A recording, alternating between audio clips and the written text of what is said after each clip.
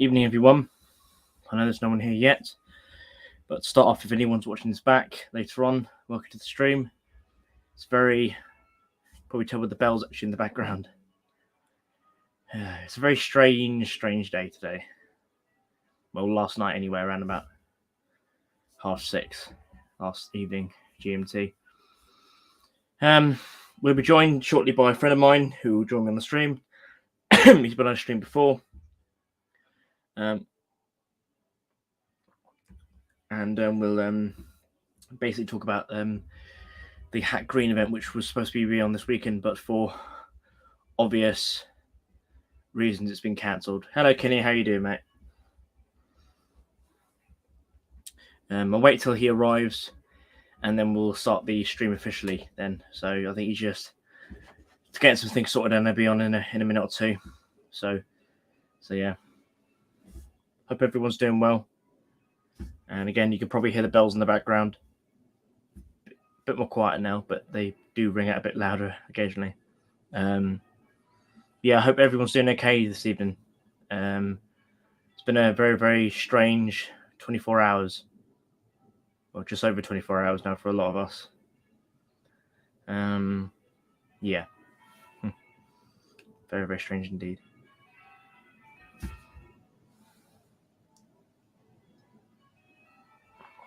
Who we got in?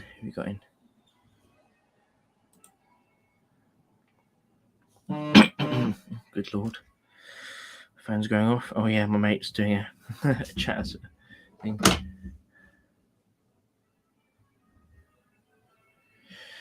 Yeah, that's the thing. We'll get onto that in a bit. Hi Joe, how you doing? But yeah, we'll get onto that in a bit. We'll talk a bit more elaborately about the whole situation regarding that side of things, because we understand the reason why it's been cancelled, but yeah, we'll get into that a bit more. So hopefully my colleague will join me soon. Colleague. But I hope everyone's doing okay this evening. And I hope, Jerry, you're doing all right. Hope your dad's doing well as well. It's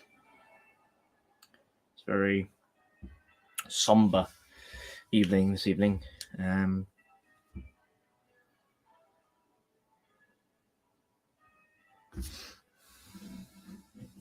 Let's just say I'm not afraid to say I did get quite emotional yesterday. So yesterday afternoon. So yesterday evening even. Let's just say. So it's it's just one of those days really. But yeah, no. Once he's joined, which I think should be in a minute or two, and hopefully might be able to get other people on as well. Might be interesting. Which might be quite cool. Let's just check something quickly.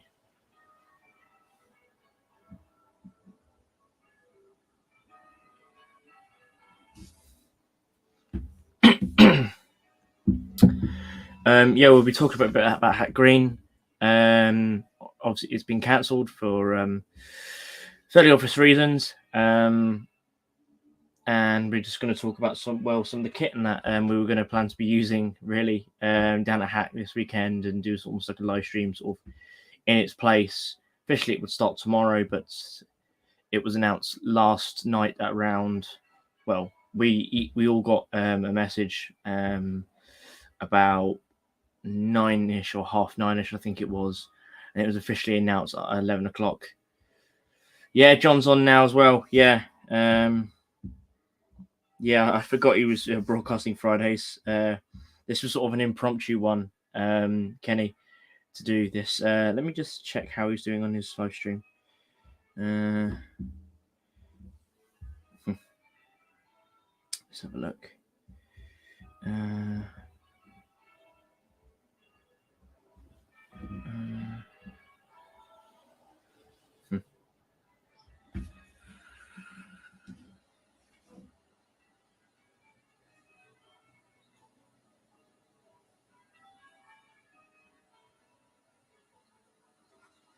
Yeah, he's on stream too.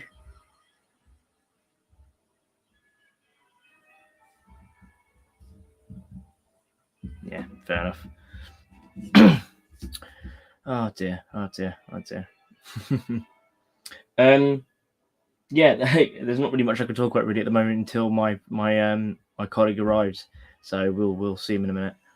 If you watch some other live, one of my last live streams, which I've had to sort of put it on restricted, sadly, age restricted, for some other reasons. And he'll be joining us in a minute. Doing okay, been up on that. Oh, yeah. Oh, bless him. Yeah, I hope he's all right, mate. It's not nice.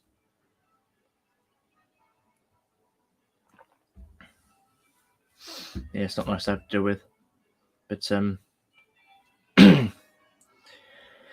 but yeah, it's just one of those things, which is a shame.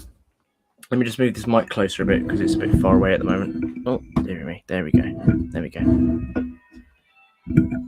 Again, you could probably hear the bells, which is quite nice actually this evening. I didn't hear them playing earlier around about 12 o'clock, when the rest of the country was going, but they're playing tonight, and it's really nice actually. It's really, really lovely, and the flag on the Union flag on top of the church has been at half-mast all day as well, which has been really, really lovely.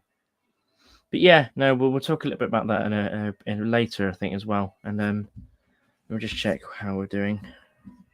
6 minutes in or so.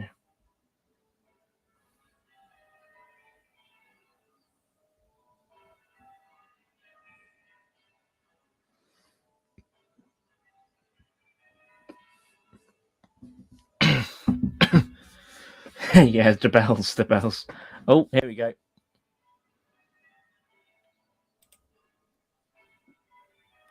Hello, testing. There we go. You're not presentable yet. Well, I'm just having a quick bite to eat. Fair but enough. I figured I'd start right now, and then I'd move into the other room with the laptop.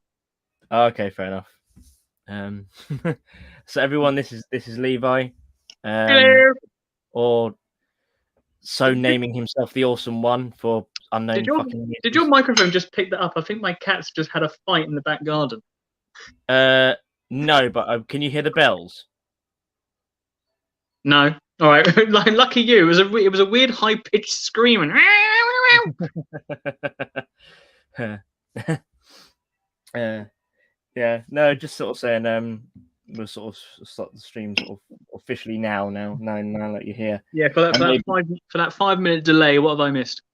No, I was just sort of just saying hello to people, and some people are coming. I think we've got about 3 in at the moment. I forgot my John Shanahan streams on at the same time. I forgot about that. But so a few people who are normally on mine are over there at the moment. But no, that's okay. But once you finish your dinner, we'll sort of obviously we'll start showing off some stuff, I think. But while you are eating dinner, what are you having anyway? By the way, I'm just having a couple of sausages. Oh, hello. Yeah, I got takeaway in the end. Naughty. Yeah. Well, it was annoying because obviously I said about, so I had a little bit.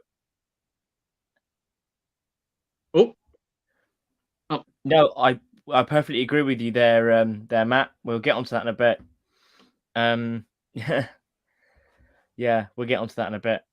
For the record, I can't see the chat, or is that so can't you? Oh, there it is. It's all right. Yeah. If you minimize the screen, yeah. Yeah, the armorer's bench is Matt. The armorer's bench. Oh, right, there we go. Percy, I think. Yes, I guess Jake and I were discussing this yesterday. It's like, what happened to the whole stay calm, keep a stiff upper lip, and carry on? Mm-hmm.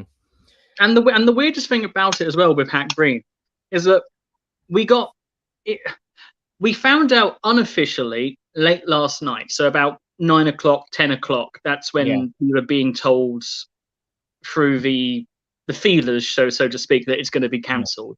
And then officially, the Facebook page says it's cancelled this morning at around 10 o'clock, I think it was. So it's extremely short notice. Yeah, you had the main. You had one post that was on the Hack Green thing at 11 o'clock last night, saying that the reasons they were cancelling. But even then, that was still quite late in the evening. That was 11 o'clock at night. And then, like, yeah, it just, the way it was handled was bad. I don't know. Yeah, we're getting a bit more on that. But the worst part about it, as I see it, is that from what I've been reading, Lucy, the lady who runs it, she says the museum is going to remain open this weekend to the public. So if you're going to close down because you're grieving, that's one thing. But she's cancelled the event only to keep the museum open and have public go there. So it strikes me that what's the point in cancelling the event? Yeah, it just seems a bit ridiculous, really. And we would have all gone with the best intentions and even been even more willing to make it like a commemorative event for her. I can't think of a single person who would have gone there deliberately with the idea of disgracing the Queen's memory. No, we all when it came to the dinner, we all would have stood up and had a shot to Her Majesty, that kind of thing. It would have been rather tasteful and very nicely done. And it would have been a really, really nice thing. And yeah, we could have like had a whole thing. We could have done something for all of us in the evening and something for the public as well. It would have been a really, really nice thing. But powers that be decided elsewise, even though they'd attempted to read the room by asking the room what their opinions were, almost unanimously were saying, let the show go on. And that seemed to be ignored.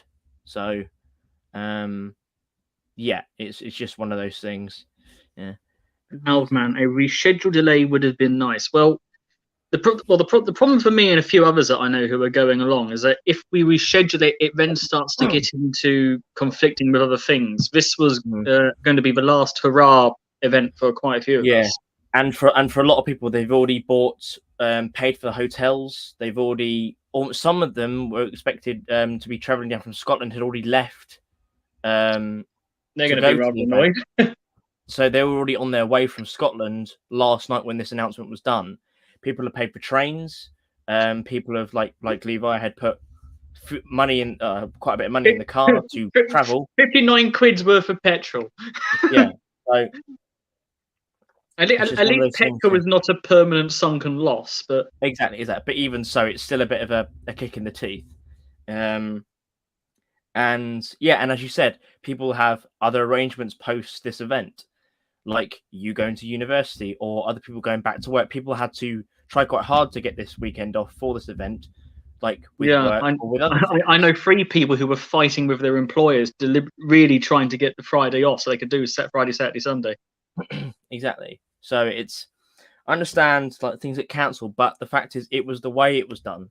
It wasn't like, yeah. Joe Morgan, 59 backs. No, it's 59 pounds. Pounds, proper currency. Well, honestly, it's close to how much the dollar is now these days. So, the last time I saw it for the US, it was approaching something like $8-9 a gallon, which I think was around 4-point-something liters to a US gallon. So it worked out not far off the price thing, but we were still more expensive. But yeah, I think the average is I think it's $1.09 to every pound at the moment. So not that far off. Yeah, it's getting quite close now. But yeah, so as you Commander in Chief, sorry. Sorry.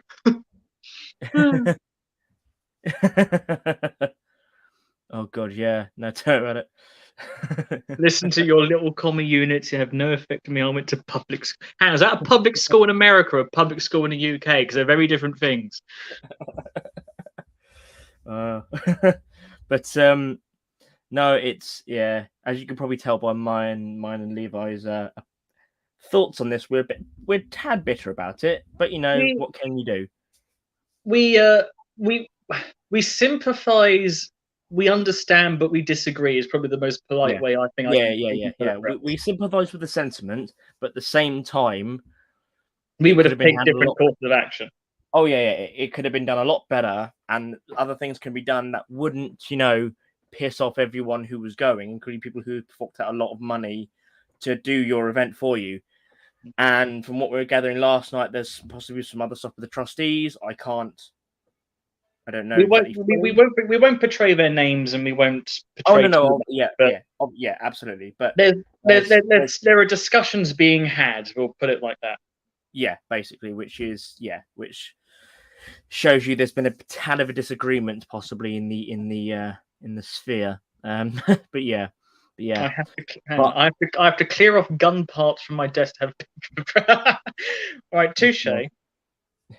And it's like slight answer to him, okay, because I mentioned it. Public school in the US is what we would call state school over here. So that's a school funded basically by the government. What we call public school is a school that is open to anyone in the country who has enough money, which is different to a private school in the UK, which is open to only a select few people who have enough money. Whereas private school in the US is what we would call public school. Yeah. So basically here, if you say you went to public school, you're basically bragging about how you had a big wallet. Absolutely. Right, I'll close the back door and I'll head up to the room where I've got the stuff. Lovely jubbly. I was thinking maybe we can probably get Walter on if he wants, if he's free. Well, if he wishes to join us, by all means. I'll send him a link, because technically he's free this weekend. Clipboard. Right. Won't be. Now, hopefully, I got the Wi-Fi extended to work properly. Oh god, yeah, your thing with that last night was hilarious. Yeah, every single time I left the room, I kept. Oh no, here it means you're poor and uneducated. Well, that's basically state school here, and then you've got several subcategories of state school. Oh, so he's met Prince Harry. Careful, just because he's ginger doesn't mean he's retarded. I mean, there's a strong correlation, but it doesn't.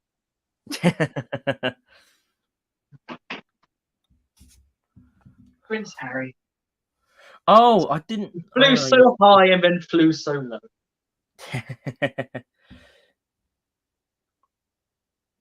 Right. I'm going to see if I can copy and paste your little stream invite into my laptop.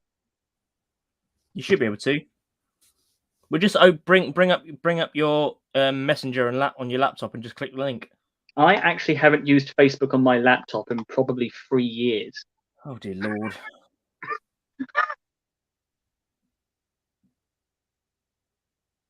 Oh. Okay, a warning to everyone on the chat. If you hear meows, the smaller, curious cat is currently in the room with me. And she's currently trying to get into a box. No, he's got someone trapped in a box. Like, what the hell are you? All right. Remains to be seen if there will be another Soviet threat. Yeah, the name seems to have changed all of a sudden. Yeah, it's no longer Soviet threat. It's Cold War something, isn't it now? Because they changed the name of the event because of the invasion of Ukraine. But then they've cancelled the event itself. So, fun times. You know me, I take the Lavrov position of if all of a sudden the invasion of Ukraine gets you upset and you can't sleep at night, you should remember about Somalia, Iraq, Libya, Afghanistan, Syria, and all the others. Yeah, Georgia, Yemen, like Crimea. Yeah, we managed to sleep soundly enough at night when all these other conflicts were going on in the world. Yeah, I don't know. Let's try that. I'm entering broadcast studio, so it looks like I've got it right.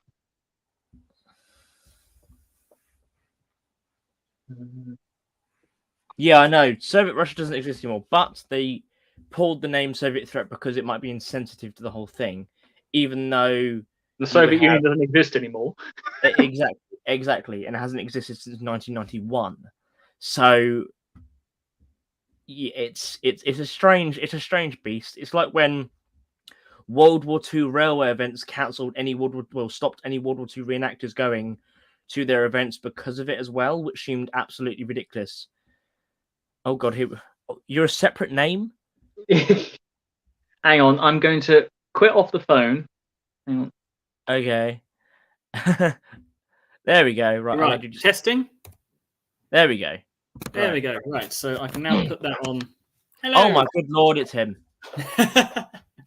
Well, you wanted to do some pitch showing, so if any children are present, please look over now.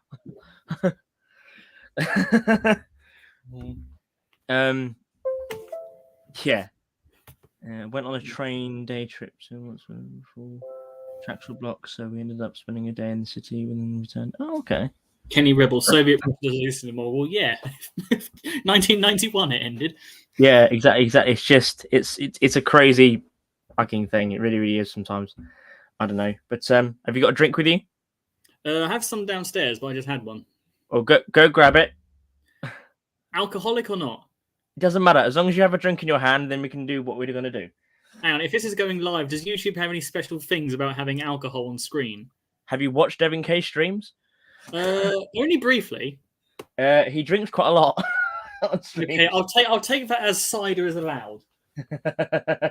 Thing is, I've got alcohol downstairs, but it's champagne, and I don't think that'd be appropriate. So.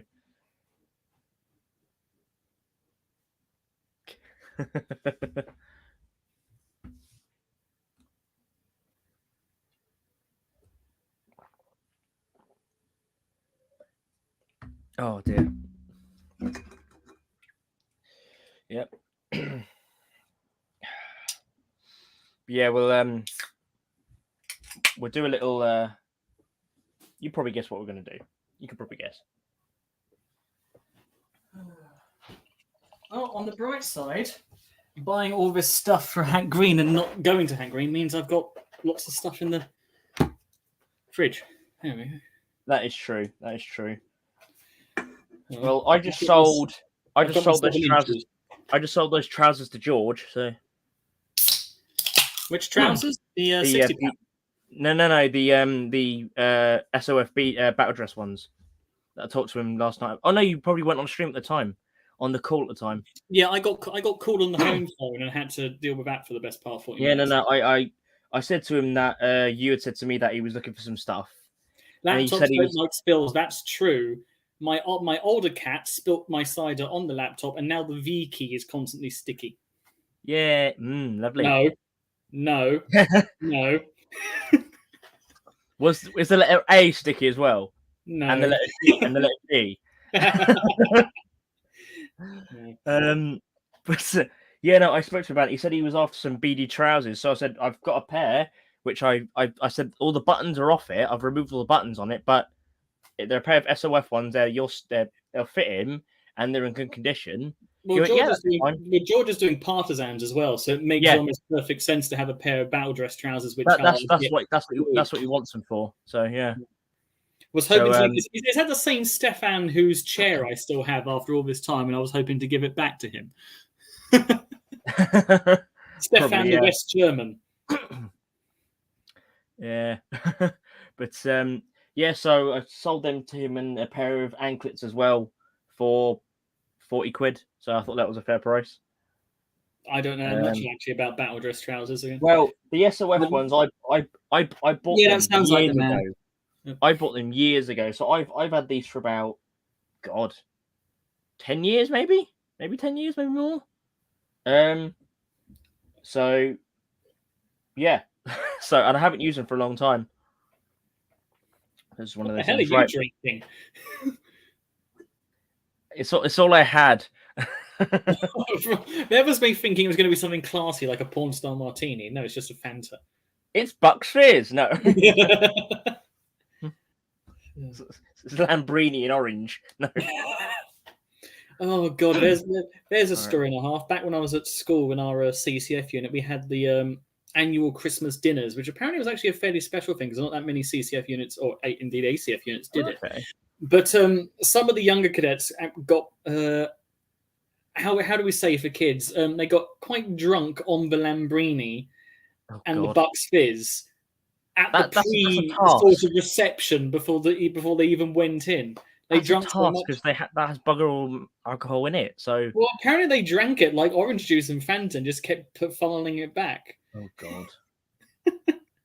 Jesus, that Yeah, Kenny Rebel. He does. Yeah, this sounds like the same guy. I do still have his chair. I was supposed to bring it back to him. For everyone else, this comes back from last year where we had a chair left over, and I figured, well, I'll take it home then, and it turned out it was his. But he wants it posted. If he pays the postage, I'll have it Royal Mailed. oh dear. Oh, crikey. One of those things. Right. If you got your drink then, I'm going to say for everyone in the chat as well, if you want to join us, raise a toast for our late Queen, Elizabeth II. May she rest in peace and God save the King. To the Queen and the King. Oh. It is. I've had quite a few people asking me, some of the American friends, like, who, like, what exactly this is going to mean for England. And it's like, I actually don't really know. Because it is the end of an age. She's one of the last connections to basically the Churchillian era. So much has changed under her reign, and we're going forward at a time of significant crisis, shall we say? So it's quite a significant metaphor. It's bizarre. It's surreal. It's hard to explain. And as I said when I first started the stream before you joined, I will gladly admit, I'm not afraid to admit that I was quite emotional yesterday evening. It was very odd, very strange, because it was sort of this whole sort of thing of emotions you didn't know really how to feel. She's been a constant, and as you said, she's been sort of this connection with the Churchillian era, who was himself a Victorian. So it's a strange thing. Like, what, 13? I think it's 13 presidents, 15 now prime ministers. Well, every prime minister since 1953. So yeah, and it's she's been to countries that no longer exist, Yugoslavia and the Soviet Union. Every US president since she's been queen, bar Lyndon B. Johnson. That's a point. Yeah, all our money's going to change. So all of you guys who collect currency, you might want to think about swapping your pound notes over, or keeping at least one example of each. Postage stamps. Yeah. It's going to be legal tender within circulation for the next 20 years. I think that's how it works. 20 years? I think it's 20 years, because that's how long it would take to eventually lead out of circulation. Because obviously, and considering how old Charles is, 20 years might be. So it's still going to be around when Will's king. Basically, but I think it's because she was reigning for so long, and because remember they only brought out in the last 5 years new currency. Yeah. So notes. Yeah, which is brand new and is going to be in circulation for a long time, because it's very difficult to get it out of circulation, because it's going to be in every drug dealer's mattress for God knows how long. So. So it's very difficult to get out of circulation. The drug dealers when they go to the bank with a exactly. Like, if they're wearing a wife beater and carrying a big sack full of like £50 notes, you'll know. I found these in the basement. Yes, I was clearing out my loft. Uncut sheets of stamps framed. Oh. Well, I imagine the stamps will they'll probably stop printing the current batches, but they'll probably keep the current batches in circulation until they run out. Oh, absolutely. Yeah. Pardon me. Yeah, everything with the Queen's face on is probably going to shoot up in value. I imagine it will, but not now. I mean, quite literally right now, everything has still got the Queen's face on it. So once it starts vanishing, it's probably going to go up. Well, but you know how people are. Like, once people get a sense of, this, even if it's not, you know how it is like with petrol. People say, it's running out. They'll start buying it up, or trying to get as much. It's an artificial belief in the lack of supply or the rise in demand. Yeah, exactly. So that's going to be very, very odd. I think the day I see like my first like £5 note or whatever with the new King's face on, it's going to be very, very strange. Very, very strange. Well, he's going to be like the oldest coming to the throne. Yeah. But then again, I think the other one would have been George IV, because George III reigned for so long that George IV was actually happy he died. It was well, then again, like, even though he is 73, isn't he? I think 73. Oh, he's. I remember hearing that he's almost as old as the current US president. Yet he's way more Cognus mentis. Yes, he has his brain still. Yeah, and he actually gives a crap about things and actually tries to do stuff. Like, yes, he has a lot of faults. However, we don't yet know about Charles's hairy legs going a weird color. Yeah. This the thing is, anything Charles wants to set out to try and make a difference or anything, I think he's actually achieved. Unlike Biden, who hasn't done anything apart from make the world burn. Yeah, let's not try and get it too political. Yeah, exactly. Yeah, this is for you, Liz. Yeah. Yeah, it's one of those things. Very, very strange. I did also very strange 24 hours. Oh, very nice. What have I got downstairs? I've got a few things downstairs. Oh yeah, that was what I was going to say as well. Yeah, as I said, I got takeaway tonight because I thought I better use some of it, because whilst it was in my account, the bloody Patreon kept taking money. I was like, you bastards! I kept forgetting because they come out around about now. So I had about 16 quid of Patreon go out. Going on to boys. Is that you, Luke? Oh, hello, mate. Would you like to come on the stream? Would you like to bring your Liverpudlian accent on here and grace the American with it? We can translate for you as well. I. He doesn't say yes. He says I. I'll send you the link. Unless you want to send it to him, Levi. You know what you're doing. Fair enough. All right. Invites. Well, military-wise, we should probably move it to that. We're already half an hour in. It's fine. I was planning to go for about 5 hours. What happened the last time? Well, what I love about StreamYard is I think you can do up to 10 hours a month, which is kind of cool. Well, are you planning another 5-hour one the next month? Oh, no. But I had a stream recently as well, so I can't do that.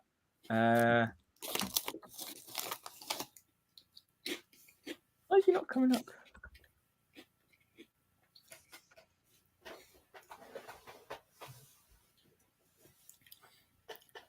Huh. By the way, actually, hang on. You know the whole French video that we're working on. You're working on. Well, because I was showing it off earlier. Hang on. Is it allowed to be put on the stream live, even though it is an airsoft one? It can be in the background. It can be in the background, right? Well, it's a bit difficult to put in the background. As long as it's really, really weird. You might have to send, if you can just send him the link I sent you by your phone, because he's not showing up on my message for some reason. 10 minutes, babe. All right, babe. Hang on, Alex Bauman. Oh, Alex is joining us, is he? Yeah, Levmeister. It's because my name's Levi and I'm your master. That's debatable. I'm obviously better than Alex. Come on, you've met him. Yeah. Right, where are you, Scouser? Best thing for events as well, by the way, if you like over when it's hot or whatever, get that. Liquid talc. It's so good. Leave. I'm not 5'7". Either that, if you think I'm 5'7", you're either terrible at maths or you've got a really bad North Korean ruler. No, he's 4'1". He's just very, very close to the camera.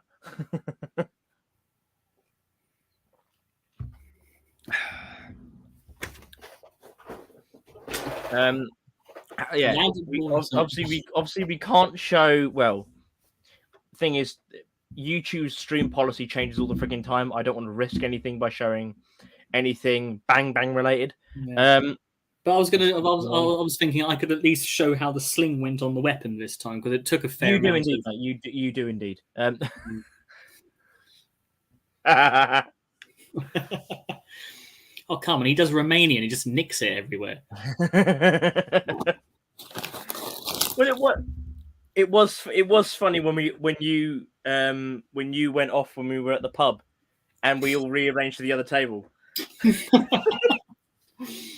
That was amusing to come back to. It was like, oh, and you never said anything for like 10 minutes, and you were like, I know you've rearranged. You were like, fucking hell, now he mentions. We went through all that effort to move shit. Happened to me at uni, so I'm used to that. Yeah, as I said, so obviously we can't show certain bang items on the stream, but hope to do a video the next few days, whatever, with some stuff. I did some photos, which some of you might have seen on my own Facebook, of like Northern Ireland stuff. So I'll be able to sort of elaborate on that a bit more now, because something I did borrow for Hat Green, which again, as we said, no longer is happening. Thanks the powers that be. I'll be showing that. But it's basically an actual 1963 Woodkit SLR, which I'm currently being lent by the Vickers Machine Gun Collection, nicely for them. So, yeah, as it turns out, for no purpose. Yeah, exactly. It's basically just I borrowed it to play around with it for a week. Basically, that's what's happened now. He's just oddling this old FAL.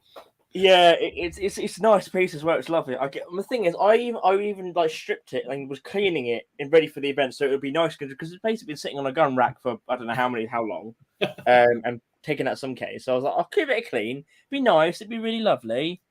Yeah, that was great. I did find out some interesting things about this, the way they deactivated this, which I told you about yesterday. Was it yesterday? Yeah. Very weirdly done. They've basically cut the bolt in half. Yeah, the bolt, not even the bolt carrier. Yeah, the bolt carrier. That's the weird thing. It's like it's really, really, really weird. And then welded that half of the bolt carrier to the front of the receiver and the top of the lower part of the receiver as well. So it basically just covers the ejection port when the top cover is on. But yeah, it's really, really odd. If I do, I'll do like a strip down of it in like a video. I think that'd be quite interesting. Obviously, it doesn't have all the other parts, like again the bolt carrier, the recoil spring, etc., and the gas tube, etc. It doesn't all have all those parts. But apart from that, you can still sort of strip it. It's an interesting thing to do. I hope to actually. I'll ask a friend of mine actually who's got a fully strippable L1A1, who might do a good strip video for me. As I was literally fucking saying, that's for a different kind of video. There's a moment of thought process speaks. Ah, crap. Yeah. Hey, Ross, how you doing, mate? Yeah. Oh, let me rephrase that. He can do a full SLR breakdown video. Can someone cut that? Just that one segment, please. That's going to like a 2022 outtakes kind of thing. Yeah, exactly. Literally, as Kenny was saying it. Yeah. Clip it. Yes, clip it. Shut up! Damn you all! Damn you all! Oh.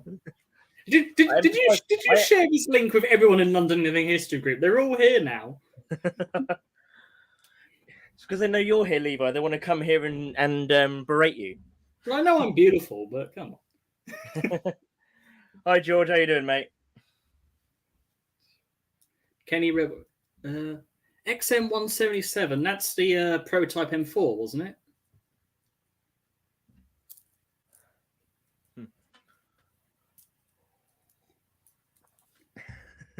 Ogle. Oh dear. I want to ogle. Yeah. Yeah, so hopefully I'll do a full video on that, and also my friend Richard Townsley, or Dickie Townsley, some people know him, is going to do a full Soldier's Kit video, sort of circa 1980, 1981 kind of thing, sort of mid-Cold War, really, full kit. So that's including what's in the pouches, that's all mess kit, medical kit, NBC kit, etc. which is a really, really nice thing because all those little bits are quite tricky to get nowadays. And he's been able to get his hand on some of the early combi pens as well from a recent purchase as well, which is nice, which are really, really rare actually. I think they're the training ones, but I can't remember. Talking of NBC suits, one of the things I'm looking at is the French NBC suit for the French kit. But I'm trying to work out which is the exact suit needed for the 1980s, and two, the only one that I found which is a good price for 20 quid, I think, is the desert one. Okay. So my goal of doing French forces in Europe, primarily in Germany, is not going to be well suited to the desert NBC suit. But... Yeah. To the dying room. How much to deactivate? I imagine you're better off with that one, but the last time I saw it was ridiculous money. So my friend who just picked up a early Diac SL1A1 with the wood kit paid at a slightly reduced price than what it was, 2,100. Ooh. And that was the wood kit average. Hey, Luke, how you doing? There you go. Ah, Luke right. Is it? Evening, how you doing, mate? Right. Yeah. So the average price of say a new spec L1A1 with the plastic furniture. I can never remember the name of the actual plastic itself. It's a weird fucking name. Yes, if we could have them activated, Joe Morgan, we would have them activated. But alas, laws in this country are such that it's very difficult to go down that road. Yeah, and it's semi-automatic as well. It has to be straight. It has to be converted to straight to own one as well. We've lost the Scouser. That's internet up north for you. There's no such thing. It's the Stone Age. We gave him a tablet, something that Moses brought down. The hamsters stopped running.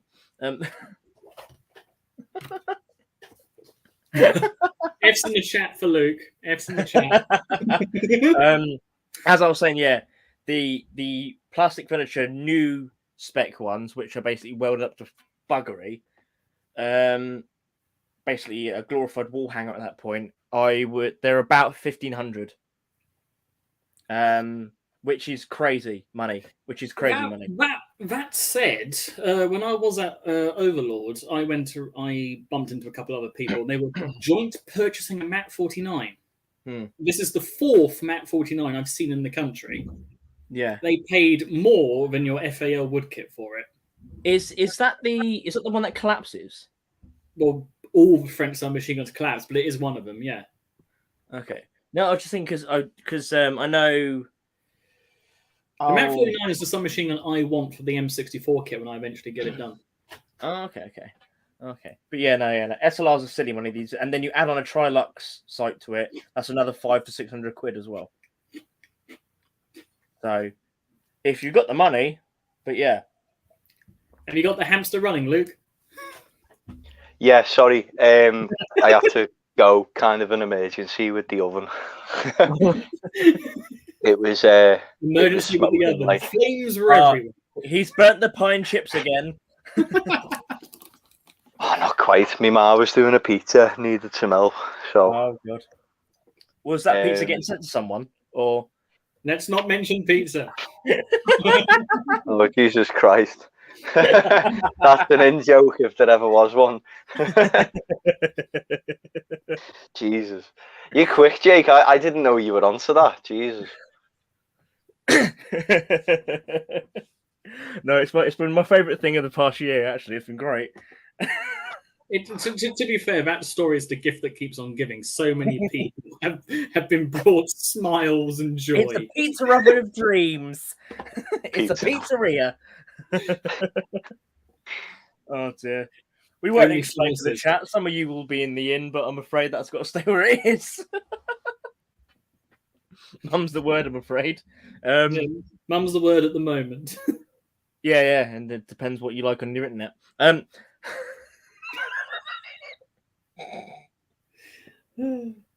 Well, just to bring you up to speed, Luke. So far, we've toasted the Queen's memory, and we've basically been chatting crap for the last half hour.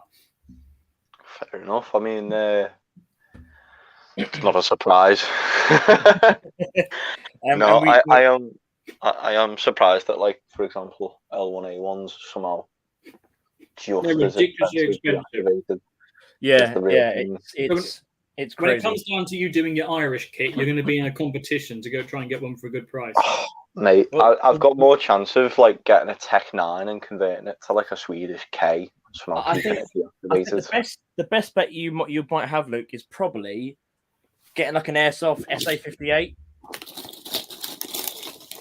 When I eventually get around to doing the Israeli kit, the airsoft route's going to be the one I go for. Because the main thing you've really got to do on that is just replace the top cover and extend the barrel. That's literally it. What I could do, although it would be, it's weird because it's still in use, the standard dress uniform. It has changed a little bit. Yeah. But like, I could do dress where I modify it from 1961 to look like pre-1961, and I could have a Lee Enfield then. That's true. That's true. Were they using number 4s or SMLEs? Believe so. They were using them until something silly, like literally like the end of the 80s, and then it went to the FCA, which is their reserve. I know people personally that were using things like, God, they're still using now, like the Brens. They're somewhere they've not sold all of them. Good lord. Yeah. Well, then the Canadian Rangers. 37 weapon. Well, the Canadian Rangers didn't get rid of their number 4s until a few years ago, so... Yeah, but the story I heard with that one was the fact that it's only just run out of ammunition, basically, the stocks. Well, and they're worn out to buggery. I think even like the Irish Naval Service still use FALs, but it's literally to shoot lines for ships. Oh, okay, yeah. That's the only thing it's used for now in the Irish Defence Forces, as far as I know. It'd be extremely embarrassing if the Irish Naval Service is still using Lanchester for boarding actions. I don't even know whether they ever used the Lanchester. The Lanchester stayed in Royal Navy stores and on ships for years after the war, like years. Like I think the last ones were in service in the 70s. Can I have an MP28 that takes a bayonet and has a bigger magazine so it's heavier and clunkier?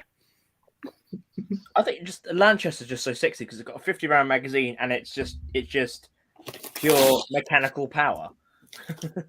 Strikes me as a bit with a sword bayonet. It's a stupid question, but is it chambered for 9mm? Yeah, it's chambered for 9mm. Yeah. Parabellum, I assume. Yeah, because it's basically a copy of the Bergman. 28. Yeah, the 28. The MP28, yeah. Sports Direct mug moments. But what the? Gotta have a cup of tea. Oh right, I'm just wondering what Alex's point is there. Yeah, this is the mug by my thing. I have a water here as well for my throat because I have throat problems. I'm being and it's a uncivilized. Military Odyssey cup. I was going to say something. Oh, you got one of those. Yeah. They make amazing firelighters, by the way. The cups. Yeah, they're amazing firelighters. They literally just go woof, and they keep your fire going for about 10 minutes. Were you burning cups when we were round that fire? You remember? Or was it? Theo? I was so on Sunday night. I was round with the roadie lot, and we had a couple of cups just lying around, so we threw them on. They literally fire went woof and stayed like a lot brighter for a lot longer, which kind of going. This random bloke was walking around with about 30 of them, just collecting them and don't know why. But no. Collect them. You get a £1 back deposit. Yeah. Gives a quid. That's what I did with my two. Yeah, but at the festival my other half went to, actually, like if you collected the cups, you would get them discounts of drinks and that as well if you brought them back, and other things like that. And I think you get discounts of other things and like the shops there and everything, which is kind of good if you bring the cups back. Military Odyssey was decent this year. Yeah, it was right. The stuff I'd rather not talk about personally, but as an event, it was quite good. Very German dominated, wasn't it? Especially in your part within the woods, it was. Yeah, I think we got put in the woods because half of our display was World War II Yugoslav partisans. I mean, because the Cold War parlor seemed very out of place in the woods. I must say, like the woods is a great backdrop for a lot of you guys there. I think actually it really does work well. And I would prefer if our thing was in the woods as well, not kept in the bloody sun. But Alex, if you wish, you can join the. I'm sure Jake wouldn't mind if you join the chat. You can tell that story yourself. If you want to send them the link, Levi, or whoever. Am I now link sender? Yes, you are. You're in my stream. You do what I say. Yes, sir. I am Supreme Leader.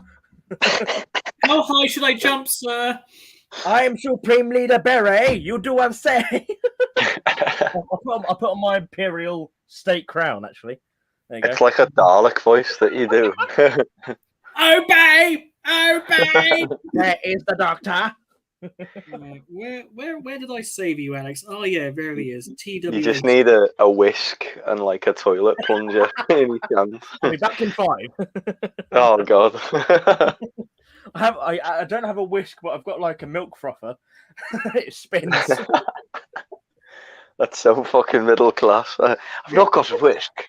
But I've got a milk frother for the frappe cappuccino. I don't know. It was we only bought it with the the gift card we got from the wedding. Otherwise we wouldn't have got one. We thought we'll get it. It's great because it's good because if there's no clean spoons, it stirs your tea really, really well. Fair play. Up here, it's like a Waitrose bag is like a Louis Vuitton. Sorry, you got a gift card for the wedding. Yeah, someone we got like 100 quid's worth of like. I'm sorry if you're coming to my wedding, don't bring a gift card. Just give me the solid cash. Yeah, we got 100 quid worth of gift cards for John Lewis. Hello. Is my microphone okay? Yep. Yeah, your microphone's fine, and your room is in Eastern Europe apparently. I have literally just moved into my. You can tell by the lack of decoration. My university room, which is quite nice. Oh, so it's not in the barracks. So yeah, I did manage to sneak down one of my Romanian uniforms, so I've got one down here at university. That reminds me, you know when you doing the whole nonchalant, trying to hide it, walking along. That's gonna be fun in the uni bar. Hello, people. Oh my god. I'm bringing my Russian one to uni just in case. Just in case. just in case anyone needs to be provoked and prodded. Well, you just find anyone Ukrainian sitting at a table and take their chair. I was gonna say before Alex, boys. when Jake said, "Oh, are you in the barracks?" Do you remember at Overlord when that Romanian fellow was talking about the fire drills with the Americans? Yes. Oh, yes. You'll have to tell him that story if he doesn't know it. Okay, so that's a good one. I was doing my Cold War Romanian at Overlord, and it was excellent because each of 3 days I got to meet a veteran. The first 2 were veterans of the Socialist Army during the Cold War, and they were a driver and the artilleryman, I believe. And the third gentleman was a veteran of the more modern Romanian army. He had been in Afghanistan quite a lot, and according to him, the Romanians would be much more likely to go back to Afghanistan because the area they were given to kind of secure and to provide security with was not as dangerous as, say, Helmand province, which we were given, of course. And it was great to have all the Romanian stuff because he was visibly very kind of happy to see Romania represented. And then he went into the stories, and his stories were it's a family event, and his stories included a lot of interesting little rabbit holes. So he would tell us how like I was saying, he was in the more modern Romanian army, and how when the Americans came over as part of NATO, of course, to train them, the Americans weren't as polite to the Romanians. In this gentleman's words, speaking down to them, yeah. Yes, in this Romanian gentleman's words, they were like treating them like kids and stuff. So, in return, the Romanians stole all of their night vision gear, which, as you know, is many thousands of pounds, tens of thousands of dollars even of gear. And he did admit they give them back at the end, but I was kind of cringing. I was like, no, don't tell stories about how you stole stuff. I'm trying to tell everyone that's a horrible stereotype. Then he went on. Then he was talking about training, physical training with the American Army, and his fellow Romanian compatriots started a kind of a chant to try and get them in the mood for physical activity. And so this gentleman at Overload, again, it's an event for all ages. This man just started shouting out, "Every time I do a pull-up, an American can suck my cock." And he got to the point where he was screaming this, and I don't think any of us knew what to do. But as I was saying, it was really nice to talk to him. Love the gentleman. It was certainly an experience listening to the way he told the story as well. And another thing was, apparently during the fire drills, if you're in your Romanian barracks and the fire alarm goes off, you have to take everything out. And when I say you have to take everything out, you have to take everything out. They expect you to take the cupboards and the beds with you so you don't lose those. So they got to a point where obviously it's they haven't specified how to get them out. No, exactly. So apparently, according to him, they would throw them out of the windows, which I can imagine, like window cleaners has probably got a pretty good job around there. And then they didn't have that many more fire drills after that. No, yeah, exactly. Another thing, just one more thing, and I'll shut up. So this had been like verified by like I think it might have been all three of them, or no, yes, it was all three. So again, all three Romanian veterans from different time periods. They said that in the event of a war, you were told to take your spade and put it over your heart, and then take your belt and tie it around it to secure it. And I believe recently I found also photo evidence of this, but it was one of the maddest things I've heard. I mean, it's something to get your shovel, used, but I'm not sure how much protection it would offer you just over your heart. It's very much a soldier's sort of superstition thing there. Yes, very much so. It's like it's the whole thing of, oh, I had my flask in my pocket and the bullet got stopped by it kind of thing. It's like if you're relying on it, you've probably got bigger worries. But yeah, absolutely. It's institutional though, if you think about it, and they might have done it with flak vests on. Can you imagine the stupidity? I mean, I'm going to be honest. It's at least one form of protection.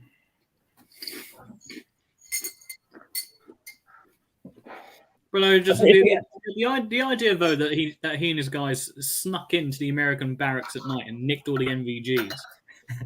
It's not funny on so many levels. One, because it lives up to the stereotype of Romanians nicking anything that's not there. No, I try to find that. And two, not doing very well. And two, from my understanding of the American Army, anything and everything you're issued, you need to account for at the end of it, or you're charged for it.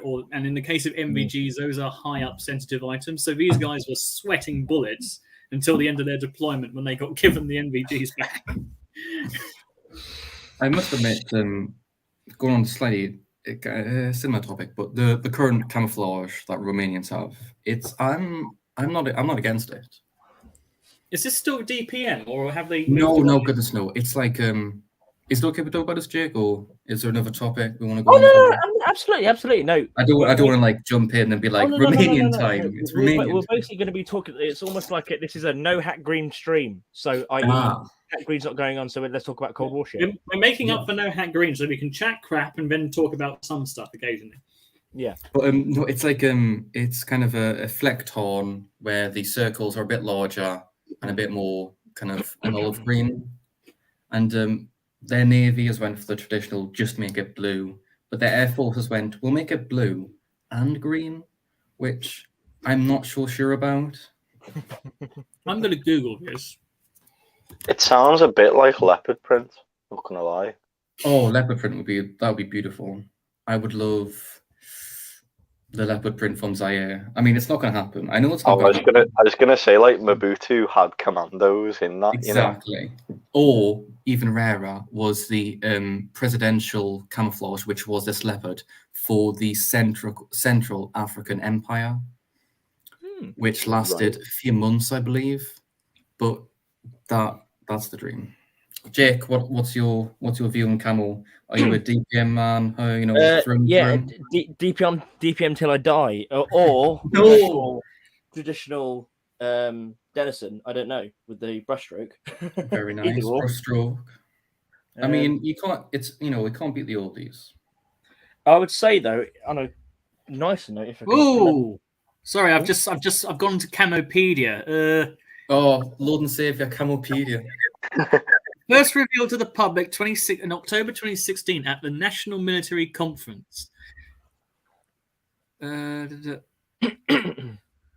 All three patterns utilize fractal shapes to create a design, one each for the Army, Navy, and Air Force.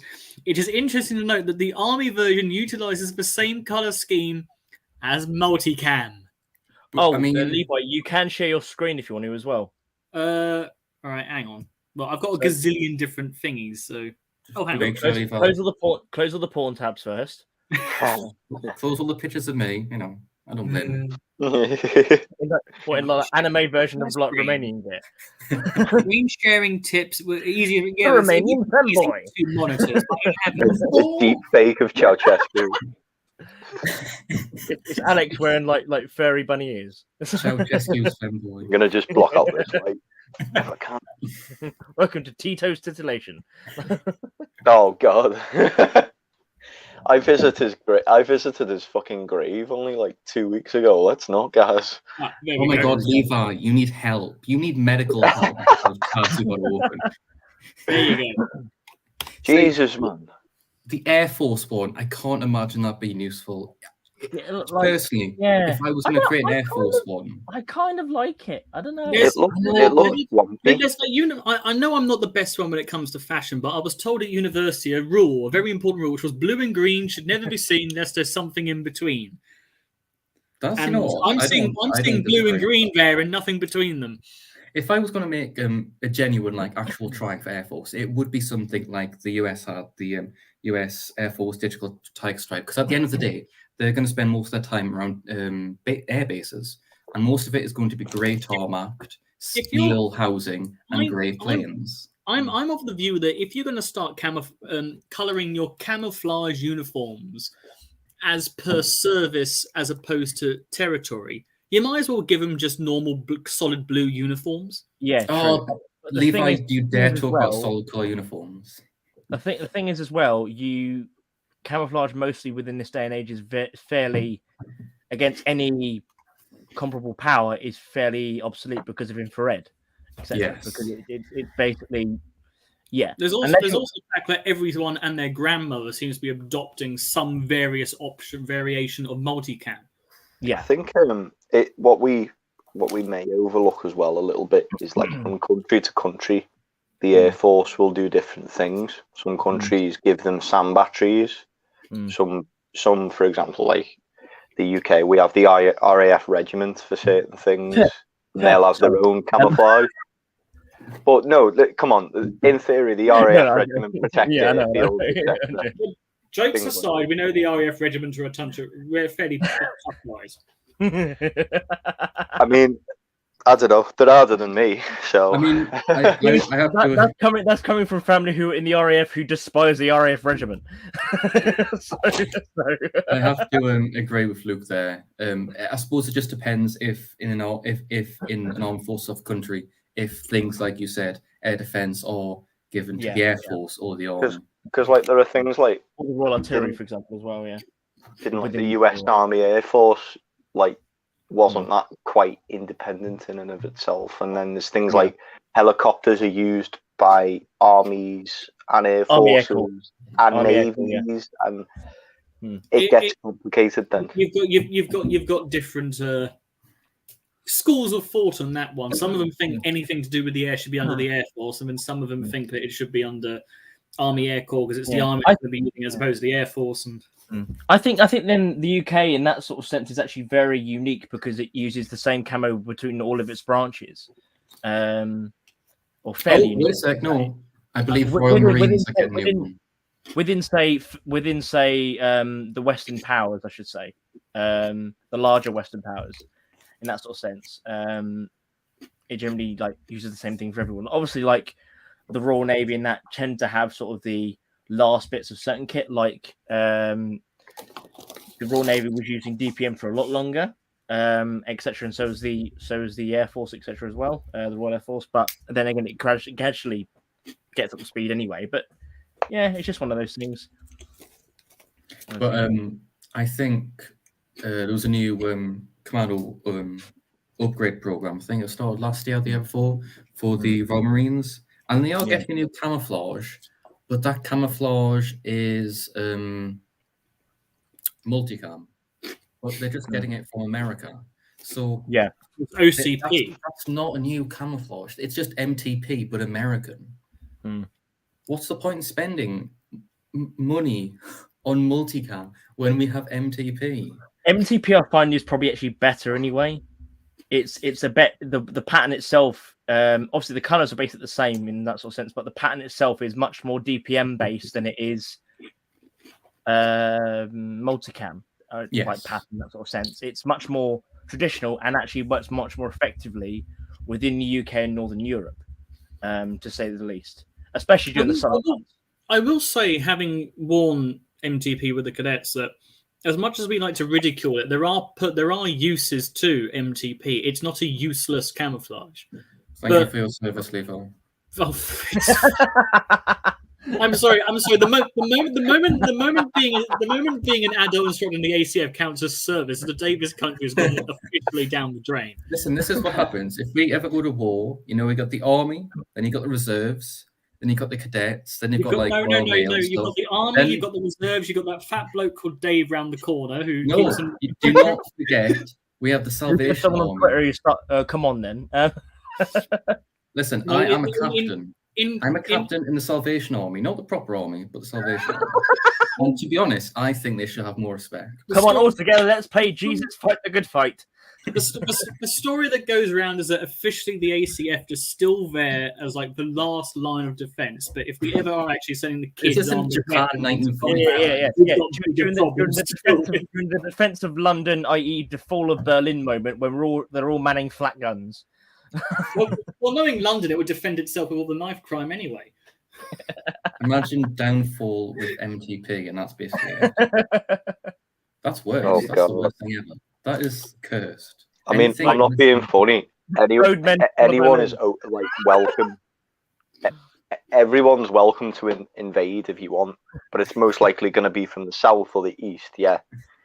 Once you get to Birmingham, you're going to have fucking problems.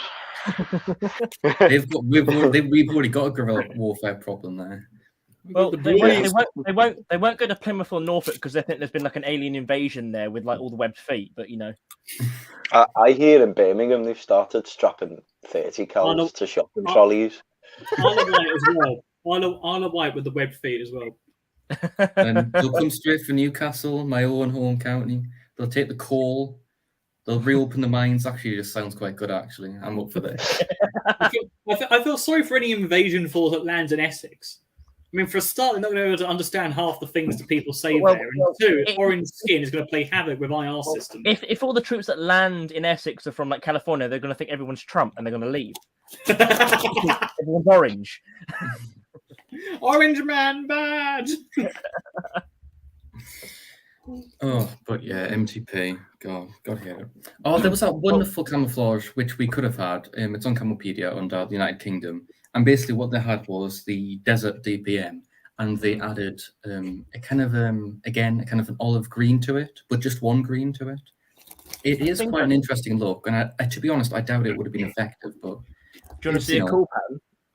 Oh, is that something this is camo pattern? 60. Can't remember now, but it's like This- dual terrain or something. So this is I think so, 60 yeah. DPM. So we'll try and get in the camera. Oh God, there we go. NATO size 3. Oh, hell. So No, this is- size 3, NATO size 7585 something. 05. 1960. Yeah, this is 60 pat DPM. So it's a bit more like it's like a lime green kind of green to it. Oh my. It's because the early ones had a lot more shadows along the edges. Yeah. So this was basically like a stopgap before they brought out 68 Pat. So they put the 60 Pat like olive green uniform and just made it in DPM print. So they're the trousers, and then the jacket as well. If I can, there we go. There it is.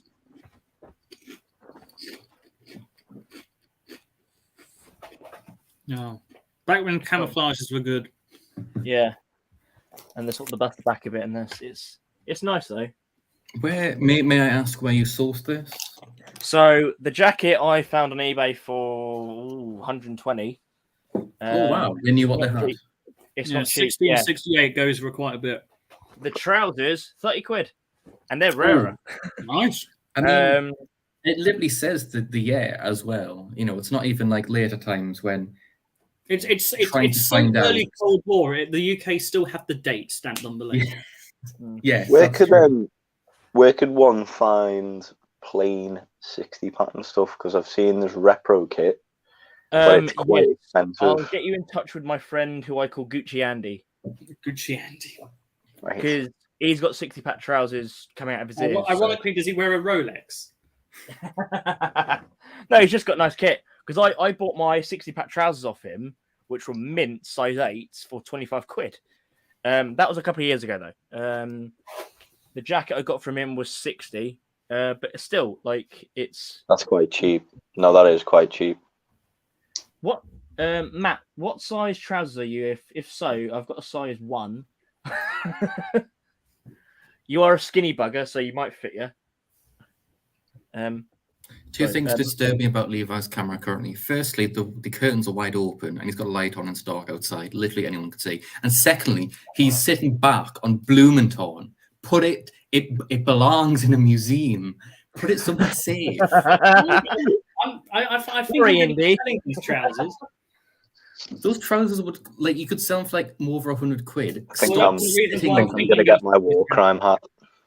Armourer's bench. NATO sizes are actually fairly easy once you understand the system. The first set of numbers is your height. So if it's 7585, it's 175 to 185 centimeters tall. And the second set of numbers is your waist size or chest size if it's a jacket. So if it's 9505 for a jacket, it's 95 to 105 centimeter chest. Fits you quite well, Luke. It doesn't, but thank you anyway. You saying about his camo. Yeah, you saying about his camo, but I've been offered already for my shield. I've been offered 400 quid for it. I'm not taking it, but I've been offered. Oh yes, I remember. You I would sell it. Yeah. I have got this for Alex because we mentioned Romanian earlier. Ooh, nice bit of mosaic, I believe it's called. I've heard. Did you steal it? Fleck. It's that fleck, that Romanian fleck. M93 or M94.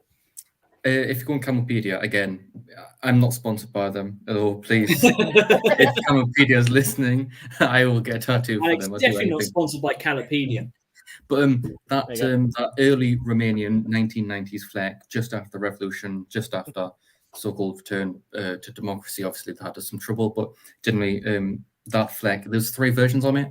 And personally, I don't know, you can find this online, but I don't know if it was officially done 3 versions or if it was manufacturing quality, but there is quite a nice knowing Romania, it's quite possible that it was manufacturing quality.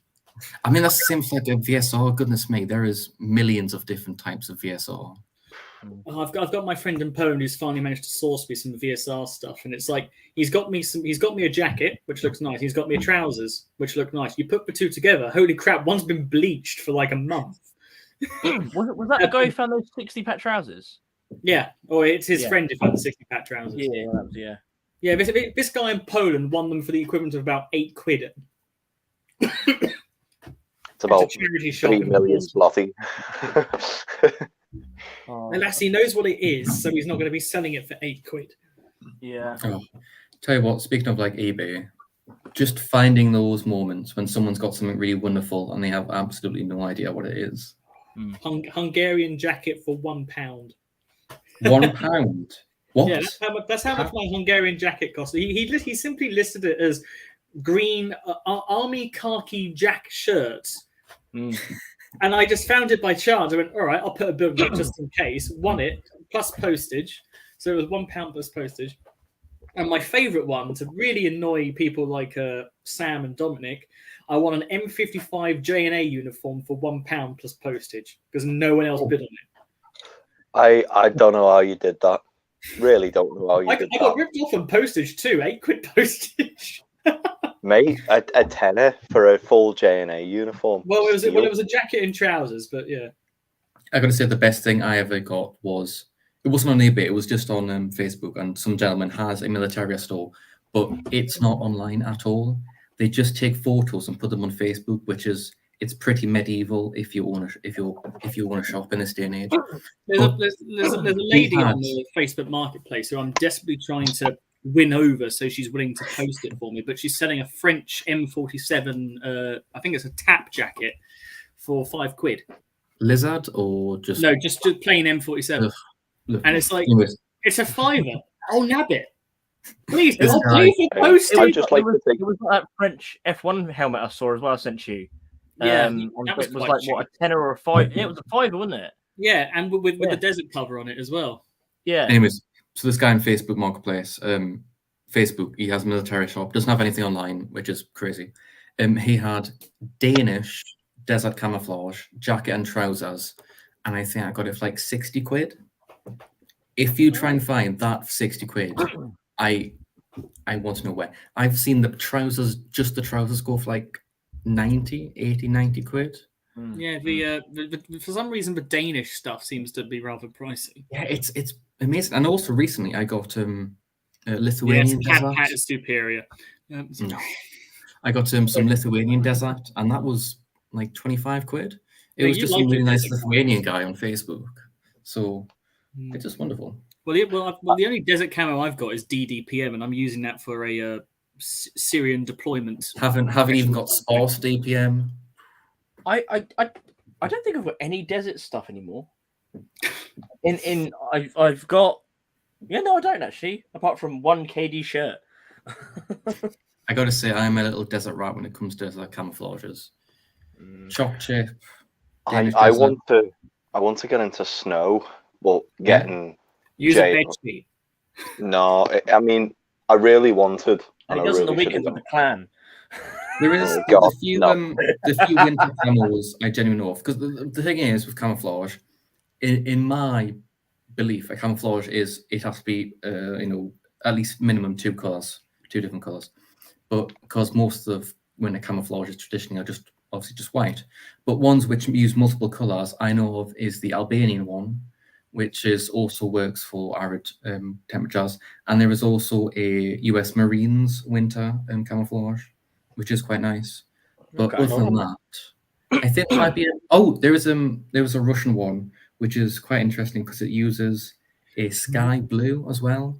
If it's the one I'm thinking of, it looks like almost paint splashes, or you have It's white, wonderful. grey, or is it grey, blue, and black at the same time? No, I don't think it's black. It's like white, light grey, and a blue, and it's the Russian Arctic. I think I've seen white versions of Swedish Splinter. That might work. Yeah. I've seen desert versions of Splinter. I haven't seen any white versions of it. Ooh, I would love But Tasmania it's a commercially available camouflage. It might be an unofficial. If I was I gonna ever say. see... Oh, Oh, sorry. go on. No, you go on. I was going to say before, like one of my worst regrets with regards to collecting was so you've got Yugoslav mole suits, Mascanotto dello Letvine suits. There were white ones that Military Mart in Lancashire was selling for like £30, and there are people in the Balkans that would pay easily 100 for one suit, and I never got one. I think they're called. It'll be I think it's MOZ, because MOL basically means camouflage suit summer. So Z would be for winter. But you just can't get them, and I really regretted that. There's camouflages. I like some of the finished stuff. I think the Nordic nations have to focus on it more because of the climate.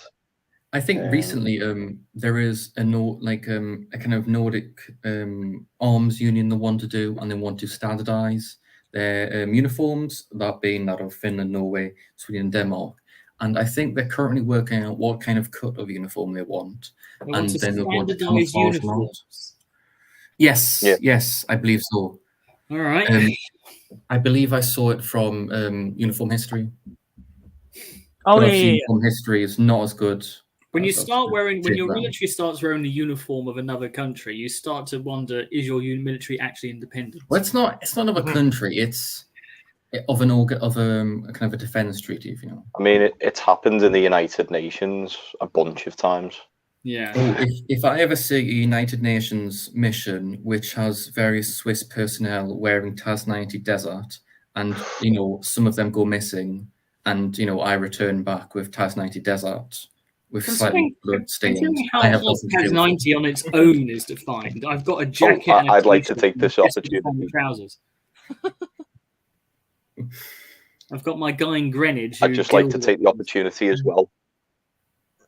If anyone's selling Macedonian stuff, Macedonian camouflage, please contact one of us and tell me, because I'm desperate for that now. Luke, It's really, I've got really good news nice. for you. Is that the helmet, the shield, and the sword as well for Macedonians, and the pike?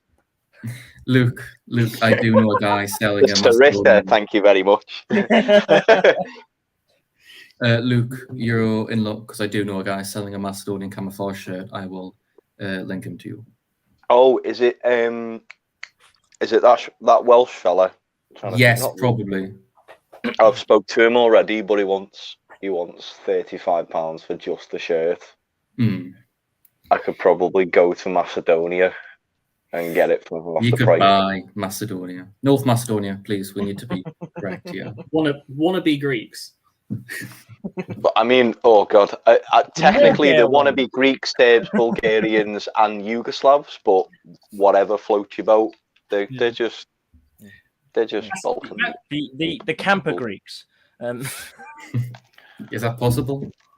Macedonia is the country that has schizophrenia Oh, and dear. massive server farms. Oh dear. Anyways, I need to go make another cup of tea. I will be back. Oh, cup of tea. Cup of chow. Cup of chow. Right. Oh dear, dear. Cha. I'm surprised the cat hasn't come back and started making noises. Mm. Hmm. Oh, you got So a new Luke, one? what were you planning to wear this weekend, Luke? So I was going to do the usual thing, Yugoslav paratrooper in the late 70s, early 80s. So would have had an STG-44 of the original weapon, which is like hen's teeth. It's a copy of the RD-52 the Soviets used, which is called the R-120. But there's different things, like the shovel cover's bigger. There's a knife pocket in the grenade pouch, things like that. Yeah, so wearing my favourite camouflage, Mol 68, as I've talked about just before. Yeah, not much different. That was my first full impression. Oh, okay. And I just did paratroopers because it worked out slightly cheaper than the standard uniform, and I'm not really a fan of the standard Yugoslav uniform. Yeah. I don't actually like the look of it. I know several people are wanting to kill me now. The Now knives I've are said that. drawn.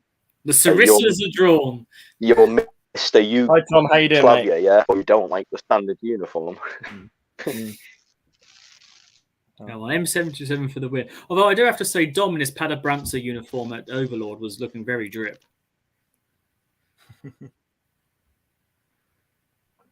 Definitely, Oh, okay. it's as accurate as you can get, I think.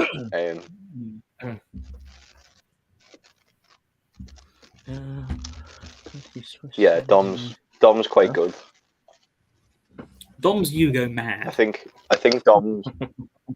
Dom's bigger on the military side of Yugoslavia than I am. Definitely. If anyone needs help with an impression and it's Yugoslav, please contact Dominic.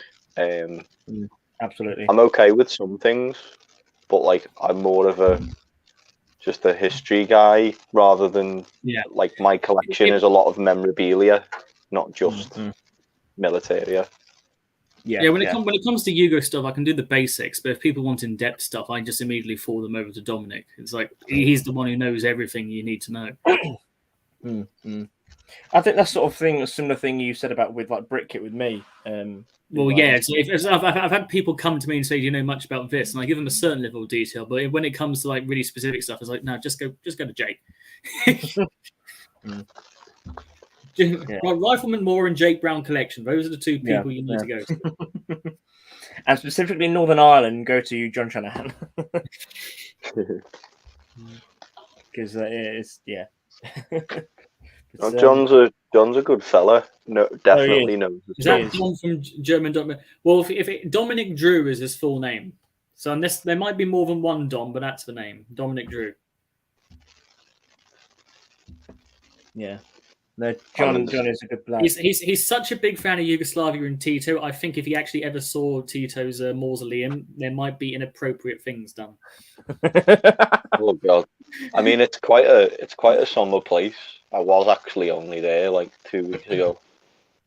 If you ever go, it reminds me a bit like an art gallery. Okay, yeah. Quite weird, and it's next door to like the Museum of Yugoslavia, but they frame it like it's an art gallery. It's very weird. It's a good collection. I recommend if you're ever in Belgrade, if you're ever in Serbia, even if it's just for a day, try and get there. It's in the south of the city. You can catch a bus. It's not far from Partizan Belgrade Stadium, which is a football club. Oh, wow. Yeah, true. Yeah. No, so I was just reading George's message. Yeah, Swiss Sword 26. You've already filmed him in that from Overlord. Yeah. That was. Yeah. Swiss World War II kit is a special niche. War 26, Ord 40 with car 11s, car 31s, and the heaviest light machine gun ever invented. I must say the leatherwork is exquisite. Every single uniform, even the bad examples of like pouches, they just look solid. They really do. Yeah. Although that said, on the Y straps I've got, they feel delicate because they're so old. But you can tell that at the time they were extremely high quality. What you could do, you could bind them with maybe a piece of fabric to lessen the stress. I could show you how to do that.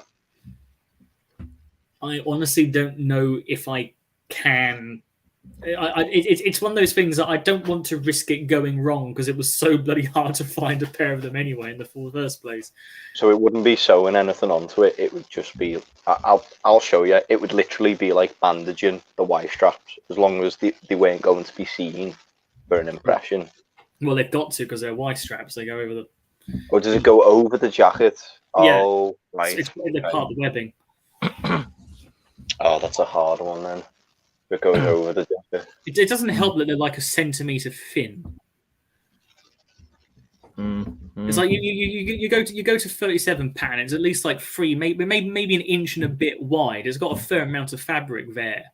These Swiss ones are just really thin things that go over the top.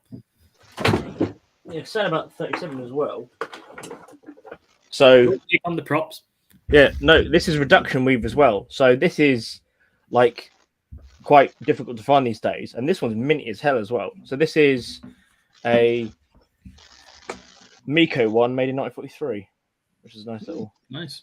But yeah, like the reduction weave is very much an early war sort of staple, and I think Miko were one of the few ones who really made it like that. It's basically just like files down very, very nicely into like the main tape of it. And then later on, you just see another drink.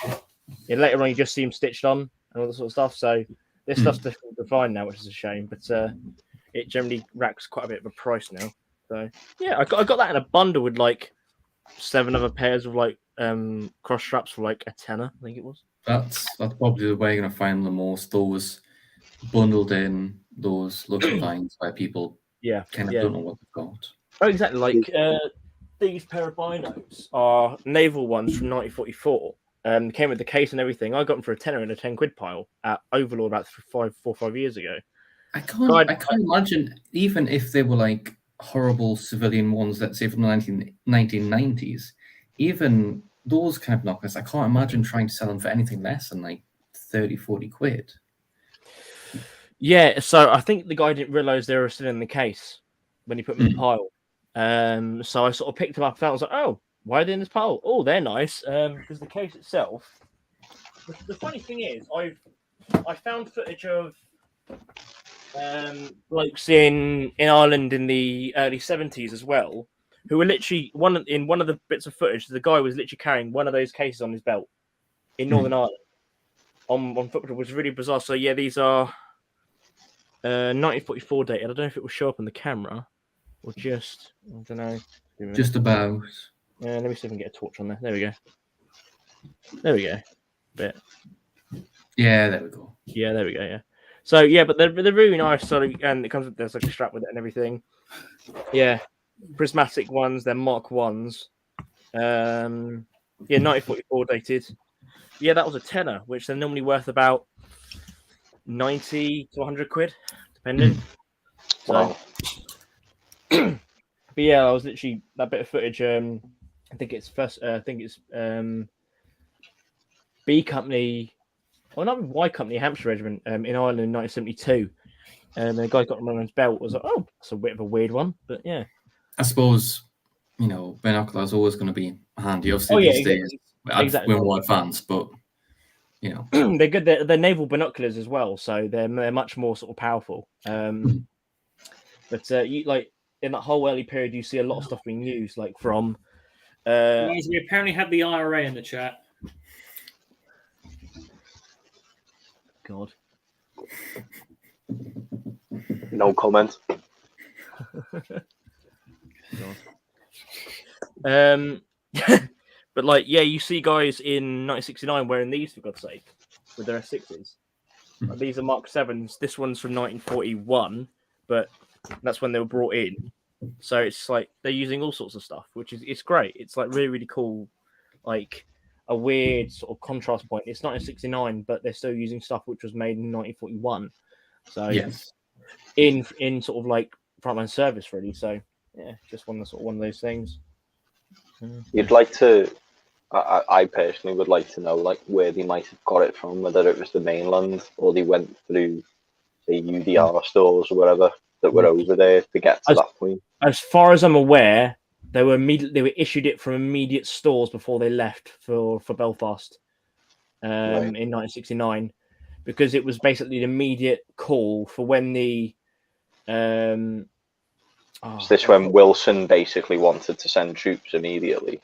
Yeah, so when the Northern Irish government basically called for help from the army to come sort out the whole situation, obviously they just had the Battle of the Bogside, etc., and everything was going basically leading to almost civil war again. They're like, no, the army comes in. So immediately, battalions that weren't in Germany at the time were immediately sent out to Northern Ireland to try and do something, and they immediately just given everything and anything that was in stores. Some were still using the occasional picture. You still see guys wearing the lightweight respirators who hadn't been issued S6s yet, but the vast majority have S6s, but in lightweight respirator bags, in the general service respirator bags, in S6 bags, all sorts of things. It's all a bit of a mix. Some guys are carrying two. It's just sort of how it was, and because obviously different sort of things were being used from like tear gas and all that sort of stuff. So it was all depending on what they were using at the time, really. But yeah, it's that weird sort of period, and that weird sort of bit where you see guys literally in shirt sleeve order in the early part with the first few months, and then gradually you see the flaks start to become more and more common. And then by late 69, you then see the introduction of the right helmets itself. Yeah, it's just one of the sort of weird periods. And then obviously say 1970 going into 71, you see the shields, the metal shields, start to be replaced with the larger perspex ones. There was a stopgap measure the Remy put into effect, which was the small metal shields are about, say, 2 foot. The Remy were adding extra panels to the bottom of them to give a bit more size to them. It was very much just a stopgap measure until they had something a bit more better, which was the 3 foot and the 6 foot perspex shields, which saw service throughout the 70s, which were much more better for the job. And it's a very, very strange period. And again, like with that whole early period, you got guys literally marching into Belfast in column formation and going to positions and protecting buildings, etc., with bayonets fixed. And immediately that became a thing, and the bayonets were no longer being used out on the street because it was just a bad idea, really. PR nightmare and probably dubious practical use as well. Well, it sounds like there's a lot of trial and error, really.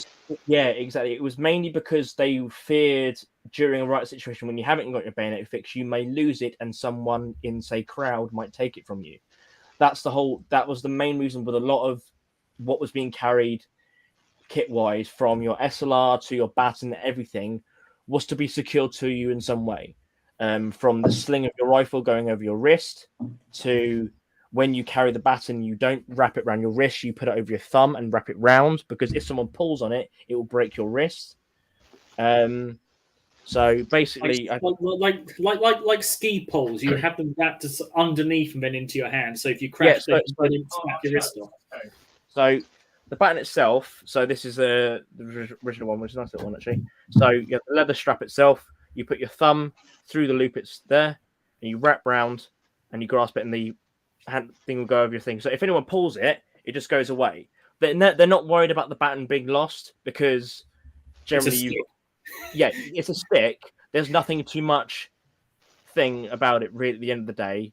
Like most of the crowd has got like bottles filled with petrol and lighting it and throwing it at you at the end of the day. Then they're not too concerned about losing a bit of hickory wood, rather than say them losing an SLR. And the guy with the SLR is behind you anyway. If you lose your stick, you don't really give a shit. But if you've got it wrapped in your wrist, if they pull it, you're going with them, or your wrist is breaking or something along those lines. So they learned that quite early on as well, and things of that nature. And it's sort of weird because there was constant development through Operation Banner, right up until all the way through to 2007, really. Through the changing through body armor to the way how you did your patrols. Units were working something called a brick when they're in built-up areas, for example. Basically, like teams of 4, you'd work in that small brick on your patrols.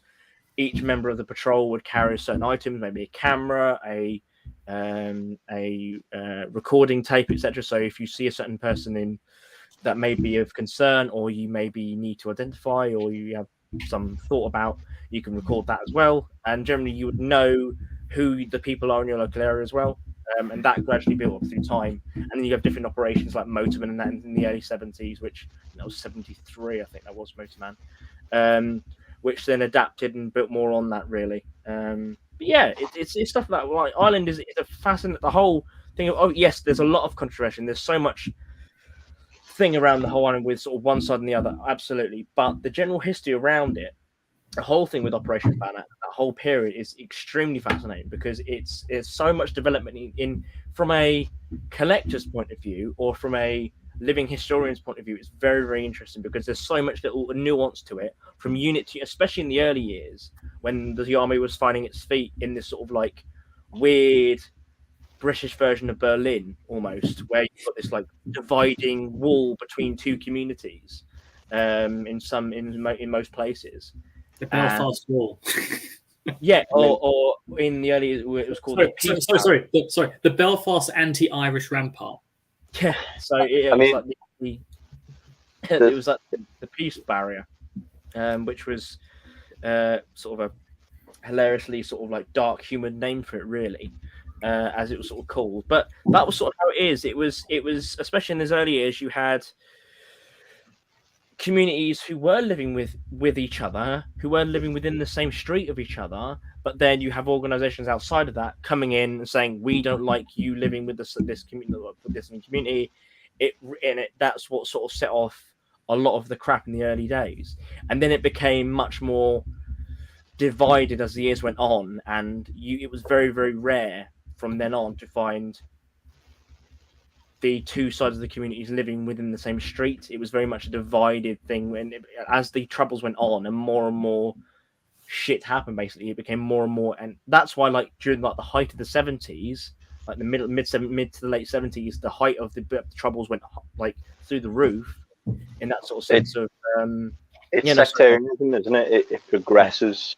Oh yeah, and absolutely. There's like guilt with. There's almost the guilt with association. Yeah, exactly, absolutely, yeah. There's a first regardless, everyone gets judgmental. Someone responds to that, then someone responds to that, then someone responds to that, and you get this constant cycle of evolution. Yeah, absolutely. It's a shame because I think everyone knew at the time when the British Army went in, the honeymoon period wouldn't last, and I think a lot of commanders on the ground, like platoon and company commanders, and even battalion commanders, knew full well something was going to change, because they knew from what was going on in the build up through late 69 going into 70 that things were getting a bit more heated, communities were getting a bit more frustrated. The RUC was asking more from the army, because of basically they were so short-handed, and so a bit reckless within the first, quite reckless within the first few years. But then again, they were responding to out and out almost war on the streets at that point, where it was very much the Wild West in the early years. But it's people, I think people tend to forget when the army went in 1969, it very much did change the dynamic in that sort of sense of people thought things are going to change for the better. But the problem is nothing like reality isn't always a fairy tale. That's the problem. And shit goes bad. It could be seen as like the average person got that. Whether the leadership of, paramilitaries got that, I don't think they did. Yeah, no, absolutely. I think the average person was like, thank God, this like something has changed, because it was a good time for a lot of people, because they were like, the army's here to protect us, and they did for a long, long time in those early years. But I think the problem is like stuff changes and people have other ideas they want to do, and paramilitaries on both sides wanted to upset that because they didn't like what was going on. They saw as it like all the Republican side was getting better treatment than their side, and vice versa, and all this sort of stuff, and then the IRA would then pick up, and then it just spirals. It's it's one of those things really, and it's a shame. But beside politics, the actual history around it and the kit and equipment used really is a fascinating thing. Sorry, I went on a bit of a rant there. That's all right. There's a question which I imagine is best for you, Jake. Was there any truth to tea having glass being put in it? I don't know. I don't know. I think it's dependent on a sort of I wouldn't put it past someone if they got the opportunity to do it. But yeah, I think it's almost like it's an anecdotal thing. I think it's almost like those things from a couple of years ago where people thought people during Halloween were putting razor blades in sweets and shit like that. I don't know. It's one of those sort of things. Unless there's actually a reported case of it, like medical records of a British soldier being taken ill or something from that, I don't know. I think it was a rumor that went around at the time when attitudes were beginning to change, and the army was seen as more and more less welcome. Around 70, 71, especially 1970. So yeah. It also strikes me that if you're going to do that, rat poison's far easier to obtain and more. I mean, with the example, it sounds like more of a. If you were to have something that was the perfect anecdote, do you know what I mean? Yeah. I find it quite coincidental that's cited as an example. Personally, I know of much worse incidents of violence in Northern Ireland. Yeah, exactly. Committed against soldiers. Yeah, it strikes me as well that if you're some IRA guy who's managed to work their way in as a, I know, catering staff for a British barracks or something, in order for you to put glass in someone's tea, you've got to carry around a little bag of ground glass. I think it was more in the sense it's of like, sort of extra steps. Whereas you could probably carry around a thing of rat poison and have the excuse of saying, "Yeah, we found rats in the kitchen. We need to lay some stuff down." I think it's an anecdote. Personally. Yeah, I think it stems from the early part where the average people who were happy with the army, they were bringing out cups of tea to them whilst they were on patrol, or on guard or whatever. And when attitudes began to change, I think people said, the ones who don't like us are putting glass in the tea and all this sort of stuff. I think there's kind of like a rumor that started off there. Because thing is, if it actually happened, I think the army would immediately know who put the glass in, because wherever the soldier collapsed would be by their front door. It'd be fairly easy to narrow down, yeah. Yeah, and then within about 2 to 3 hours, you'll have an RUC man kicking down your door and dragging you out screaming. I think it wouldn't go well for anyone who tried if it was just, say, an average housewife who didn't like the army. If it was done, it wasn't effective, or was never. It was probably an ad hoc, spur of the moment thing rather than an actual strategy. Yeah, exactly. It's I think it's very much an anecdotal thing, which is probably been rumored or mythed through the times. So, speaking of strategy, I'm going to put forward an idea. I don't think it's too controversial. I really don't. Okay. No, seriously. We will see. So, what we call the Troubles, I've heard it described as a war, civil war, conflict, just a period of time where a lot of like riots occurred, and especially when you see in the gear, there's a lot of riot control is the number one kind of thing. You see non-lethal equipment. Well, we say non-lethal. Let's be honest, an awful lot of people have the shit. For the period, a shovel's non-lethal because it's designed to dig a hole. Doesn't mean I can't use it to knock you out or kill you. yeah. But because this is YouTube, officially we did not endorse any of this. There you go. No. Yeah.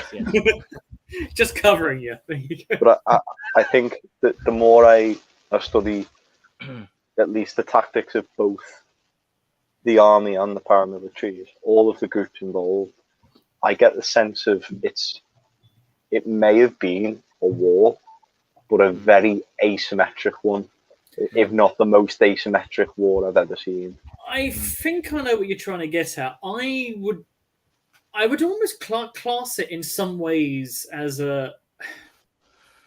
I don't want to use the word occupation, but it does sound a little bit like an occupation and a resistance force kind of standoff thing. I wouldn't go as far as to say it was like a civil war, Northern Ireland civil war. It strikes me as more there's some sort of, well, they see themselves as a resistance group, we see them as insurrectionists, and it's more sort of partisan and guerrilla style. But I think into the sense civil war. I think into the sense before the British Army arrived, it was a civil war up to that point, in all but name, really, because you had each side murdering each other, the paramilitary side and the general unliking population of each side, whatever it be, murdering each other for quite a while, up till the point where it spilled over into, because that's why the army was called in, because it was basically turning into a civil war again at that point. Well, it was. I personally think it was at the stage where it was an armed conflict. It was not just gangs. Oh yeah, absolutely. It was an armed conflict. Like you like the IRA was being funded and supplied by outside forces with like heavy equipment, like extremely heavy equipment. The Stasi archives have revealed a few operations. So. Yeah, but I think at that point, like, it stopped being. And I understand the position of the British government. It makes perfect sense to make it sound like these groups are just criminal gangs. But the sheer scale, it doesn't really do the conflict justice. And if we're to remember it, I think we need to know how horrific it really was. It's sort of And I think it is a war, or it was a war. Off as a criminal gang, and then it evolves into something bigger. So you're no longer dealing with a criminal gang; you're dealing with the mafia. I don't think it's. I don't think, for example, the INLA would be like. It's very, very confusing because there's no set definition for paramilitary. There's a dictionary definition, but at what point does a criminal gang become? It's one of those things where it happens in secret anyway. How would we really know how to define half of these organizations? I think it's like terrorism. Like, what's the definition of terrorism? It's very, very loose. Well, terrorism is actually fairly easy to define. It's the use of violence to pursue a political means. It's not just violence, though. It's not just political violence.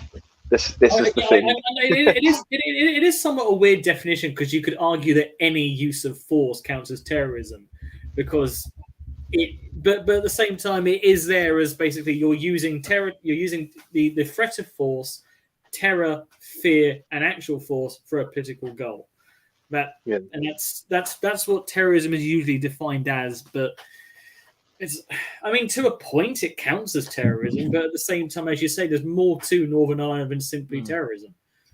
Yeah, it's in all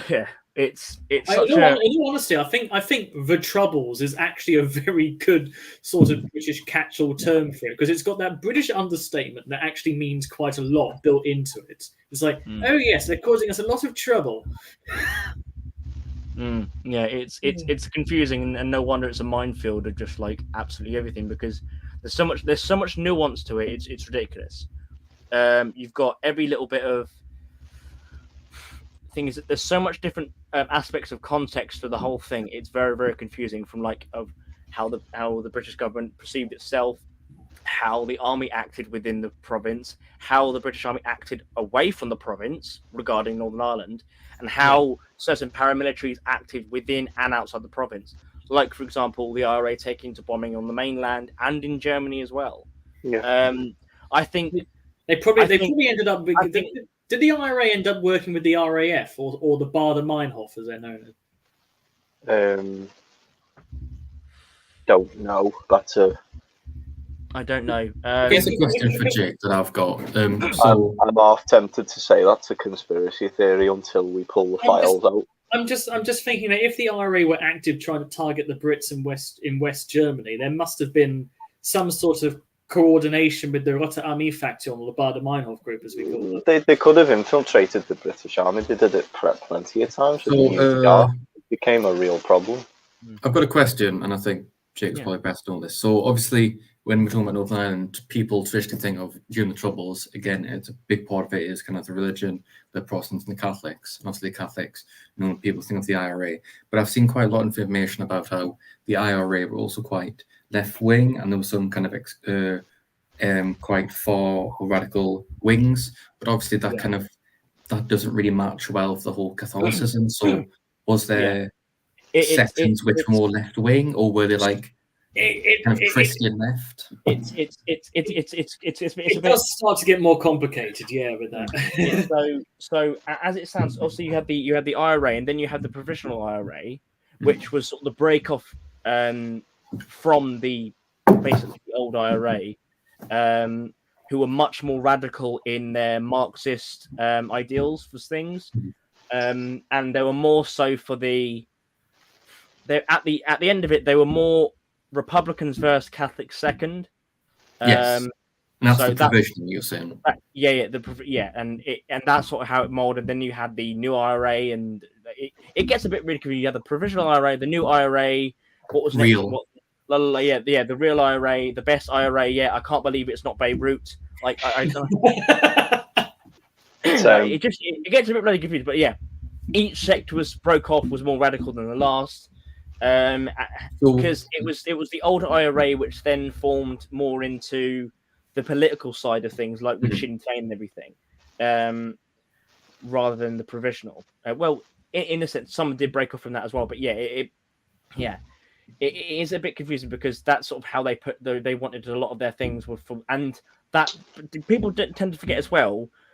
the IRA, well, especially the provisional IRA, did not like the Irish Republican government either. They really did not, because they saw them as betraying the Irish republicanism as they thought of it, because they saw them as selling out to the British in 1922, and that even adds more to it. Like the Irish Defence Forces were also targets for the IRA as well, because they were seen as sellouts to the British. Yeah, you've got half of these various groups also hated each other and targeted each other as well. So you end up with IRA versus IRA faction, UDF versus UDL. To directly answer the question, I would say not the old IRA, the historical IRA, but the IRA that was operating until the late 60s in force was a Marxist movement. So Starry Plough, that flag, old school socialist combined with republicanism. The Provost come out and decided to put the national question first before anything. Sinn Féin came from, as far as I've read, that kind of strain, and it's more just rhetoric, the left-wing thing. It's not a priority for them. Although, as well, to consider yourself Irish, you have to be at least left-wing of the British. That's just an Irish thing. Yeah. And then you see, as well, in the political opponents. So you see in the political opponents as well, many unionists, even to this day, are on the right of politics. Some are the most conservative factions are often the ones that are actually right of conservative, whether you like that or not. And to oppose that completely would be seen as a Republican trait, as far as I can gather. So it kind of feeds itself. You have other groups like the INLA who are just literally communist Republicans. Yeah. Although they're a really weird group, they ended up killing more of their own people than anyone else. So would you say that, is there any specific IRA group which kind of kept to the further kind of Catholicism rather than becoming diluted?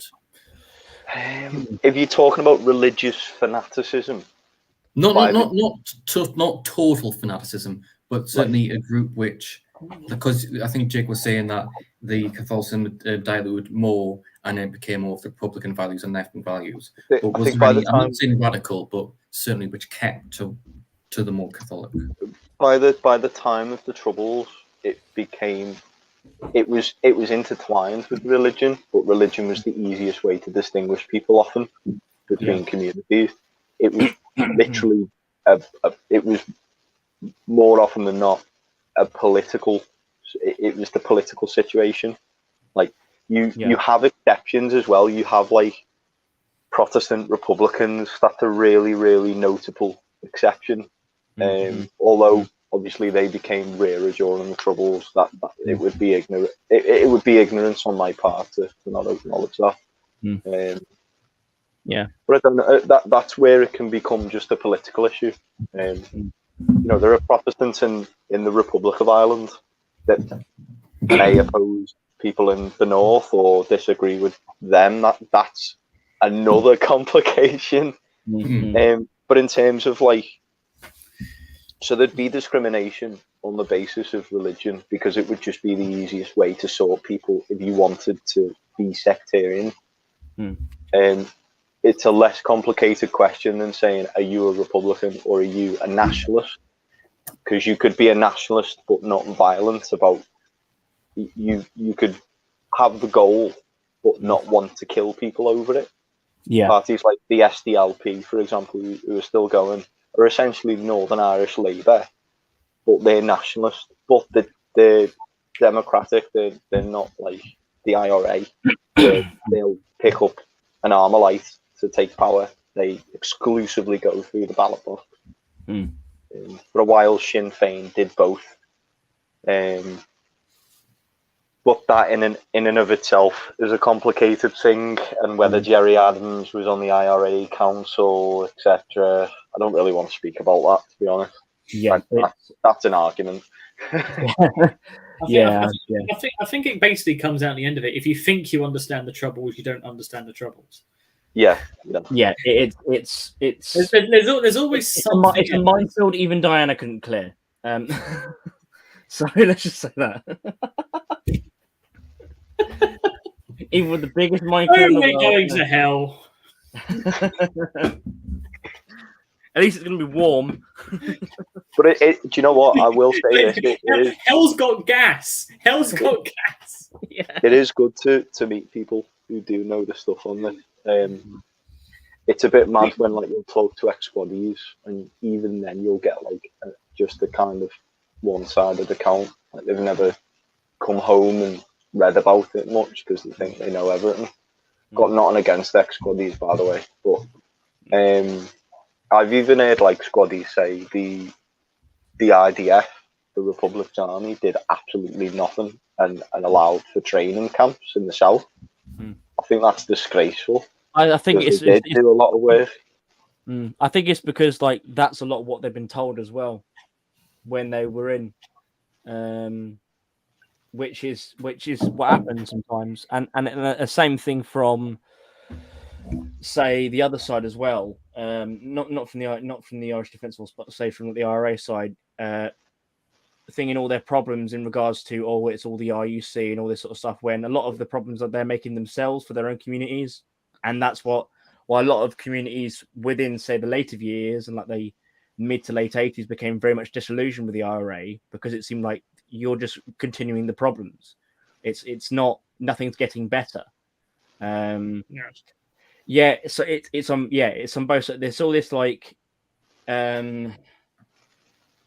blind ignorance to a lot of stuff from both sides, from the army, from the RUC, from the provost to everyone. Really, it's a shit sandwich, and everyone took a bite. That's the thing.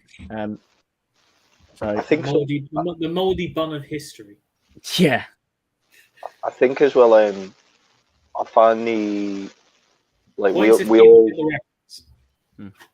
we all talk about like the IRA as the main player as well, but there's also the loyalist paramilitaries. I think they're quite interesting. Even if you look at their equipment, so you tend to see the IRA get imports and smuggle things. Yeah, like the UVF. But if you look at like the UVF, they've got like hunting rifles, things that are stolen, and things that are made. Some of the things that are made are weird, really, really weird. Yeah. I remember hearing the IRA even managed to get a whole bunch of LPO 50 flamethrowers in as well, which was a rather shocking. They got igloos, Polish igloos somehow. They were getting all sorts of stuff, and it's they were basically because they had enough. They were basically a small standing army at one point because they had literal battalions. Well, what they call battalions anyway, within each county. And each they were organised, in that sense. Oh yeah. Each sort of battalion and area had its own way of dealing with stuff in its own little way, but it was an organised force, to say the least. And they were very good at what they did, like extremely good at what they did. I think as well with the nature, there's compartmentalisation. With even just companies, the commander only knows everything, and this is why I make the argument that it was a very asymmetrical war. Personally, it's striking me almost now like the Polish Home Army. In that it's a lot like that. Because the Polish Home Army were very organised because they kept.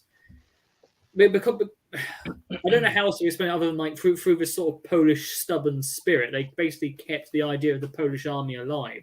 So you would have actual organizations instead of just instead of there simply being a cell, it would be organized structurally. And then when they rose up as like his company, you're that company, you're that battalion, that kind of thing. And you would specialize in different sorts. Yeah, so, I think because I say like thing is. The IRA, again, if anyone in the comments and anyone watching later, I'm not supporting the IRA whatsoever. Absolutely not. But I don't think anyone would. but maybe you'd be surprised. You can't not say they weren't organized, because No, that is just being really, really ignorant to the whole situation. They from commanders that had lived through the Civil War, which was the Irish then army, just formed after the separation, fighting against the then sect, which then moved on to become the IRA as it then was. Well, it basically was the IRA, fighting a civil war, and then them moving up north, really, and then taking the war to the northern counties. And that organization and that trial through fire of where they learned to fight, and a very good, effective guerrilla war. Yeah, it's just one of those, like, at the end of the day, like, it was people tend to, like, it was basically the then fledgling IRA who ended up killing Michael Collins, who was the father of the Irish Republic in that sort of sense, obviously through that sort of thing. So I think that's what people tend to forget. They were very good at what they did in the way of how they went about it. Not that what they did was good, if that makes sense. Like, obviously, but they knew what they were doing. Oh no, absolutely. But then obviously you add into the whole, when things started going off in the north. Obviously, yes, you have like the UVF again, who were a bit more makeshift in their sort of sense, but still very effective in what they were doing. Very effective. And yeah, and bombing campaigns against Catholic and Republican communities, and again, Protestant communities getting caught up in that as well from what they were doing, because again, in a war where you're using car bombs in pubs, etc., anyone who's about as a victim, doesn't matter what flag they see to or what god they pray to. If you're caught up in that, you're a victim in it. It doesn't really matter. It's a shitstorm, absolute shitstorm. And as I sort of said on other videos when I've talked about Northern Ireland, it doesn't matter what side it was, but you're all equally horrible. Oh yeah. Absolutely. Like, obviously, I have a little bias towards the army, etc. Obviously, but like in regards to the, I feel sorry for the army in some ways, is that they were sent over there to do something, and the situation just went, no, we don't want you. Like, honestly, the average squaddy on the ground does not deserve any really ritual for a lot of stuff they get. Honestly, it really would. Like, they would do. Their vast majority of them were there doing a bloody job they were sent there to do. Yeah, and they fucking hated it. Well, actually, not even that. I mean, think about it. Most of the army was trained to defend against the Soviets, and instead they get sent to Northern Ireland. Like, I would be very careful though, because of complications. That is fine, that sentiment, but we should not overlook. Say, if the army did something wrong, we shouldn't overlook that because they. If it turns out that Sergeant Tosspot has decided to, after hours, take a knife and kill half a dozen nuns in a village somewhere, he should be brought to justice. But at the same time, half the things that are going on at the moment, it strikes me that someone's basically, from a legalistic point of view, trying to make a name for themselves and catch people out on technicalities. It's like, you weren't there in that situation. It's like you've got potentially all sorts of stuff being thrown at you and shot at you. I wouldn't necessarily jail someone or call a soldier a criminal if he took a shot back at where he thought a shot came from. It's the same sort of thing. I think that the problem is when the legal systems tries to get involved with anything regarding like a split-second decision kind of action. Yeah. If it's like regarding a squad in Northern Ireland or someone in their home whose house is being burgled and they have to defend themselves from being stabbed to fucking death, I think you should have every right to act in whatever way you see fit to stop that happening. Yeah. Again, it's all about the context and all about exactly what happened.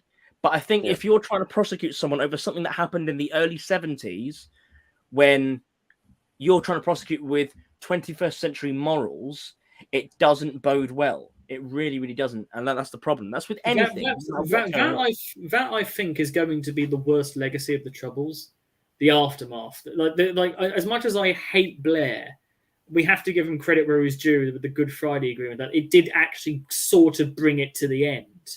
There's the problem of closure, though. For example, maybe Maybe it might have only took so long to get it to court. We never know about these things. We just hear, oh, a soldier's being I think accused.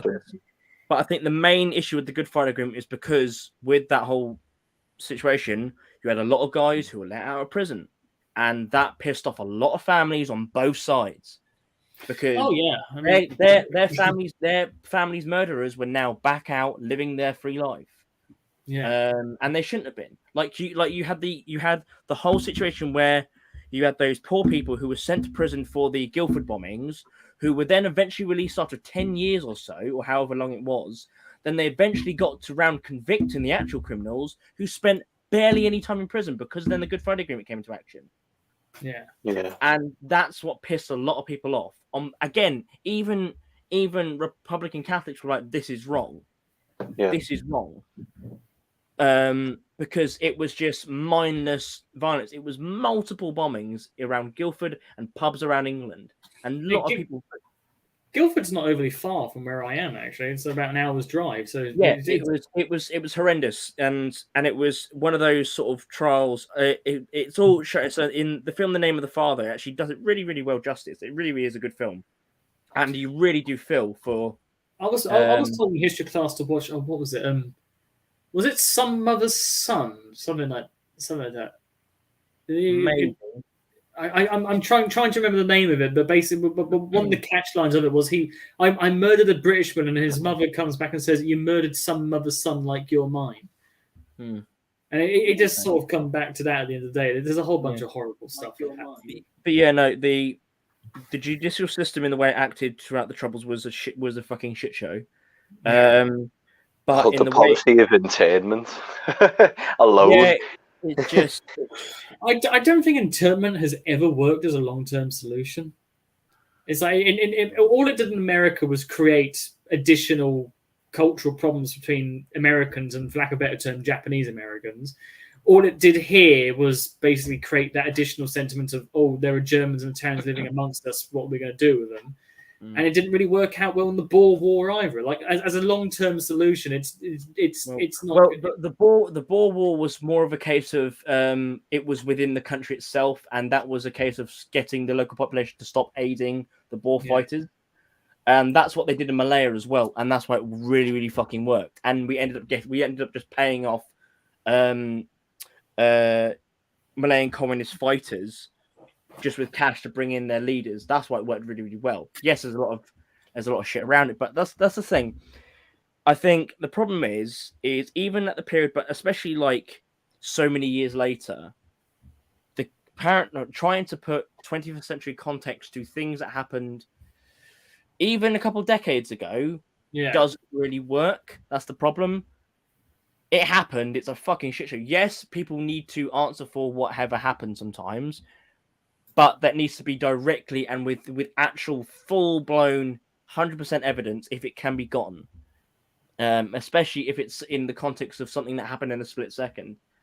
But again, it all depends on the situation and what is thing. But yeah, like, and personally, I think the people on the ground who need to be called to action the most or brought up in front of a trial would be those who done such orders or those who were in government at the time who led to things like what happens on the streets of like Londonderry or whatever in 1972 and all that sort of thing, but not so much the guys on the ground who are literally just doing the job they're paid to do.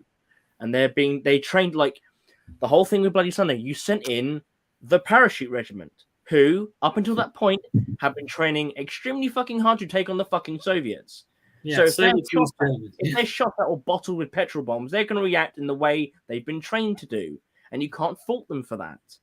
Yes, like, it's a whole fucking confusion, and we can get into a whole thing about it, but it's just one of those things. It's like with anything, really, that happened in Ireland or Aden or Malaya or Cyprus, for example, with regards to... And even Hong Kong, in regards to riot control and all that sort of situation, with anything that's sort of happened, it's down to the commanders on the ground who gave the order, but mainly the people who've orchestrated that whole situation to happen in the first place. It's politics at the end of the day. It's politics, And the politics is what kills people more so than it's just one of those things. Like, people wouldn't do these things if it wasn't for, say, certain politics or religion or whatever. That's the fucking problem. So I say we all hold hands, sing Kumbaya, and dance around the fairy tree. Yeah, I agree. I think if I was going to button just before I head off, is to say with everything in life, especially with North Islands, is everything is a shade of grey, and nothing in this life is black or white. So always, please, everyone remember that. Anyways, I'm head off. Have a good rest of the night. Toodaloo. Yeah, have a good one, mate. Oh, thank God he's gone. I'm glad that a lot of people nowadays, and I know a few people from the north and from the south, they just want to get on now. It is really, really soothing to know that, and I just hope, Northern Ireland does. I mean, it's in the process of recovering, I suppose. There are some political issues like Brexit that we need to clarify, or things may get hazy, but it's good to know that people don't care as much. The sectarian issue has definitely been... The idea of just moving forward, though, can apply to quite a few countries going on in the world at the moment. I think everyone in Europe that could benefit from just people moving on. I think with a lot of things in the way of politics and all that sort of stuff, people need there needs to be a lot of fucking growing up. The sake of I think this it's a real big fucking problem. I think there's so much in the past 10 years, let alone whatever happened come before, that's muddied the waters with a lot of people just politically. Like, we all have our own political views. I know Levi's and all that sort of stuff, and I know a little bit of yours, Luke, and all that stuff. But the fact is, doesn't matter what your political views are. It doesn't mean that we can't. You do get at least try to have a fucking conversation about things. That's the there he goes. problem. Right, now go for keyboard. But there are some people among us who don't want that. Who want to be completely belligerent. Want to be very much standoffish. Who want to be very militant about it. We know their names. We know some personally. Who don't care about anything, who label anyone who does disagree with them as insert slur here kind of thing. And that's sort of it's a shame. Yeah. So the big cat's doing his attention thing on the table at the moment. I'm trying to do a deep, heartfelt political thing here, and you're talking about fucking pussy. Stop it. Whether it's politics or religion or cats and dogs. Yeah. I think people. Well, I'm thinking at this moment we might have to do with George and go. So, what kind of military have you bought recently? But I totally agree. I think if more people just participated in discourse rather than starting to kill each other over comparatively nothing. Welcome, John. You've probably just missed John our Shanahan. Doings just after we stopped talking about Northern Ireland. Yes, we're moving on. Much like the Irish should do, we're moving on. Oh God, don't. John, I just want to say the dark side. I just want to say, John, with your tattoo, you're a fucking muppet. Is he the one with the 3 other arses on his arse? Yep. Arseception. Oh dear. Link, get off the table. You absolute mong. I thought you were just going to get the name, but you've got their faces. Jesus Christ. It's been a good discussion. I've really enjoyed this. It's just good to talk to people. No, you're welcome, mate. You're welcome. It's been good. It's been good because that sort of thing and it's interesting because I know John, for example, is brought up in certain things about with the politics and everything, but it's good to sort of have a sort of discussion about it sometimes in the way of sort of there is a middle ground. There should be a middle ground for everything. obviously there'll be stuff stuff that's disagreed, and the stuff we can all agree is absolutely fucking abhorrent. That went on within, say, the Troubles or anything really. If it's talking about like Ukraine, or it's talking about Crimea, or talking about fucking Brexit. Yeah. Moving on.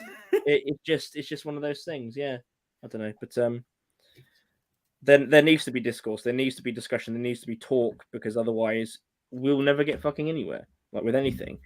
And that could not even be about politics. It could be about like all right. The British Army using tin mugs during the war. It could be about that, and people who get really pissed off about, oh no, they didn't. Yeah, exactly. So it could be anything like minuscule from that up to, basically. No, it is good. I mean, I don't mean to be like, oh, I'm the guru on Irish politics. I'm really not. But as I say, it is good to see people moving on. Knowing people from both the north and the south, both Catholic and Protestant, although I try not to ask them of what background they're from. Well, as far as I'm concerned, if I ever ask them and they say they're Irish, I think Republic of Ireland. Otherwise, they'd say they're British. But it's a complicated question, because that's again it's again going back to the Diana metaphor. But no, we know what you like. I don't know. I like the fact that, like, for example, Liverpool can have two cathedrals and, like, have an Irish centre and an Orange Lodge, and people can just coexist. Although I wish people didn't have parades in my city when it's not our conflict. But that's besides the point. Must an Orange Lodge does sound like something you serve on the table at Christmas. An Orange Lodge. Yeah. It's a Guinness infused Yule log. It sounds like something you'd lay after the wrong type of curry, if you ask me. like the cat ate too much fake tan. Like it's an Orange Lodge. An Essex shit.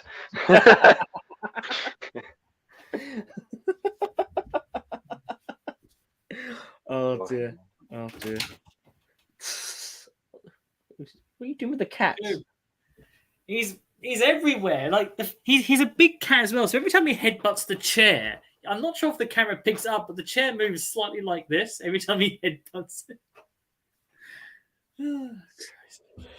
Yeah, I'd say I don't want to get cat fur all over this, because it will take forever to get it off.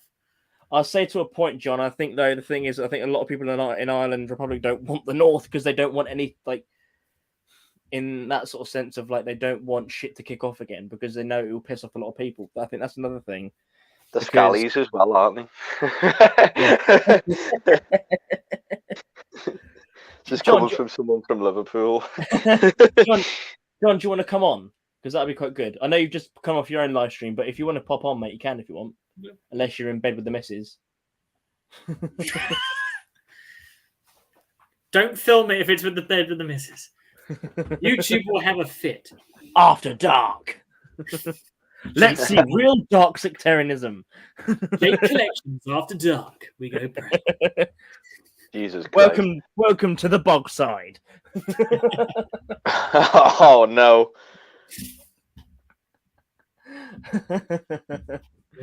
I'll send you the link, John, if you want to. Oh God, here we go. Where we going? Levi looking like Che Guevara. Yeah, thing is, this Che Guevara is homosexual. Well, this is the headdress of what I was going to wear to Hat Green. Getting back to the original topic. Why are you gay? Why are you gay? Because I am East German. Yeah. Believe it or not, this is not actually a beret. What is it? It's called a Baskenmütze, which means a Basque cap. It comes from the Basque region of Spain. So an overly complicated beret. well, basically, you put it. A pretentious one. This one's the enlisted version. So that's roughly supposed to be in the center of your head. And then there's something about, basically, the East Germans, like the Soviets, could not mold berets to save their lives on most occasions. So there's some sort of having it angled in a weird way Which It looks a lot like a Glengarry. I don't like how much forehead it reveals. And then it's like I try and mold it like a normal beret, and it looks too modern this way. Oh, So apparently, you're being asked to tell us about the King of Montenegro, Luke. Oh God, the King King of Montenegro, Montenegro. Oh, this is a long story. I need a pint. He's Oh, a never he's, mind. Water. Give me a minute. I'm just gonna go grab another drink, and I'll be back in a sec. he's an Australian Right. you met in Serbia, well, not Serbia, Croatia. Wasn't No, it? so I'll wait for him to come back. This is a bloody good one. This. He's a fascinating individual. Yes. Well, For I those say of- fascinating. For those of you who aren't within the London Living History group, no, this is a pretty. For us in London Living History group, it is a pretty good meme. The King of Montenegro. Oh, it's brilliant. I mean, That's he's the peaks from the garlic butter, but that will stay mute. he's like the Christian of the Balkans. That's all I can really say. If anyone knows that's what you. I'm Don't saying. ask me to let you on. It's not my stream. I don't have the privilege.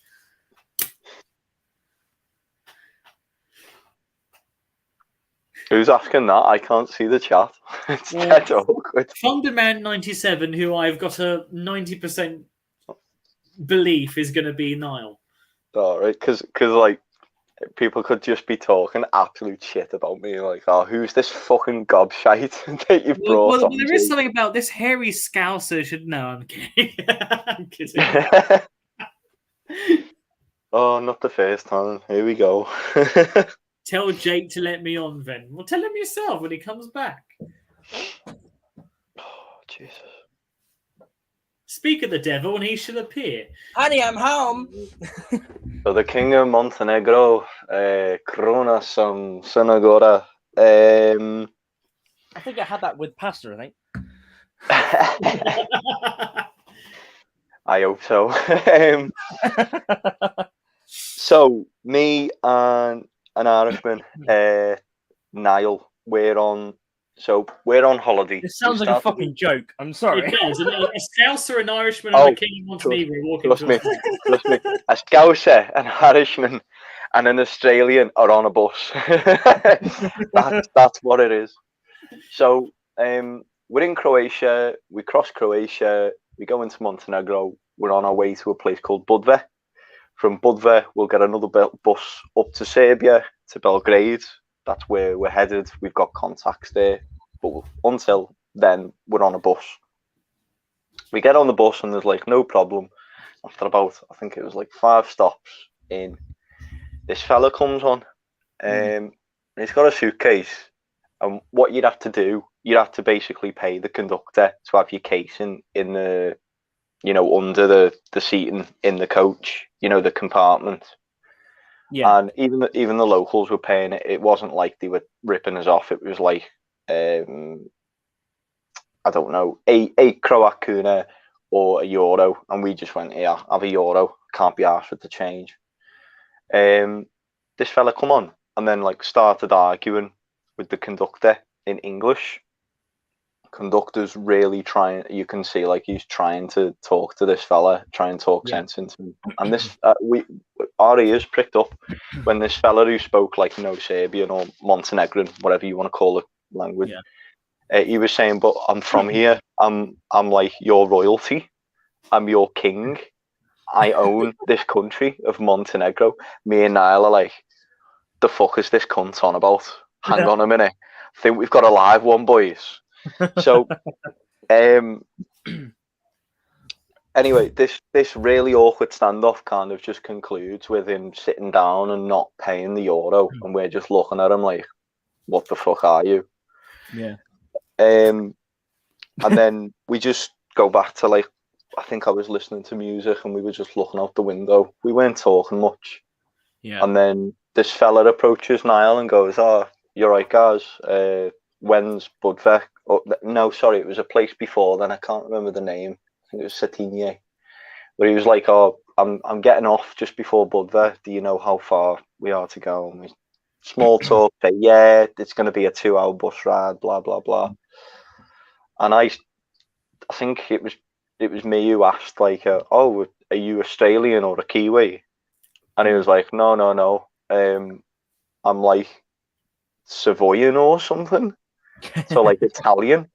And I was like, all right, we're in Italy. And he was like, oh, blah, blah, blah, I live in Australia. And it was like, okay, that's really weird. How come you're here?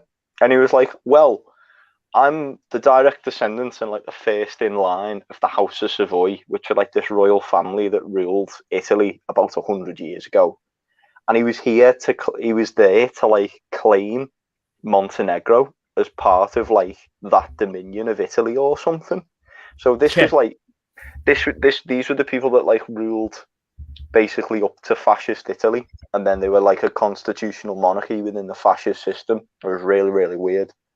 But by the time they got to that, they were like sidelined as political figures, like no one gave a shit. And in places like Montenegro, etc., they were pretty much like gone for the past 100 years. So this cheeky bastard had come to Croatia and Montenegro to basically say, I own your country, you're going to give me like a royal position in your country. I shit you not, with no irony, this fella was a fucking kook. And he was saying like, yeah, they're going to make me king here again and blah, blah, blah. It's my rightful place. Me and Niall are like, what the fuck's this cunt on? I want some. And he's just said some really mad lines. Like he said to Niall, like, oh, I've done like military training and stuff.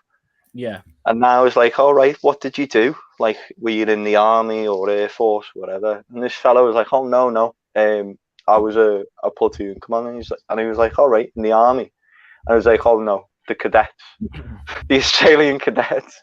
And it's like, oh, behave.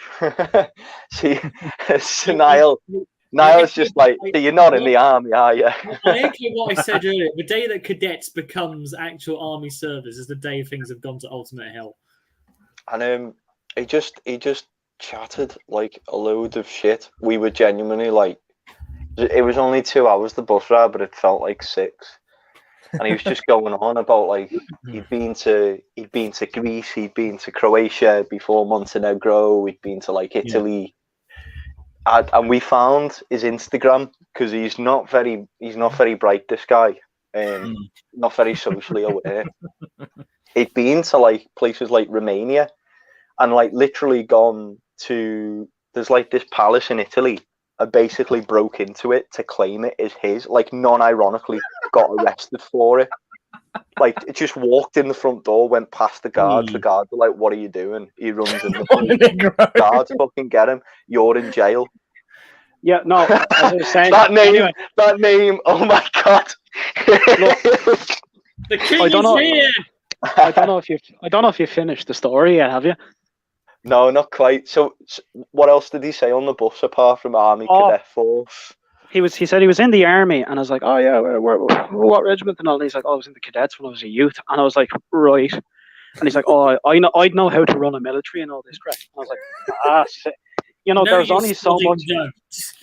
There was only so much "that's mad, bros" I had in my vocabulary. Right, and then he goes, do you remember he showed us his credit card that had King Antonio Torres on it, and he thought he was yeah, like but he was proper serious. He was proper like, I am the king of Montenegro, and I'm like, don't think the Montenegrins I'm the king now, mate. I was falling asleep on that bus, right? And Luke will know this. I was falling asleep, and this cunt just kept talking to me, and I was like, yeah, fair enough. He wouldn't stop, right? He wouldn't stop, and like Oh, the Irish connection. it was bad though. Like he was just, I don't know. I mean, we saw it on his Instagram that he'd gone to Romania and like was non-ironically like going round like claiming everyone as his subjects and that, and he got jumped in Romania. Like someone broke his fucking nose in Romania. It's like, well, you went to Romania and said you're scum, basically. Like, well done, mate. You don't fuck with them. Like, I'm surprised he got out of Montenegro. Welcome to the Thunderdome, yeah. But the people you meet, like, it was insane. It was that. I mean, we managed to get his address. We've ordered him a few pizzas. Yeah, and like the cunt had his address on his Instagram for like everyone to see, and it's like send me correspondence and all this crap, and we just sent him a load of pizzas. Didn't we order like a funeral home from or something? And like they came around this gaff.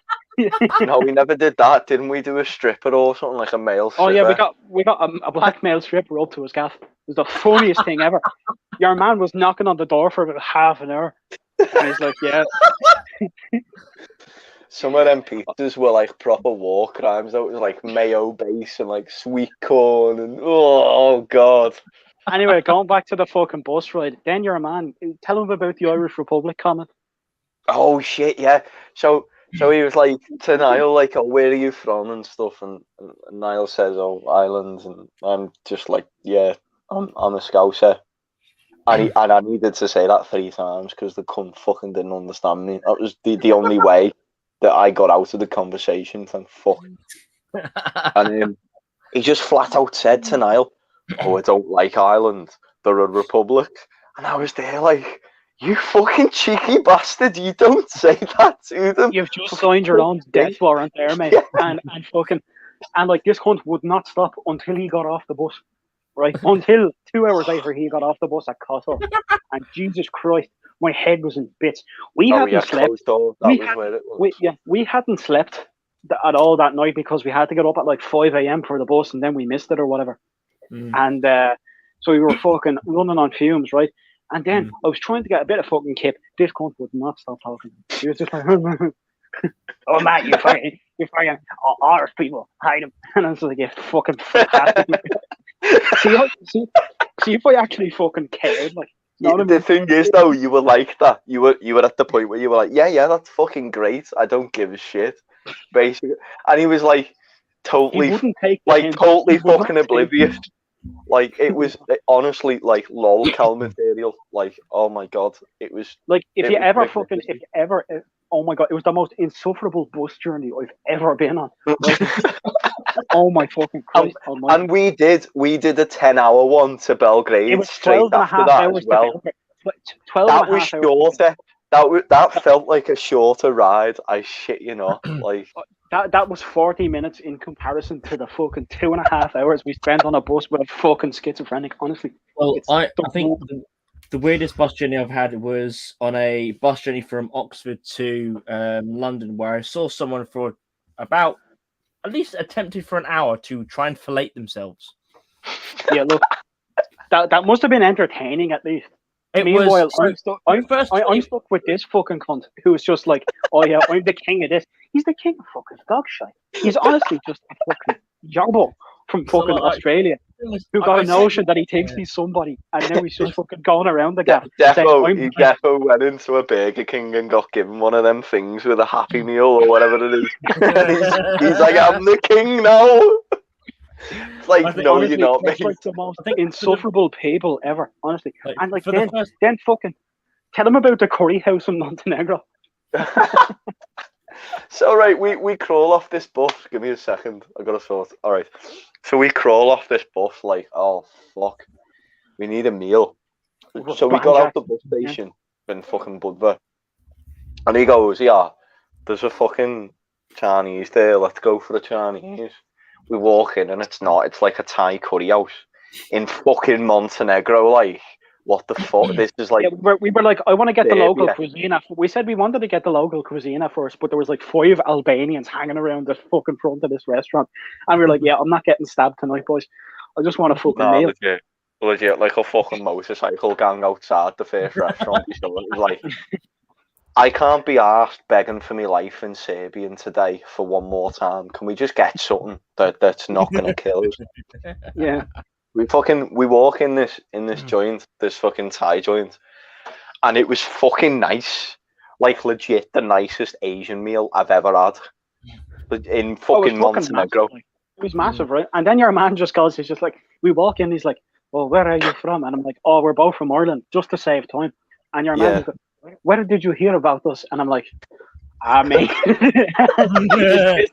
Yeah, he was like, did anyone recommend you or anything? And we're like, nah, we've just walked in, mate. Anyway, I think it was like 6 beers each, and a curry was like 40 quid, which is like That's nothing. fucking brilliant. That's That's not really bad. Yeah. And there were It big was- bottles of beer as well. And we Mm. fucking we went happy, fed and watered onto this bus to fucking Serbia or whatever. And I have to say that was the most eventful bus journey of my life. Remember the fucking drunk lads on the bus getting hauled off the bus by the police? Yeah, yeah. The police coming on with fucking pistols out. Sounds like you don't have and- much luck with fucking buses, apparently. Yeah, no, fucking the Serbian border guards came on, fucking pistols at their hands on their pistols, and they're like, "Any trouble here, boys?"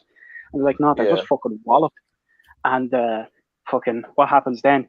Your man, they took 3 of them off the bus, did a urine test, and they just found they were pissed. Like, they're just fucking. Tell them about the yank that told them to go fuck themselves and what happened. Oh yeah, to so him. this yank wanted a seat to himself on the bus. You know, he wanted one seat for himself and one to put his bag on. And you know the deals, they're just inconsiderate people. And your man was saying, no, you have to fucking sit beside someone, and he refused to. So for most of the journey, he was standing up or whatever. Then we got to the Serbian border, and this fella got fucking reefed off the bus by a lot of Serbian boys. And your man got fucking cavity searched in Serbia. Your man was waddling back onto the bus. Right? No, we never saw him.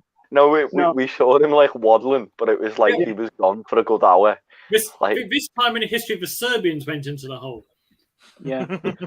Fucking no, honestly, it was the funniest thing I've ever seen in my life. And I was like, that's what you get for being a prick now. You know?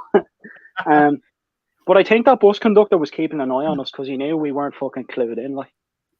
But we weren't causing shit either. That's the thing. We were just all right with everyone. No, he was a sound bloke. That bus conductor. Spoke no English now, but he was fucking bang on, like. Then we got to fucking Belgrade at like 4 a.m. or something. And I'll tell them about the hotel next. Oh God, the hotel so was.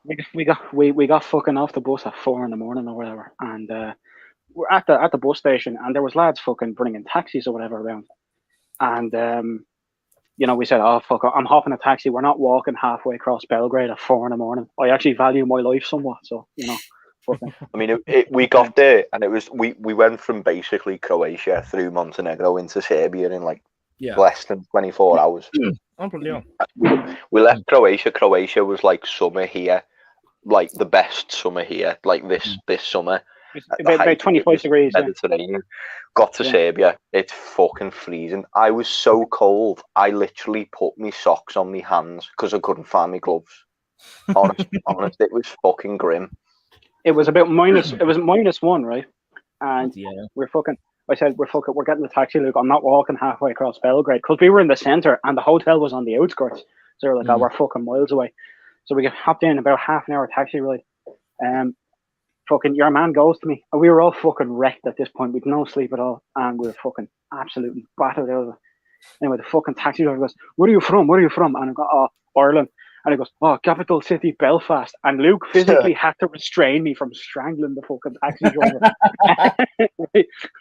Right? Fucking and Luke was like, "Nah, it's Dublin, man," in like the most aggressive fucking voice I've ever heard him in. He was like, "Nah, it's Dublin." And fucking, we got to the fucking place anyway. We found out then we couldn't check in until fucking 4 o'clock that evening. So basically, we were homeless in Belgrade for about 6 hours, right? Yeah. We walked the bus stop down the road. We sat at the bus stop. We had. Look, I think we had a packet of cigarettes between us, and we just fucking chain smoke until fucking dawn hit. And fucking Luke was just laughing to himself at someone's dad was putting up, "I want to collect like football stickers." Oh, you know. No, right. We saw the Serbian sign, and it was like, I literally, "Hello, I collect football stickers" in Serbian. Do you have any football stickers from like, I don't know, fucking 1998 or whatever, when Yugoslavia were last in it? And he had the same sticker in English. Like some fucking yank tourist is going to go to this random fucking bus stop in Belgrade and be like, "Do you know what? I've brought my collection with me just for you to give you this one sticker from 1998. I've brought me fucking Panama sticker book with me, man. Do you want to fucking give me a few quid for it? Like, it's not fucking... Anyway, Then we got fucking picked up by Deanne. Jesus, I don't even fucking want to tell this story anymore. The amount of times. No. So my phone died, and we had to contact Deanne. And the only way we could do it was via Niall. And Niall didn't have his number. I didn't have his number because my phone was dead. I said to Niall, Facebook him. Message him on Facebook, yeah. Niall's cover photo on Facebook was a musician called Thompson. If you know anything about, yeah, he's a Croatian nationalist and sings a few songs about killing Serbian people. Not a good move. And, no. To be fair, Luke. Right? To be fair, that was a meme because I look like Marko Perkovic. No, fair. But that was why the controversy occurred. Come on. Yeah, it is. Yeah. Okay, let's be real. And then so we get picked up by one of Dejan's mates. In a fucking. No, tell him about the fucking text.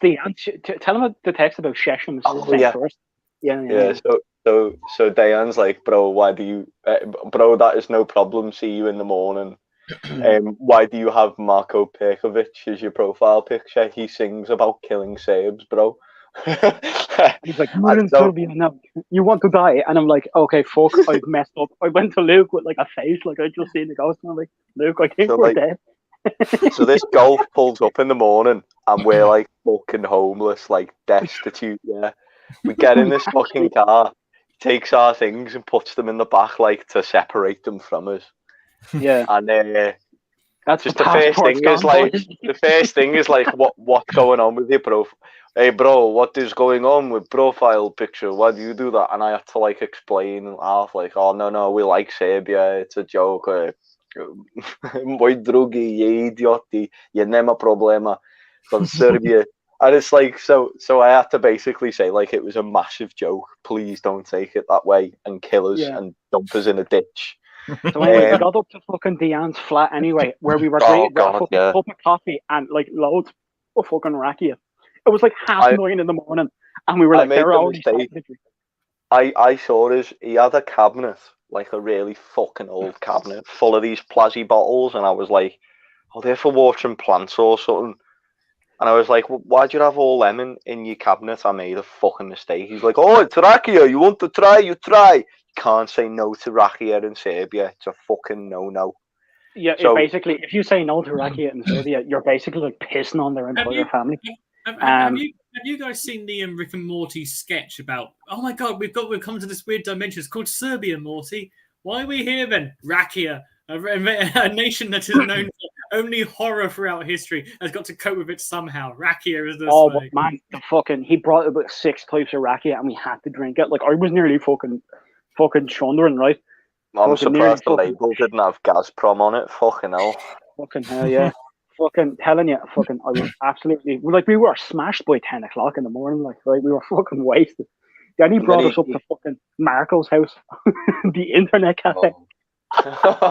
Yes, so we get plucked from this apartment in Belgrade, which wasn't that bad to be fair. But then we got shoved into like this 1992 Alfa Romeo. Yeah, with his kid, you mind? What is we baby? And then we get driven like on the outskirts into like this little village, and it's like proper shady. No, it's not even on the outskirts of Belgrade. Luke, that town Novo Selo was in fucking Vojvodina. Like we were gone straight out of Belgrade. We were fucking miles away, and it was like a half an hour fucking car ride or whatever. And Luke just looked at Dejan and he's like, "Hey bro, why are you worried? It's okay." Because Luke thought it's just like Luke said to me after, it's like I just had 2 words in my mind: shallow grave. You know. So anyway, we got up to Marco's gaff, and then what happened? So we get into Marco's gaff, and Marco's gaff isn't Marco's gaff; it's this fucking youth club. It's an internet cafe. Right? I thought they all went to the 90s. Right? I was wrong. He had like 20 computers in the fucking gaff, right? Anyway, the breakfast, the scran his wife made was fucking unreal, right? It was brilliant. Yeah. It was lovely. So we got a good breakfast out of it. But then the conversation of politics came on, and there's the real problem starting. Yeah, I was there like, I don't really want to talk about it. Trying to like chuff diggies. And it went on to some stuff, didn't it? Oh no! Then he was like, "Oh, did you ever hear about the Scottish volunteers for Serbia in the '90s?" And I was like, "Ah, lad, I know that well didn't happen." Press an X to doubt there. Yeah, press next to there, and then he's like, "So in Ireland, you still kill British people?" And I'm like, "No, I don't." not on purpose, maybe an accident. Look, I know it's I mean- I know it's a national pastime and all, but fucking, we're well past that, right? Fucking, I mean, we were talking a lot about like they decided to talk about Kosovo a little bit and things like that, and then then we got brought up to fucking as you Callum do. Magnan again. yeah, but before that, it was like we wanted to go and see a couple of things like that were from the communist era because it's former Yugoslavia, you know what I mean? That's what we So came for, you know. We were wanting to see like the Tito Tito. Museum that I actually spoke about earlier in this chat. Things like that we just wanted to see. And they were kind of having a tiff between them from what I remember and what I could gather in my broken Serbian. Because they were Marko arguing- is like vehemently anti-communist. Like he's basically a Chetnik. And then fucking Diane was trying to defend us like, oh, this is what they came for. They wanted to see Yugoslavia. Why not bring them up? And fucking Marko was like, no. We don't have time or whatever. That's what they said to us anyway.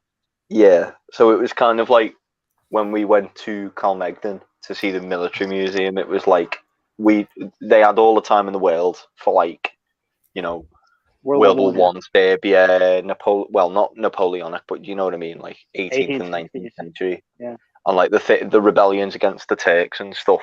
But then as soon as like there were several rooms full of partisan stuff, they really did it justice. Actually, the World War II stuff.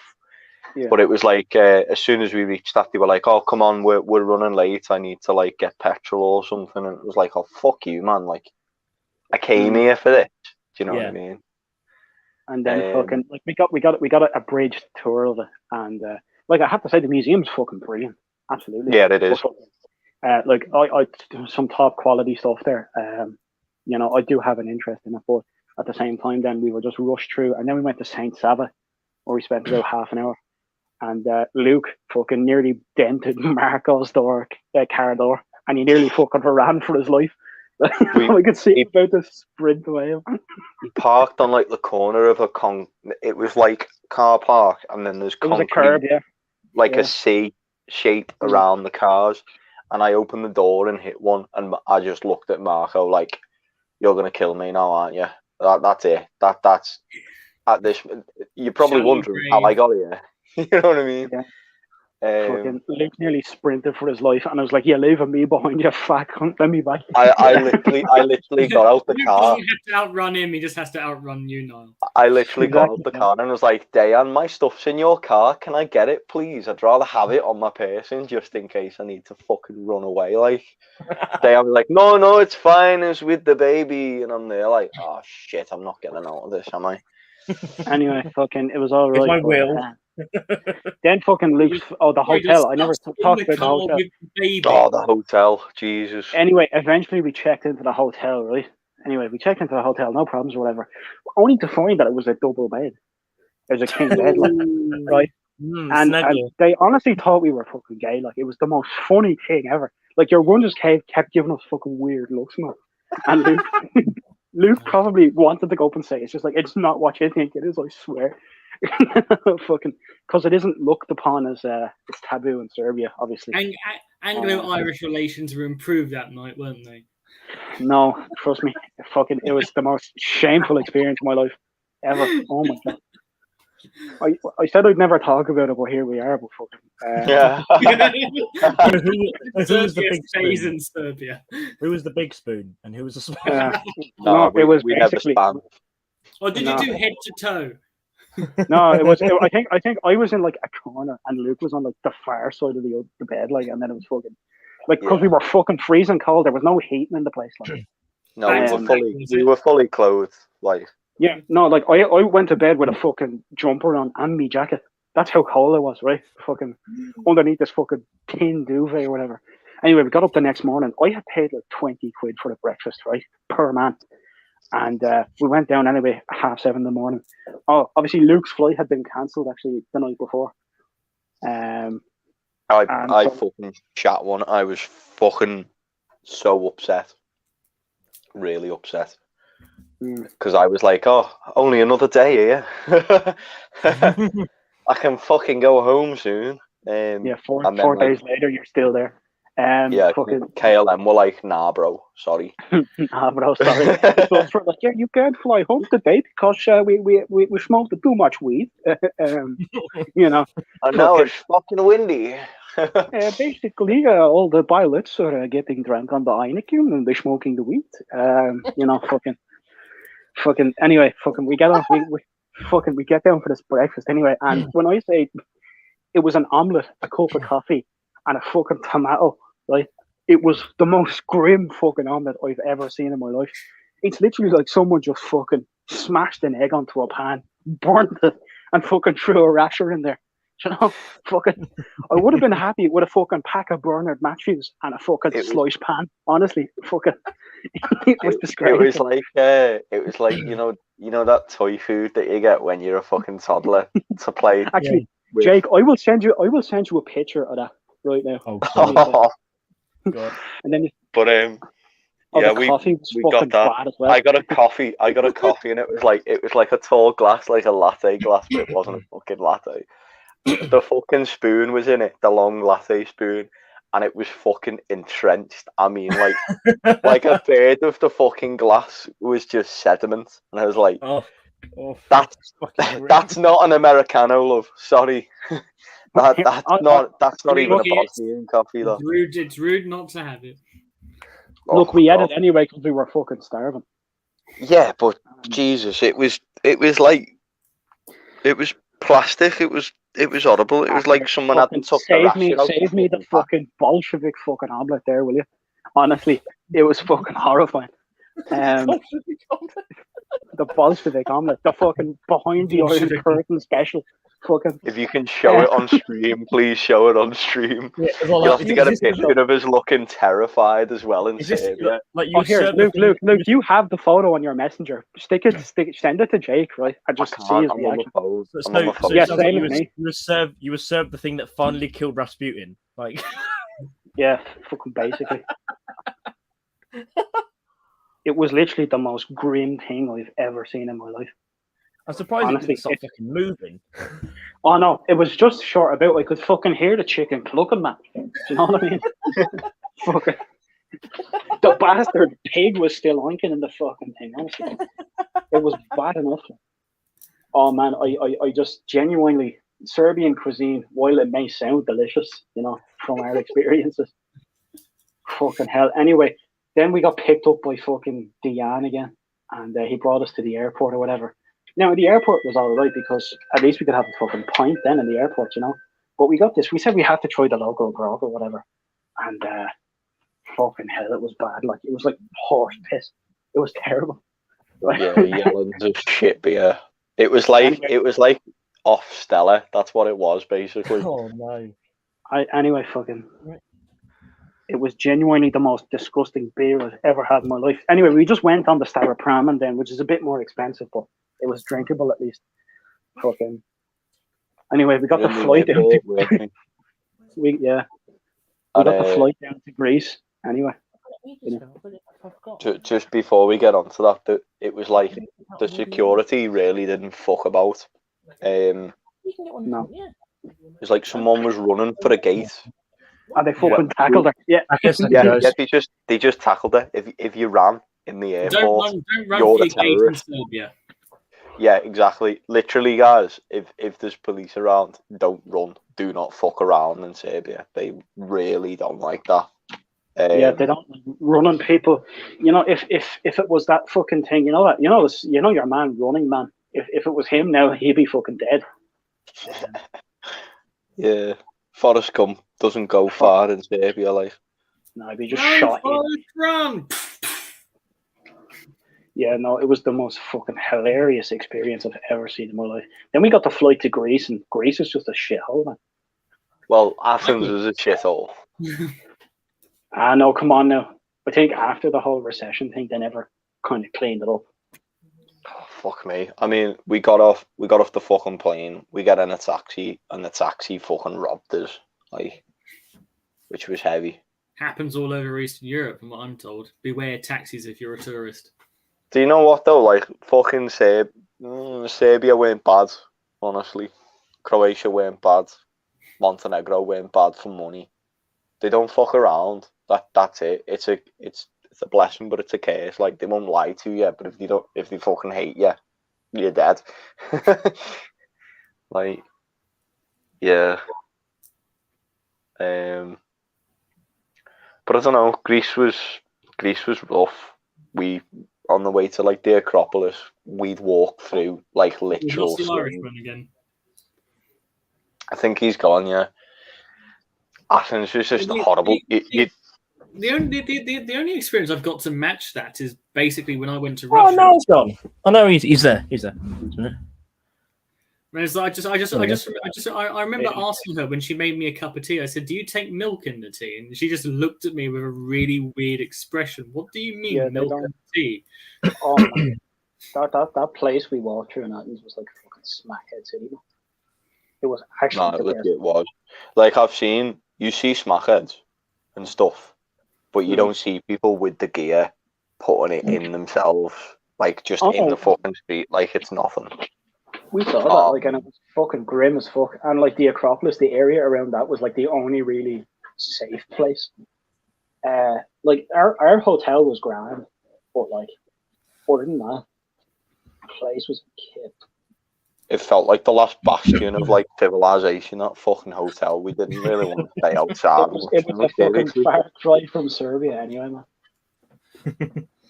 In regards to like the filleting coach passenger, from earlier, it was so like for the first 10 minutes, I was like quite appalled about what was going on. The rest of that journey, the next 40 minutes, was very much a case of intrigue of seeing if you could do it.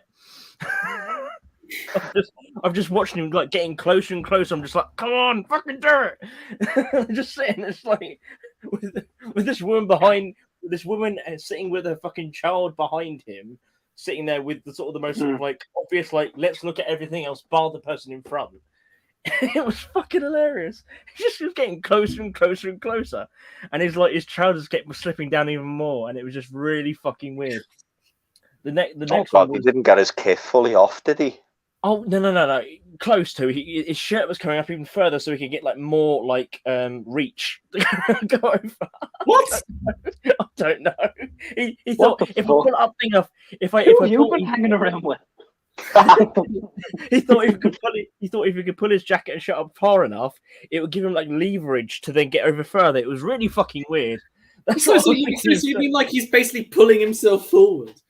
Yeah, basically, yeah. It was really funny. I'm trying to sort of like make himself into like a full roly-poly kind of thing within his own seat. There's roly-poly-oly. He's small and round, and he wants the chokey. But the weirdest one and the most disgusting one was I was on bus coming home from work. So this is going back from Oxford to Farringdon, and this guy got on in Oxford who was clearly very fucking pissed. Like, I was having a whole conversation with one of the people who was at the bus stop and who was like very much against it, like, oh, thank you very, very much, kind of all this sort of shit. He got on the bus, sat opposite me on the top deck, and just started having conversations with me, saying, like, oh, asking me how I was and all this. So he was quite polite for like the first 10 minutes. And then he started getting annoyed with the people behind me, just behind us on the bus, about like them like talking, and he thought it was really disrespectful and was really annoyed and said, you're annoying me because I've got to go see my kid. And I was thinking, what the fuck is he on about? He then started getting really, really loud and really, really loud and started singing, which was really bizarre. Then literally I was sort of sitting there, so I stopped talking to him, I put my headphones in, and he was having a go at the kids at the back. And then I was like, why can I hear water running? He basically got his dick out and was pissing upwards against the fucking, where like the stairs are at the top deck, pissing against it, and the puddle was drifting towards me. I was like, oh fucking hell. Oh no. Thankfully I was getting off when he started that, but I was like, yeah, this is weird. That's why I had to avoid it like fucking crazy paving. because it was going fucking everywhere. Because he just finished like a little bottle of like that cheap fucking like wine, like a plastic bottle. Oh, So it clearly gone through him like the fucking Eurostar. I will admit, on that trip that we did, like through Montenegro, Croatia, Montenegro, Serbia, I had to say goodbye to a Lucozade bottle once. There was no toilet on the coach. Oh no! But at least you had the common decency to put it in a bottle, not on the fucking floor. Well, if there was a toilet, I would have done it in the toilet. It's not like I was. No, absolutely. Like this guy was just fucking grim. Like, yeah. His attempt while trying to do a rolly up piss was quite comical because it was like watching like a toddler with a fucking sticker book. It was like, like fucking backy was going everywhere. It was just like, pissed, fumbling hands. It was like, this is not wrong. Like, you need some fucking help, mate. like it's 3:00 in the afternoon and you're fucking wankered out your head, pissing on a bus. Your life goals are really not reached very far. You're probably in London. How did I was get like, people here? are like, Oxford's so lovely. It fucking ain't. No, I've been to Oxford for two various one-day trips, and it's like, I'm not sold. It's a shithole. To be honest, most of the problem is the people who live there. Yeah, that's why I don't live inside Oxford. I only work in it. God. God help me if I'm fucking working any longer. I can't stand the fucking place. It's a hellhole. It really, really is. Like the drugs problem in fucking Oxford is so bad. Like really, really bad. Apparently, Jake, this person you met on the bus is called Sir Chicken Digby Caesar. No, that's a Mitchell and Webb skit. I get that reference, whoever that was. Kenny Nibble. Very well played. I don't know that skit from Mitchell and Webb, alas. It's the one where he's like homeless and they're like, oh yeah, it's probably the worst skit. I remember. Are we the baddies? Stay indoors. The policeman, I bloody hate you. You plastic police community support. Oh yeah, with just normal brutality. I'll show you police. And then there was the I have a clarinet that makes you crap yourself when I play it. God, I don't know. Oh. Right, what else? What other kit we got? I was gonna say, should we get back to kits? Yeah, sorry. Huge tangent. We've been all around the Balkans and now we're getting back to military. We went from Ireland to the Balkans. the two most troublesome and controversial topics in Europe, probably.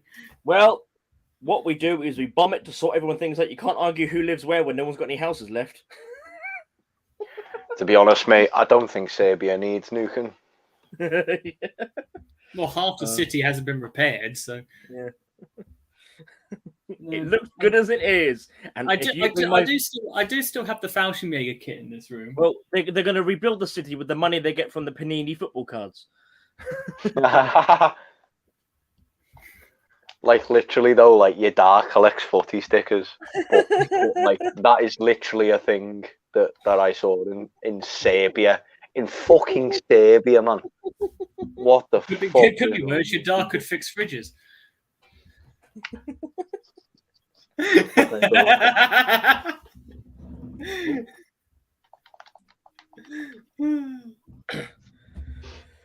Don't know what to say to that.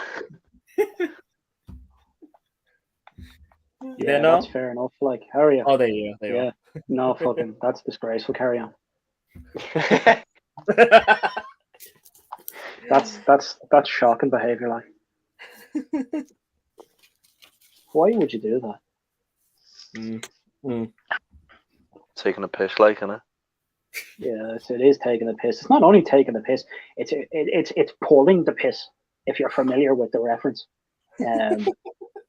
like you have to be some sort of fucking disgraceful wanker to do that. Like, it's fucking grim because it was just Not only is it fucking grim, I'm just like the fucking smell.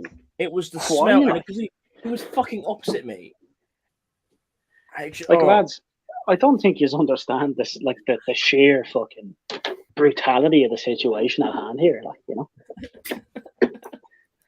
I've got a It's feeling nice we're not- not talking about the same thing. oh, don't mind me. I'm waffling, man. oh, waffles. Waffling or wafting? I've got waffles. in the You're really living up to your screen name right now. King of Montenegro. Yeah. Lad, The King that of fucker Montenegro. could waffle for Ireland, man. He was a shite, Oh. like. Filibuster, for fuck's sake, yeah, legit. Filibuster me, fuck. He's just a dickhead, man. Do you know, call a spade at this point, you know.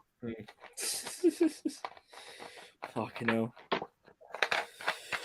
Oh, So, Oh, lads, no, what do we there's think no- about fucking? What do we think about Bessie kicking the bucket anyway? oh.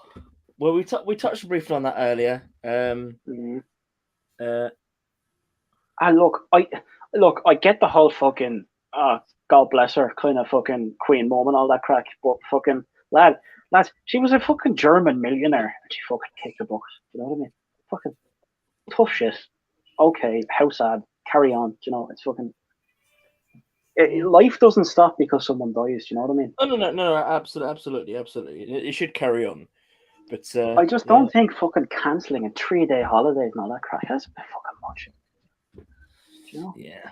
I don't know. But suppose she was on the throne for fucking more than nearly thing a is, like, century. what the thing is, like, her connections in the way of like just with like the prime, like with like first prime minister was in Churchill, who was a fucking Victorian. Like that connection with for so long is that's just insane. And almost like in regards to her with general foreign policy, actually, it's very good because if the fucking prime minister and the president of the United States have a fallout, all the royal family's got, well, the Queen has to do is invite the president to fucking dinner, and that's fucking sorted. Because exactly. it's honestly her. Yeah. I know. She takes the prime minister into the back room and gives him a right royal telling off. Honestly, though, I would Is say that supposed to mean? Is that supposed to mean she rides him or what? Oh, I would Jesus say, like, Christ. I think the fact of like our elected leader every week has to go to the palace and basically be talked to and have to basically explain themselves to the Queen, or now obviously the King, is quite actually. I don't know. There's something good about it because it means like they answer to someone else. They're not their own. Like say with like the president of the United States. If say the president of the United States had to go every week to say the embodiment of the United States, which I don't might be like it's Carl down the road. Yeah, whatever it may be. If they had to go every week and explain themselves in the way of like what they're doing, what policies they do, and why they're doing it, I think it would probably make the politics within the United States probably a bit more less frictionless. If that makes any sense. I don't know. I'd agree to an extent, but at the same time, it's fucking. Obviously, there's things in that to everything, and there's always nuances. But yeah, But there's always niches with it, isn't it? Yeah. There's a lot of context with it and everything. Yeah, on the things. But I don't know. I'm thinking my own sort of thing because I've grown up in a sort of a military household and everything along the lines, and haven't we all? Fucking yeah, all that sort of stuff, and like connections and all that sort of stuff, etc. And I won't get into that now, but yeah, I know. But the thing is, like, do we know if Charles is now Charles or George? Because he wanted to pick George as the name. Yeah, the newspapers are calling him Charles III. He's taken on Charles, and he's proclaimed William and Kate, Prince and Princess of Wales. As well, okay, so. I'm just waiting for the Queen to fight. I'm just waiting for the Queen to fight Diana Spencer now, up in heaven. You know, fucking Tron bigs. You know, it's a shame, really. Sorry if there's background noise, lads. I'm just outside having a cigarette. That's right.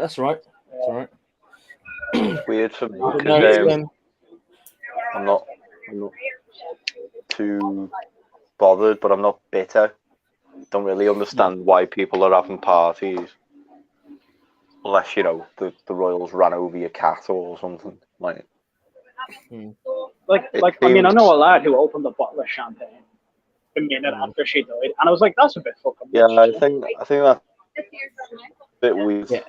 I think what sort of take a lot of like a lot of like it's strange when you look at actually who's actually sent in their sorrow and who's actually given their sympathy to the royal family. Like you've got the president of Brazil. The president of Brazil has called for 3 days of mourning because he respected her so much. Like even Vladimir Putin condolences. Even Sinn Féin have even sent their condolences, which is weird. I have to say as well, so everything that's been coming in from actual politicians is basically a massive flood of professionalism and respect. We are taking politicians at the word, though, aren't we? So. Yeah. True, but I think in sense of like, for a lot it of people, sounds like there's a sonic migration coming from I think the vast majority of it is because, like, at the end of the day, she was an elderly woman who was almost like a grandmother to a nation, also to people around the world as a whole. I think she was the Babishur of Britain. She knew everyone. More so than a queen, I would say. I think everyone saw her as almost like a sort of like non-family but grandmother like figure, rather than more say a Queen of England or whatever. I think that's why it's. I think a lot of people have been affected by it, and I'm not, and I'm one of them as well. To be honest with you, I will, as I said last time, I'm not afraid to admit it. Like yesterday was tricky, was difficult for me. But yeah, I don't know. I didn't get emotional, but I was sort of just shocked. Like, wow. It was because like throughout my whole life she's been a constant, and for a lot of people, like there are very few people left now who remember a time before the Queen. Like it's. Does this mean the Guards Regiment have to change their ciphers on their uniforms? Everything will change eventually. Yeah. Everything Probably. will change. Even the national anthem's going to fucking change. God save the king. It already has. They sung the new version officially for the first time in St. Paul's this afternoon. That's the first time in fucking 70 years that's been sung. That's mad. Yeah, it's crazy, isn't it? It's crazy. It's one of those things. Like, yeah, that's the first time officially it's been sung. It's been sung multiple times since obviously all this has happened, like in crowds and that. But is it bad that it doesn't shock me? No, it doesn't be good or bad or anything. Everyone has the that's fine. Maybe I just don't feel. I think for a lot of people, it's strange. I think a lot of people they just feel strange because it's so odd that they never thought this would actually happen, kind of thing. Because I think a lot of people sort of thought like the Queen will go on forever, kind of thing. Obviously, that will never happen, obviously. But like, it's just that sort of sense like she's been a constant for a lot of people. Like, there's only been one Queen from like the vast majority of us, so. Yeah, and let's be real here. Fucking half of them. Fucking. I mean, in my lifetime, I don't look. I'm one of these people who doesn't think the fucking. I don't think the monarchy will last too long with Charlie on it. To be honest with you, I'm just waiting for him to fuck it up. But he won't be on for too long anyway, because he's 70 odd now, isn't he? He's 73, I think. Yeah. But the good thing about Charles, at least he's not as dim-witted as fucking Biden. But we won't get into that now. Who's next then after him? Is it William? Is it? It's William. Yeah. I mean, the point is though, if Biden's a dick, they can at least pick him. We don't pick Charles. True, but then again, pros and cons. Would you rather have Biden in line for the throne or Charles? Absolutely, Charles. Biden probably. I don't know. I'd rather not. If I'm to be completely honest, and I'm only saying this because you've asked me, I'd prefer not to have a throne personally. Well, I think every house has its throne. It would matter how you use it. That's the thing. You know what we should do, lads? We should fucking resurrect Hitler and stick him on the throne. Why not? Thank you for joining us for our stream tonight. It's been great. Cheers, Niall. Cheers. This was nice and monetizable until just then. Monetize me? Fuck, go away. The YouTube censor who watches this has just spat out his coffee. Yeah, MI6. I don't actually mean any of this, by the way. Do you hear that? That's the sound of several people breathing very heavily and typing on keyboards. Can't say that. Mr. G-Man, I didn't mean it. G-Man. Mr. Skinner. I'm just waiting for the day I get fucking arrested for fucking. Imagine if G-Man was in Northern Ireland. It could be worse now. You could be imprisoned for not wanting to call a boy a girl. I saw that recently, and if I'm honest with you, there's a reason he got it. Like, there's a reason his family are called the fucking Galway Baptist Church. Like, they're like mad fucking Baptist Protestants and fucking weird out. Like, honestly, I'm like, why Enoch Burke? Who the fuck has the name Enoch #1? That's not fucking 90 odd. You know what I mean? Enoch is a very dated name, yeah. And #2, yeah. Enoch to me sounds like an emailed punch or something. www.enoch.com. Send a punch. There is actually you can punch someone over email. It's fucking brilliant. But yeah, Enoch Burke, he's like a mad fucking Baptist Christian who believes like Satan is gonna eat him and all this crack, you know. Fucking it's a weird out, like. You probably had a bad experience in like a fucking Did we lose Luke, did we? Yeah, I think the hamster stopped running around on the wheel for the internet connection. It happened earlier. He got tired of the hate. Oh no, he's back. The hamster another Guinness. He'll keep running.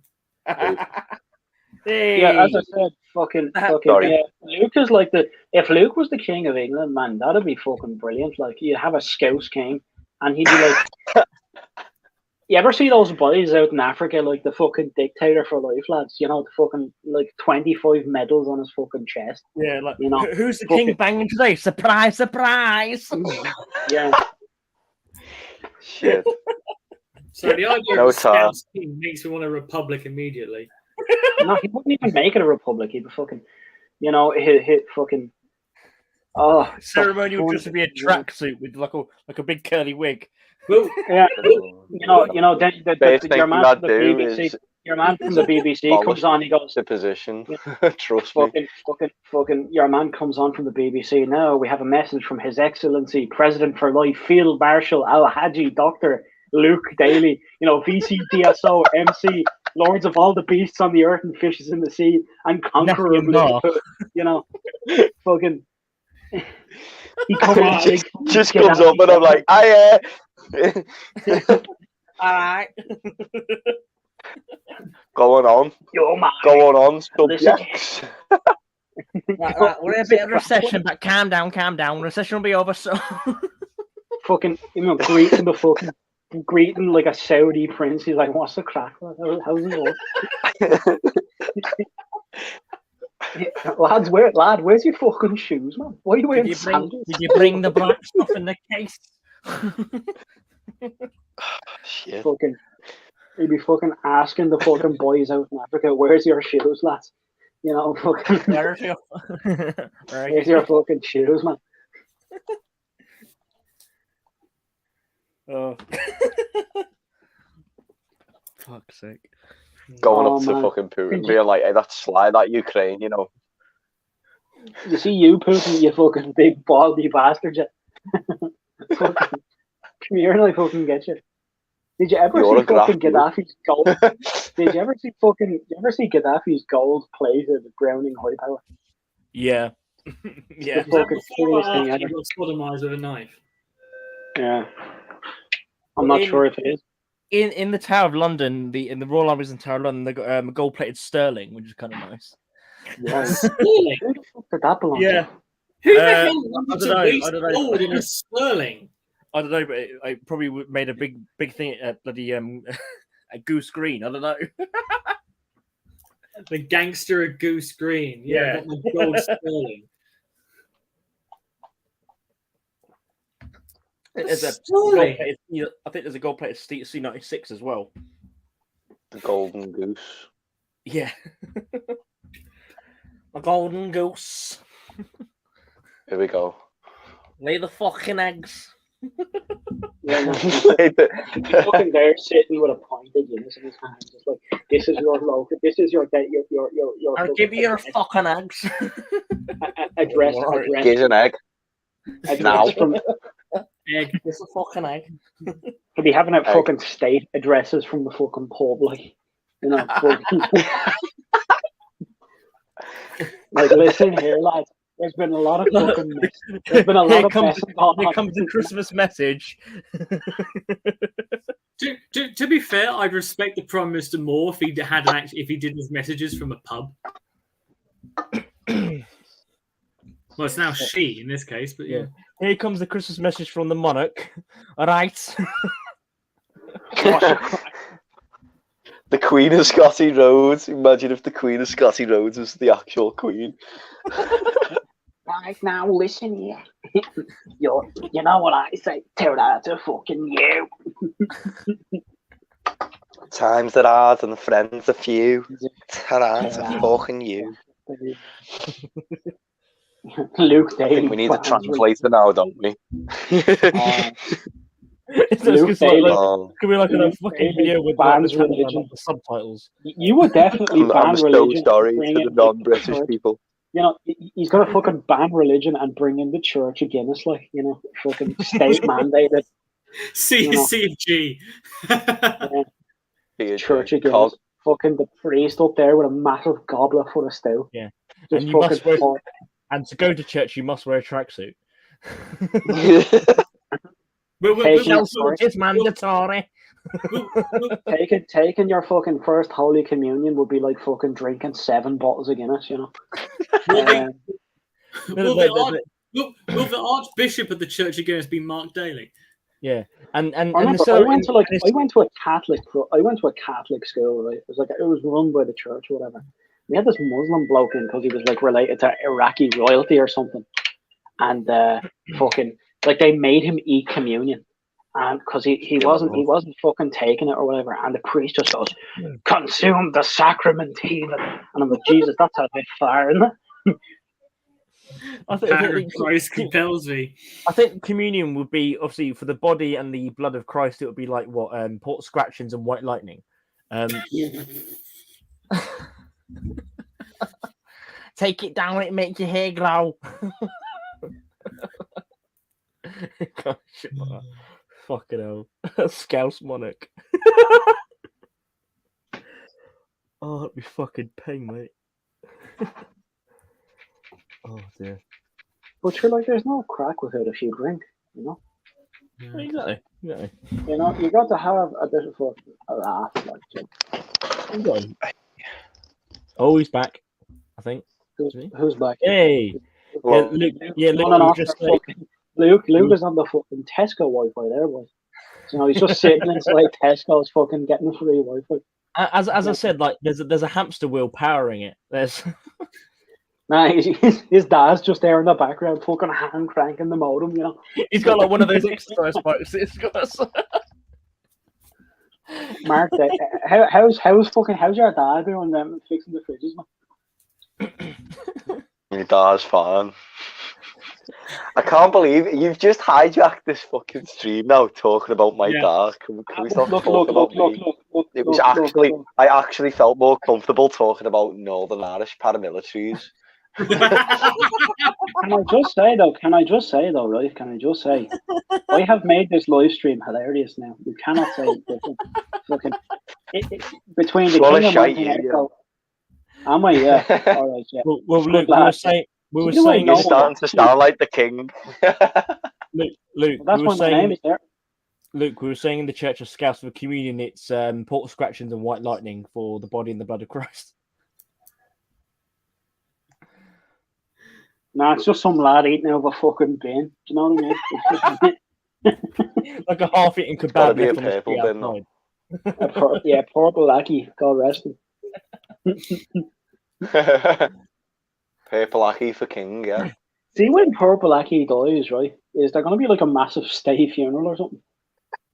It's the fuck. What are they going to do? Like, chuck him in a fucking purple wheelie bin and reel him down, bring him around the estate, front of the waterfront, and then just throw him in the fucking Mersey, yeah. Isn't he banned? Isn't he fucking banned from Merseyside? Isn't he? Cremate him and Yeah, divide up you the have to, like, ashes. The nearest to So, Liverpool he can go is like St Helens. He's literally barred from like, and he's specifically barred from touching people's muscles. There was like a specific court order. He can't feel people's muscles in public. Well, I think I've heard about How this one. oddly specific. Not just you're not allowed to touch people, you're not allowed to touch people's muscles. Yeah, he can't. He's not allowed to like measure people's muscles and stuff because that was what he was doing. So he's not allowed in seafood restaurants. Nah, For fuck's sake. he's not touching no food, per Blackie. Can he measure the chips at least? Oh god. Does that mean he has to fucking pally up with Johnny Vegas then? For those of you not knowing, for those of you not knowing, Yes, Skinny Rebel is discussing Purple Wacky. London Living History Group I'd love has a to see them have a scrap like. We Johnny have Vegas several and Purple memes. Blackie. Sorry, but Johnny Vegas would fucking box Purple Blackie. Yeah, for those not in the know, fucking Johnny Vegas is a bit of a meme in the London Living History Group for all the wrong reasons. Somewhat due to your causing, I must add. Yeah, but like, come on, it wouldn't be funny otherwise. You know? But to be fair, I've never thought of Johnny Vegas in The Hague before. You've never No, thought no. about Johnny Vegas at a fucking concentration camp, but here we are. Fucking, you know, it's. Oh dear. Oh dear. Have you mentioned the great pizza incident of this year? No, we're keeping that mum for official reasons. For official reasons, yeah, no, that's it. Yes. But everyone on this chat is in the know. Yeah, don't mention the war boys, yeah. Good lad. I think I mentioned it last time. Get away with it. Yeah, especially garlic, especially anything to do with butter, man. That's just ruined it for me now, lads.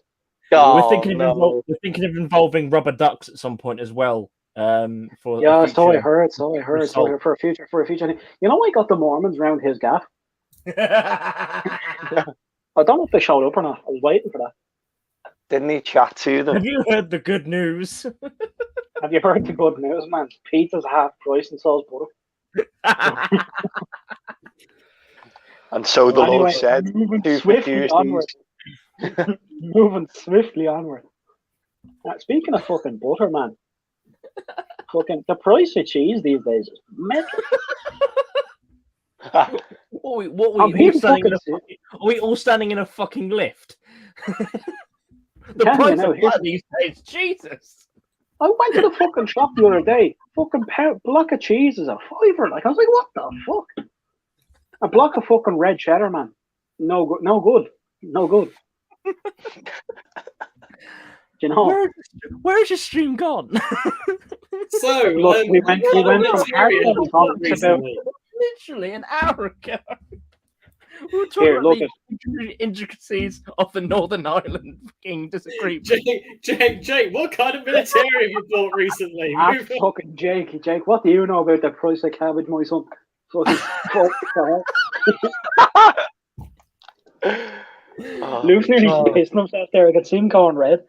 I can't even. What do we even? It's Levi, been totally derailed. Levi, who fucking cut your hair? Well, to be fair, this is with no Did hand your man put a ball around your head? He fell on his own shears. No. His man just fucking put the bowl around his head and said, "Fucking hope for the best here, boys." Was the bowl broken? Oh yeah, it was. Yeah. He's got a very Hitlerish part in his hair, doesn't he? He's got the parting, you know. Just needs the mustache now. Are you sure? You know when she was cutting it, did she get one of them Jewish bowls with all the little sections? Is that why it's not even?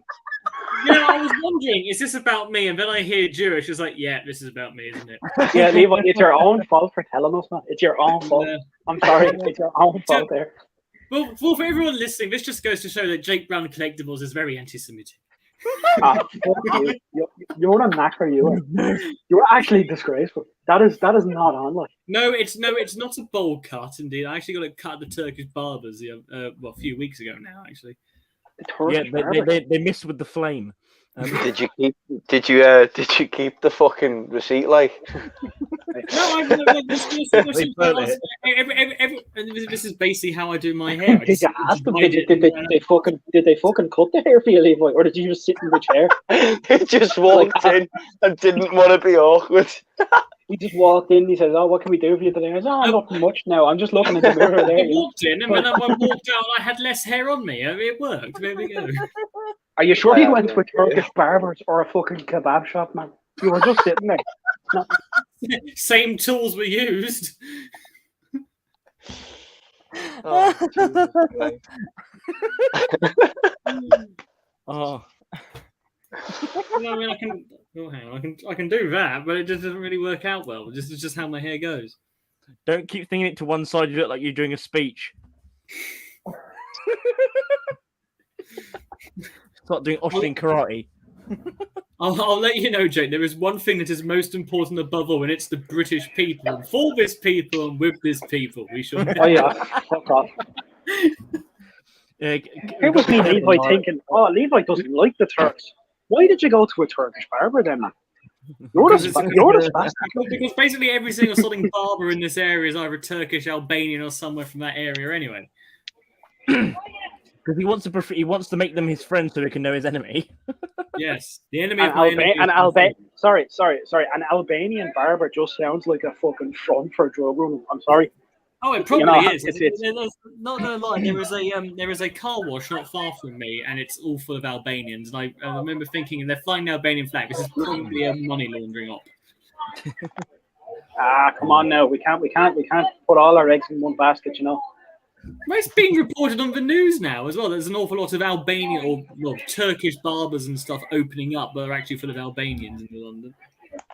Do you remember the fucking big one this year was the fucking American sweet shops were actually money. Oh yes, the American sweet shops. Yeah, the can. Overpriced crap to begin with.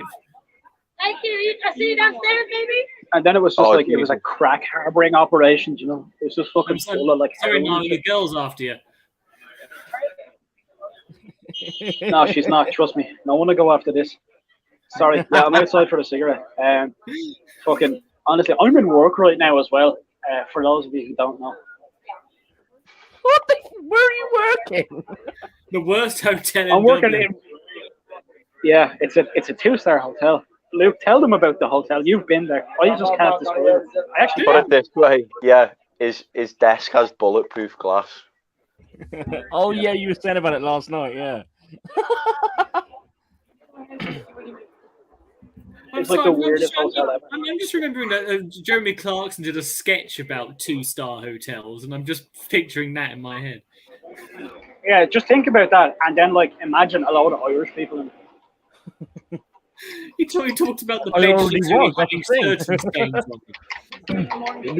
It actually makes it marginally worse now. Actually, that I think of it. Because at least with 2-star hotels, you don't run the risk of being shot. Like, you know what I mean? No, we're not a 1-star. Jesus. Yeah, no. Can I advertise my hotel? Any of you are staying in Dublin, just call up. You know, I'll sort it out. Does it come with a flak vest with the room and the breakfast? Or? Do you get a free shot? No, breakfast isn't included. Fucking, we can provide the flak vest, but it'll cost you extra. Do you get a free shot though?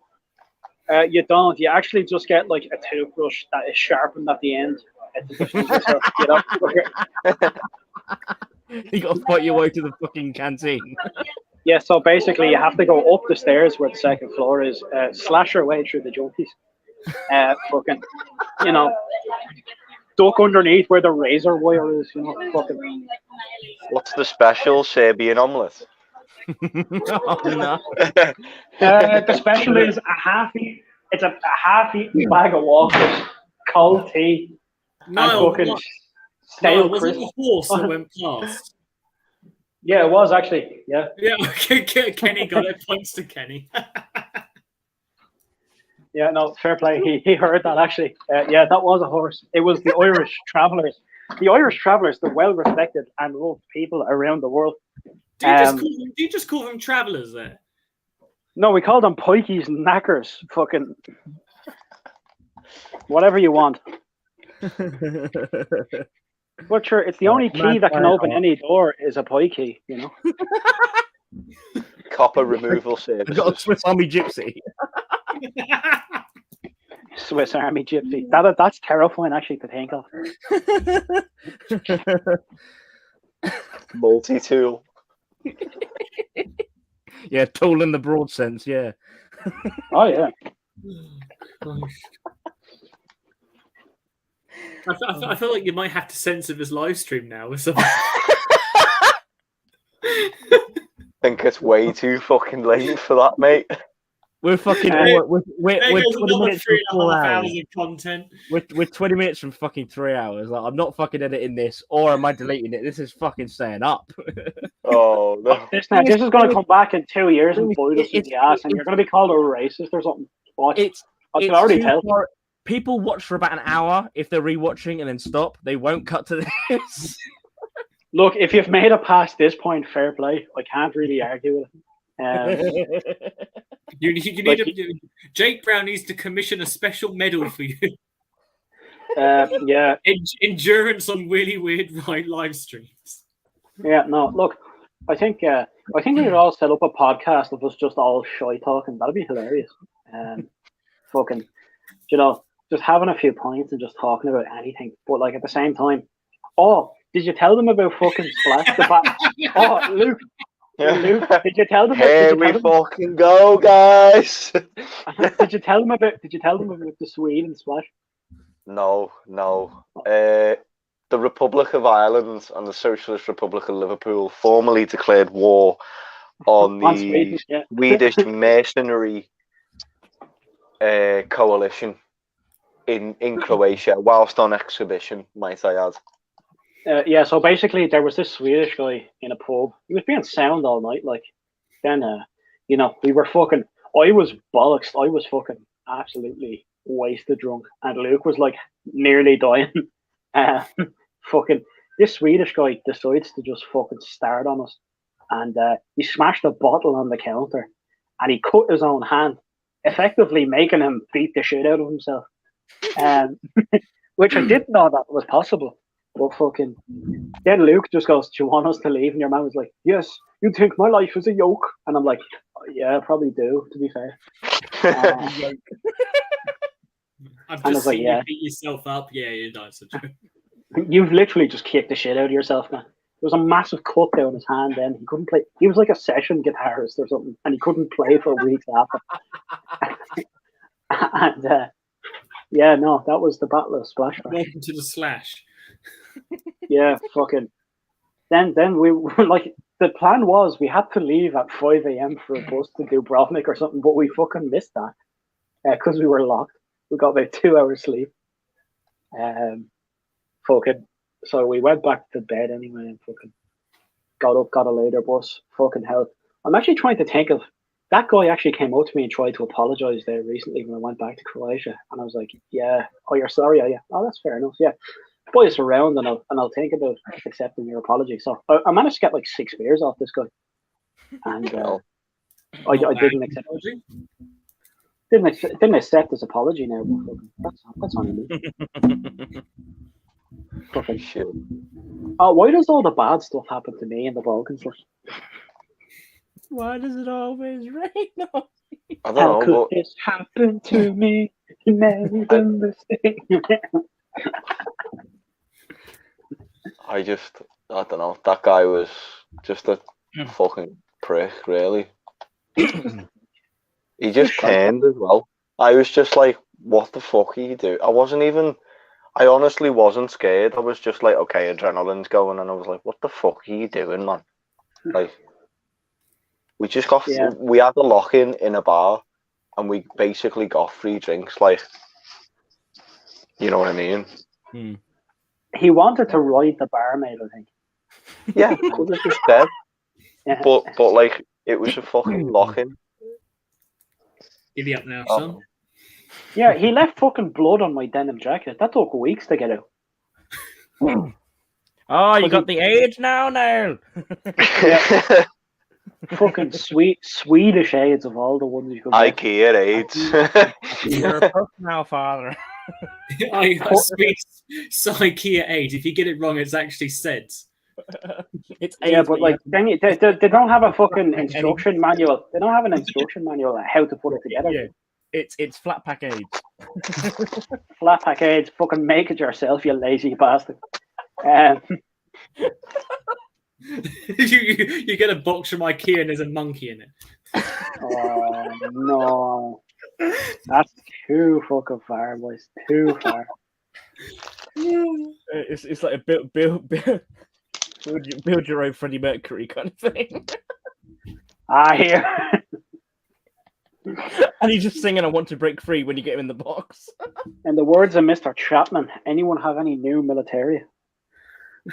I said that about half hour ago.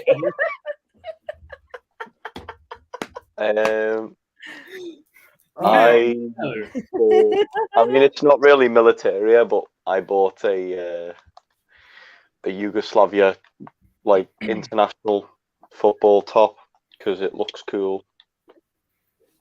That's it, really. I have the boxer kit that I was going to wear to Hat Green over there. That's it. Here, what if fucking Deanne actually watches this live stream? Deanne's not going to watch I this don't live think you stream. two are going back to Serbia. I can send it to him. Actually, yeah, do us a Please. favour. Deanne Shesham, right, on Facebook. Just link him there. No, please don't. No, please. No. I'm not going to get skinned by the Serbian mafia. Please. I've burned the bridges. I don't want to go back. Don't want to get extradited to Belgrade and then get chopped up into Riblia Chorba. Put it that way. You're gonna be hiding in the bush outside your house like, with binoculars and night vision.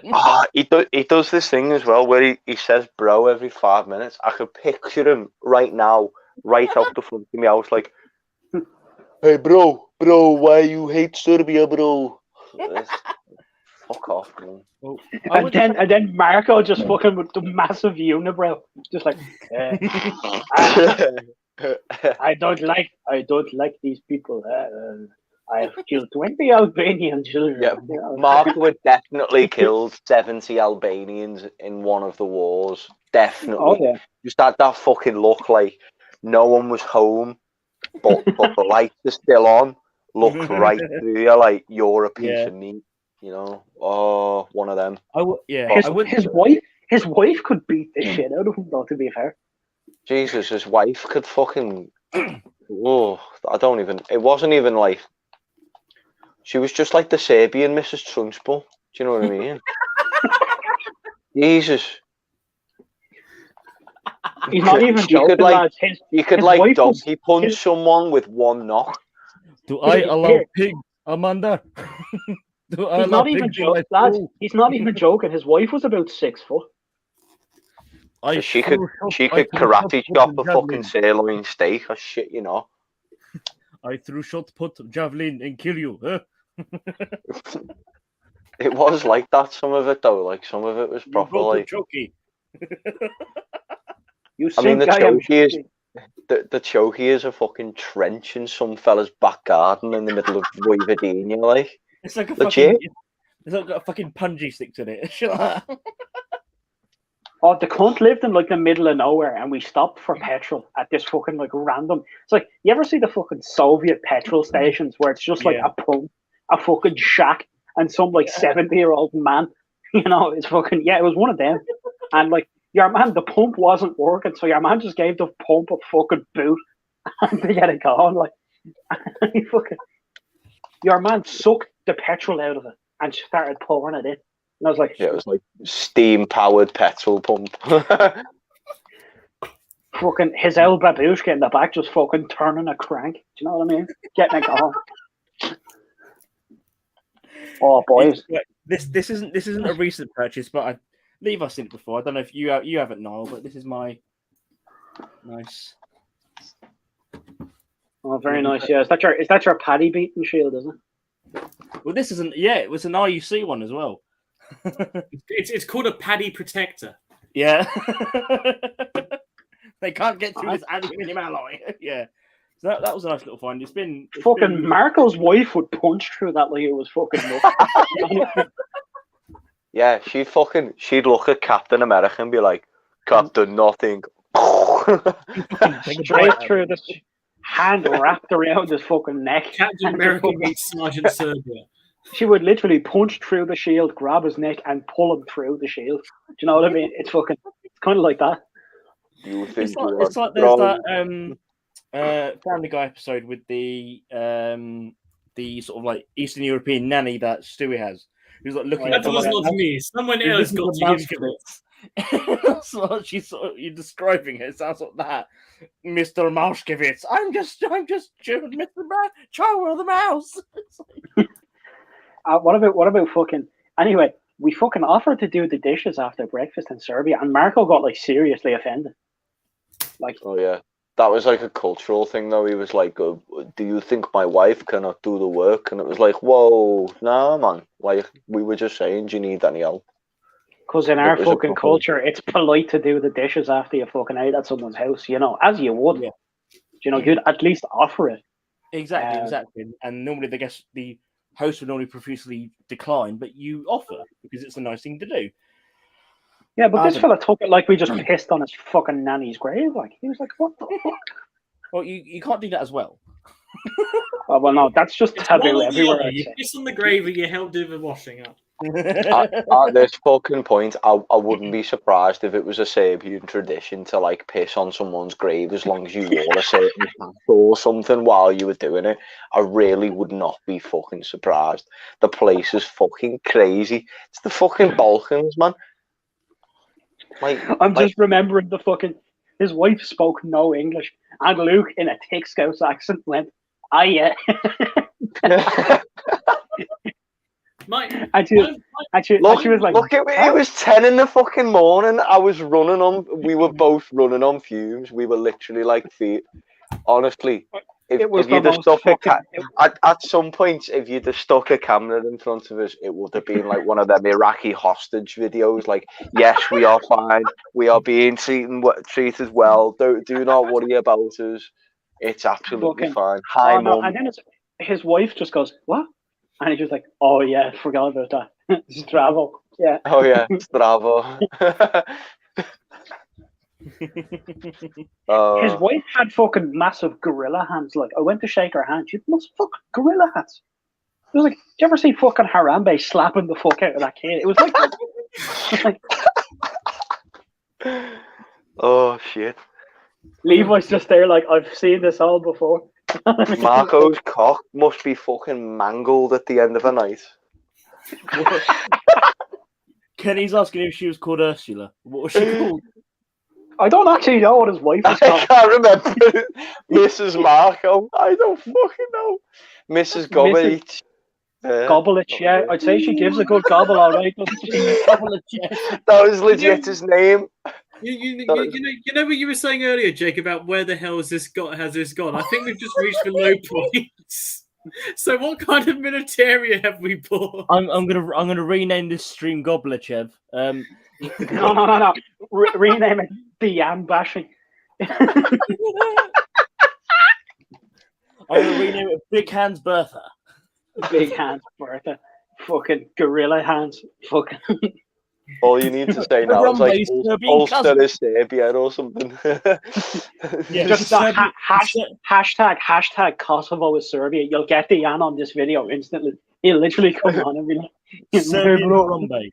Yeah, Serbian Harambe. Gormless Gobbleich. Fucking. Oh no. Oh man, we're going straight to hell. Fucking this is brilliant. What about fucking what was the other one? Fucking remember we saw that Harry Krishna, the fucking cheek of that Harry Krishna with the card machine. Yeah. So right. So we're on the platform in Zagreb getting a train to Split and we've got an hour to go. And this Slovenian fella turns up and starts speaking, and I'm like, we only speak English, really. And he's like, oh, that's no problem. I work for this foundation. Do you want to make a fucking donation? And I'm like, no, sorry. And he's like, yeah, do you want to buy a book? It'll go towards the place. And I was like, nah, I don't really read it. And it's in fucking Croatian anyway. And I said, we only have a card. Yeah, we only have a card. Yeah. And he pulls out a fucking card machine, and I was like, what? Yeah, rummages in the backpack, pulls out a wireless card machine. This fella was a fucking Hare Krishna, right? And I said, go home and bring your mother back her bed sheets, man. Just go home. Right? Fucking cheek at him. A fucking card machine. A fucking neck on him, man. Telling you. No fucking rest for the wicked. You should have went to him. Sorry, man, I've only laser card. Yeah, I've only laser card. Oh, God. Do you take American Express, do you? You try pizza, some pizza. We should have just said to him, "Oh, I'm actually like a really involved Hare Krishna man." You know, he would have left us alone, man. Oh dear. Fucking, we've had a massive hoedown in the city tonight. Gareth Brooks was playing. He's a fucking scumbag. He's just an American wanker. Country music, me fuck. Honestly.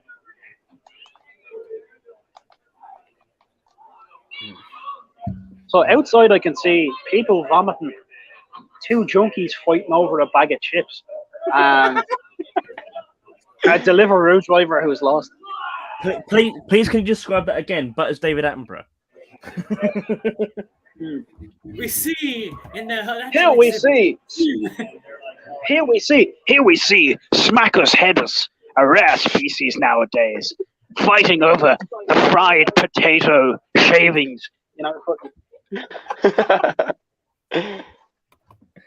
Oh God. We see the drunkest Maximus taking. I thought you were going to do Johnny Vegas there for a minute. It's like, yeah, monkey, he's fighting over that bag of chips. You know. Monkey, why has he got his cock out in the chipper, monkey? Some of the best. Monkey, why's this fella thinking he's the king of Montenegro, like? Some of the best fights I've ever seen, right, were in fucking chippers after a night out. It's brilliant. Oh dear. This was the best place. I saw a fucking Polish bouncer being headlocked by a fucking junkie fighting over taco chips. And I'm like, this is brilliant. This is fucking perfect. Just sitting there eating a kebab, watching 2 lads go at it over a fucking single. What the fuck, like? Oh, when I brought Luke to Dublin, it was a culture shock, wasn't it? Oh, you frozen. Oh, there we go. Yeah, Luke, I was saying it was a bit of a culture shock for you when you came to Dublin. He still frozen. He's like fucking Otzi the Iceman there. Yeah, all right. No, I was surprised. I was actually surprised at how similar it is to. You got that massive fish and chips in fucking O'Donoghue's, though. That was massive, wasn't it? Yeah. No, it was good, man. Double. I like Dublin. You can piss wherever you like. It's like literally. The entire streets are urinal. Do you know what I mean? Apparently, it's also Paris now. Well, Paris actually has a problem with public urination in that, like, it fucking the acid eats the doorways in Paris. Fucking like, it's all the wine. That's the thing. It's full of baying. Actually, no, it's not full of baying Frenchmen anymore. It's Paris. It's just fucking full of French people, man. Do you know what I mean? Like, the problem with France, there's so many French. No. France is just a place you drive through to get to Italy, right? Yeah.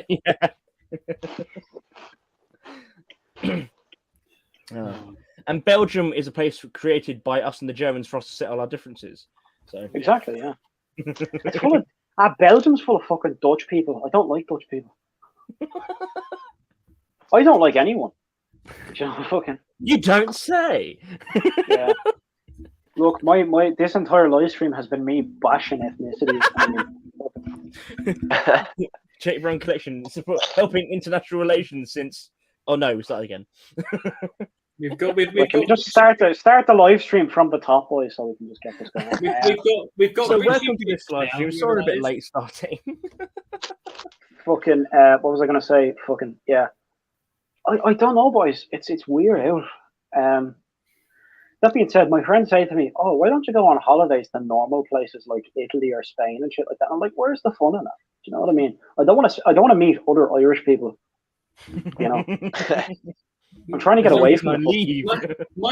My idea of a holiday is Hey, not Rich, how you spending the doing? entirety of the day on the beach in the sun.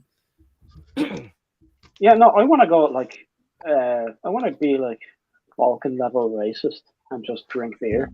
That's it. You know, for comedic purposes, that was a joke. I'm not actually racist. I hope anyway.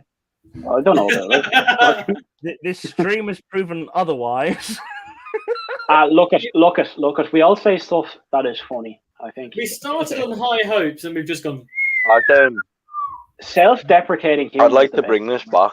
You know, Would you? That's a shame. so this stream, Shall we discuss militaria?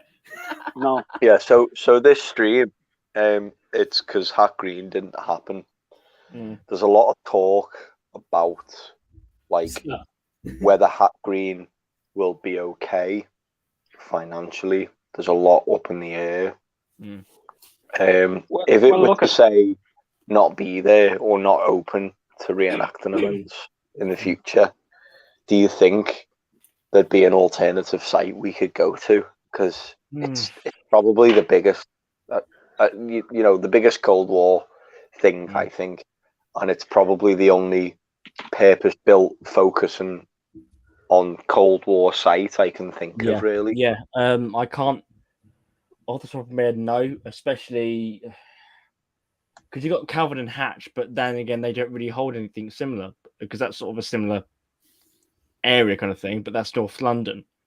Again, it's just, I don't know, nothing on the scale that Hack Green normally does. Specifically, obviously, Cold War base and the setting, as you said, being the fucking bunker itself. So, I don't know. But by the way, good to see you though, Rich. Good to see you, mate. Now an hour back. Yeah, no. As I was saying, it was like the only sole Cold War event that was happening. Yeah. There's nothing similar to it at all. Not at all. As was brought up in our chat yesterday on the Discord, like there was something similar that ran for a little while but then stopped. But again, I think Europe would benefit from like milsims dedicated to Cold War, because I know Czech Republic have a couple, but the big one obviously is Milsim West in the States, and that would be good. That would be good to go to. Yeah, I wanted to go to that back in 2020 before the whole COVID stuff happened. Gunman Airsoft do run Cold War events like big milsims that run over a couple of days. They've been doing it for several years, and they are really, really good. They're really, really good.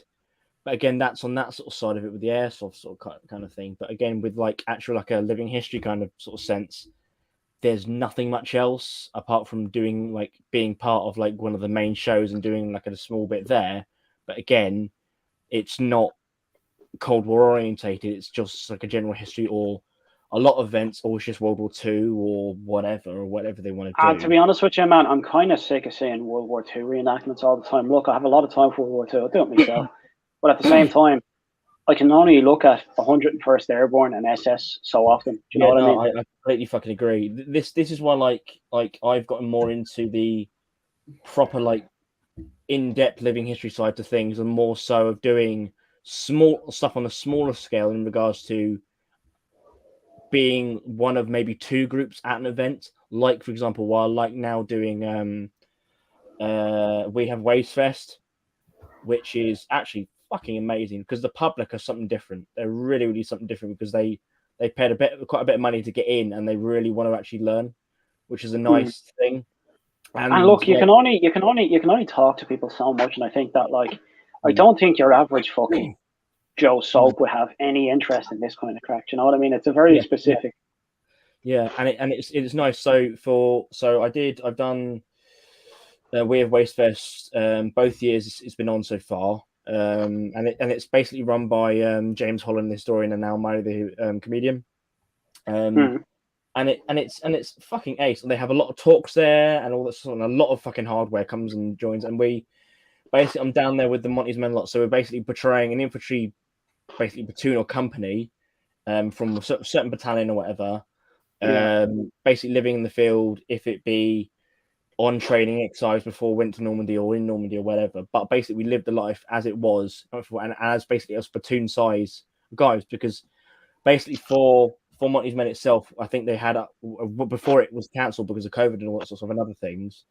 We had basically over 200 blokes planning to do it, which was going to be insane. We were basically a company along with all its supporting arms, which would have been amazing. But as it's done very, very professionally. Like when we get into a position, we dig slit trenches and we basically live in it. And it's not just like the normal sort of like event, or we just just set up a little camp, a little fire, and then we will just go off getting the piston. No, it's living it as it is. And then for like the public, we basically were portraying, we didn't do like one of those shitty battles at the end of the day.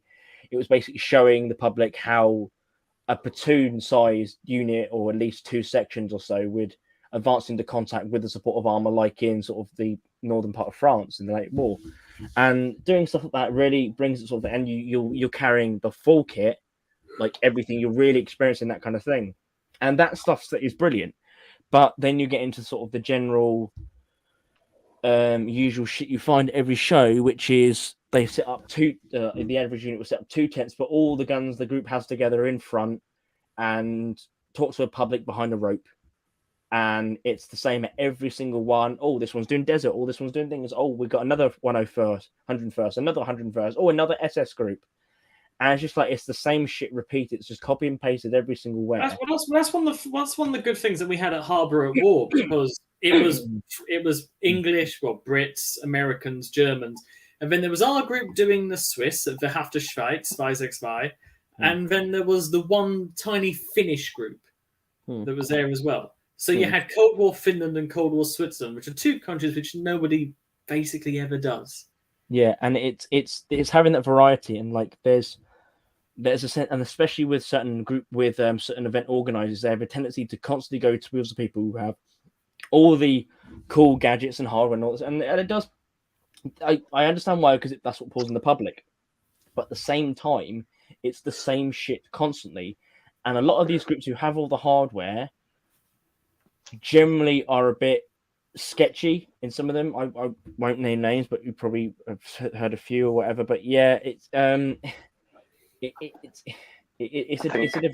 difficult one. It really is. I think a few of us are like, we've bought Cold War kit. You know, where else am I gonna do? Like we talked about it before. Like my main impression, like Yugoslav paratrooper. Where else am I gonna do that apart from a Cold War event? Yeah, okay, someone could do maybe 90s British kit, and I can pretend to be a Bosnian, but like I don't really want to do that. No, you want to be the partisans on manoeuvre, that kind of thing. Not it's frustrating. Like I don't know what's going to happen. There's just been, I suppose, with a lot of things, it's the lack of communication with a lot of things, which can cause a lot of these issues, as well as just it's lack of planning with a lot of things as well. I don't really know. Hopefully, something gets sorted out, and a lot of things are maybe patched. There needs to be some bridges built now. Yeah, there really does need to be some bridges. Well, I mean, moving on from, we need a dedicated Cold War event. I put forward into the London Living History thing. Every year there's the Varus. They started over COVID. The Varus Steleka charity walk, basically, where you do like. Yeah. I brought this up actually the first time. It's Finnish brutality. Well, now it's like Finnish brutality, but it started off as like a charity walk thing, and it's like, now we obviously can't go around shooting Sturmgewehr 510s and all the rest of it, but I remember when I was down in Southampton, you video called me when I was helping out in a mate's shed, and you were on a walk in full Scottish kit. Matt. Oh yeah. But do you have an area around there which will allow a whole bunch of people to walk around in kit? Yeah, the Folly, or we can go a little bit up the road to the where I did that walk.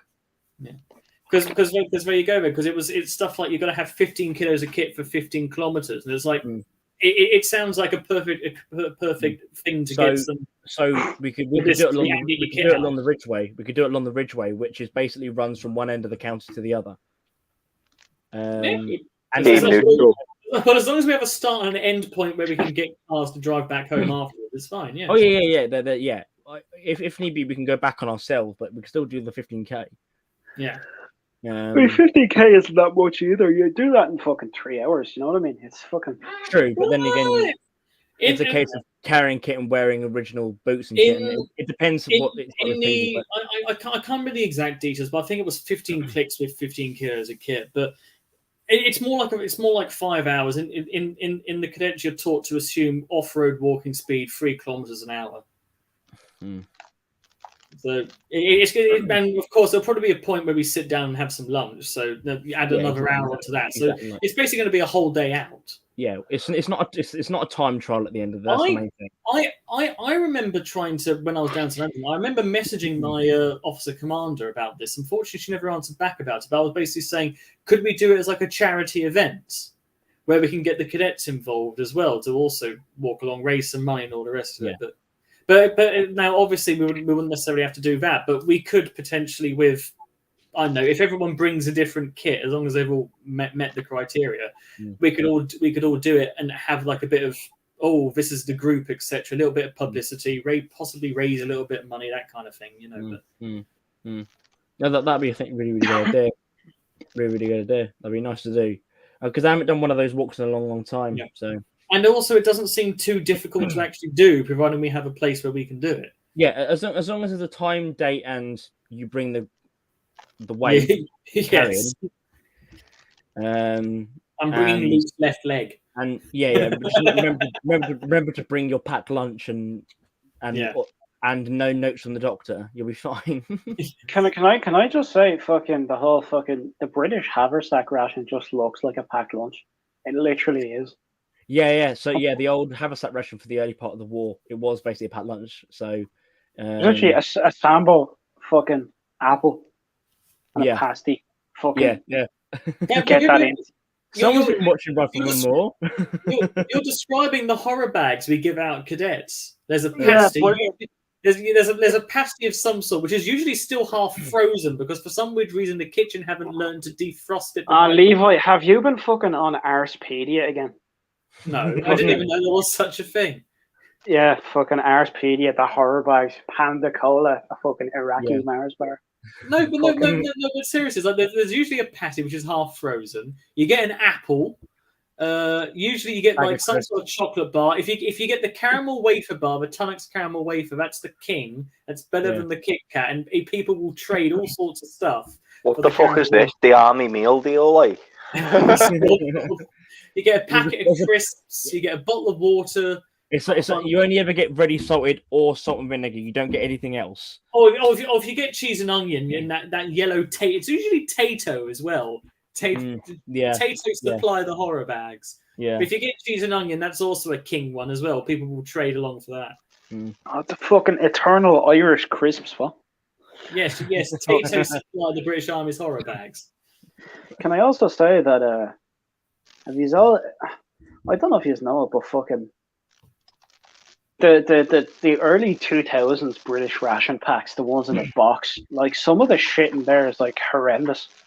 It's like a half melted Yorkie bar. You know, fucking. I have a Yorkie bar somewhere that still says not for girls. I don't know why they dropped that. These ones.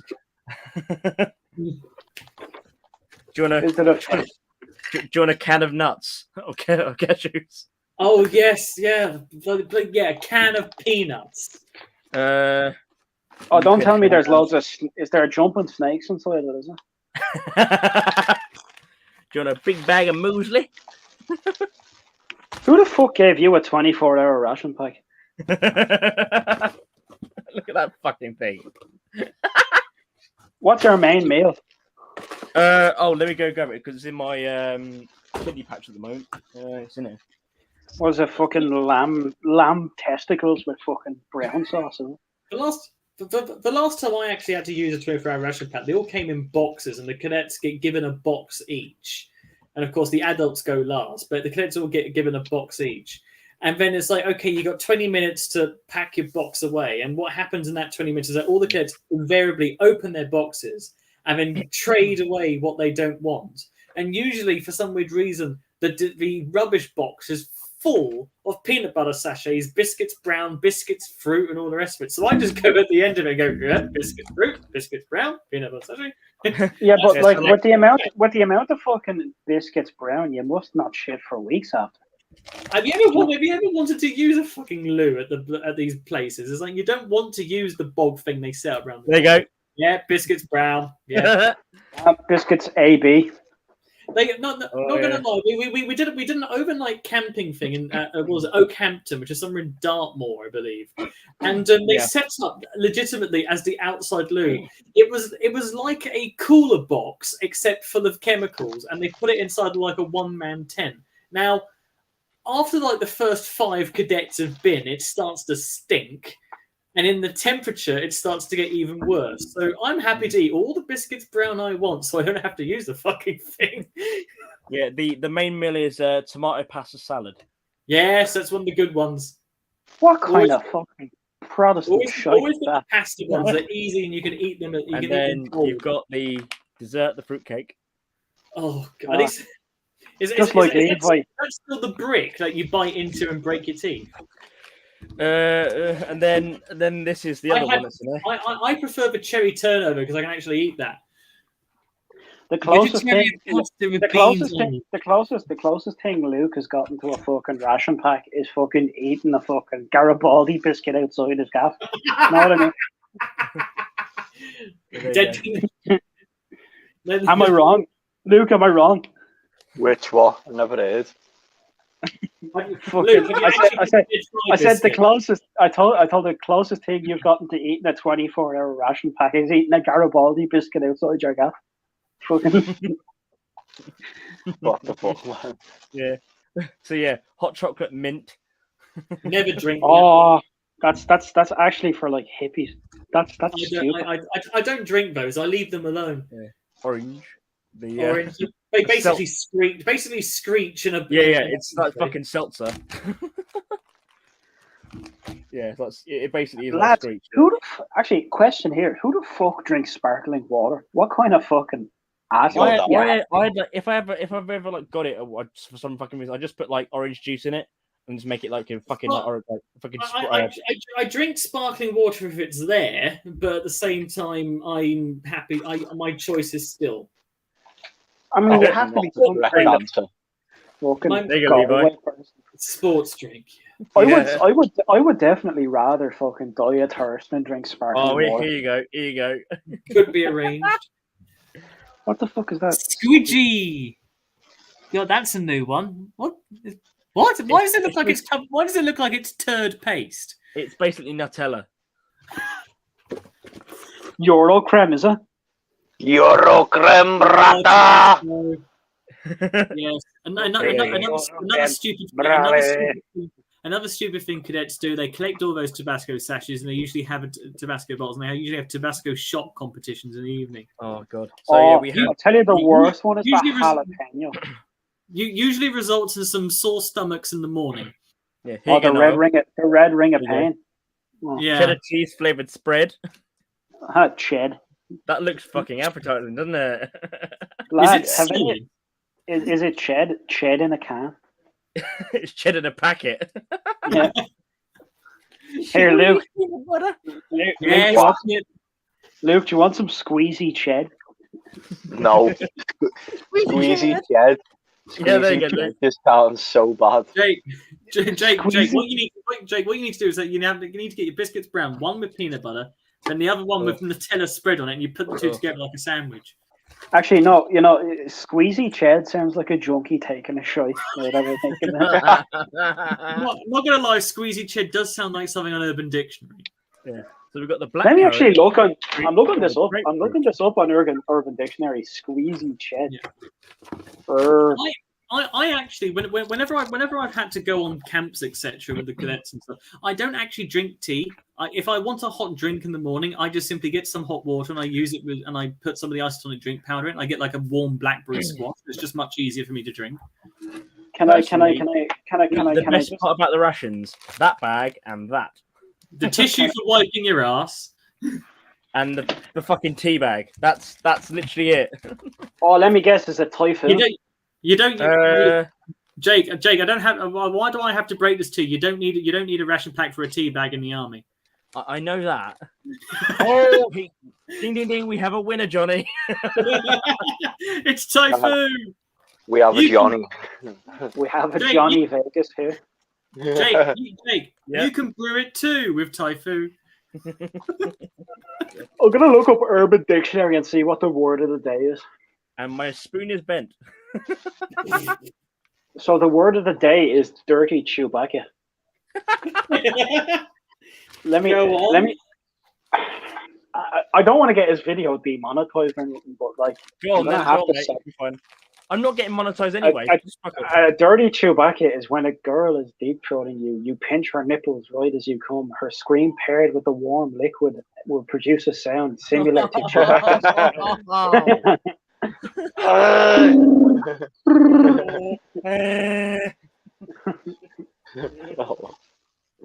That's lovely. Disgusting. This is a really family friendly live stream, like, you know.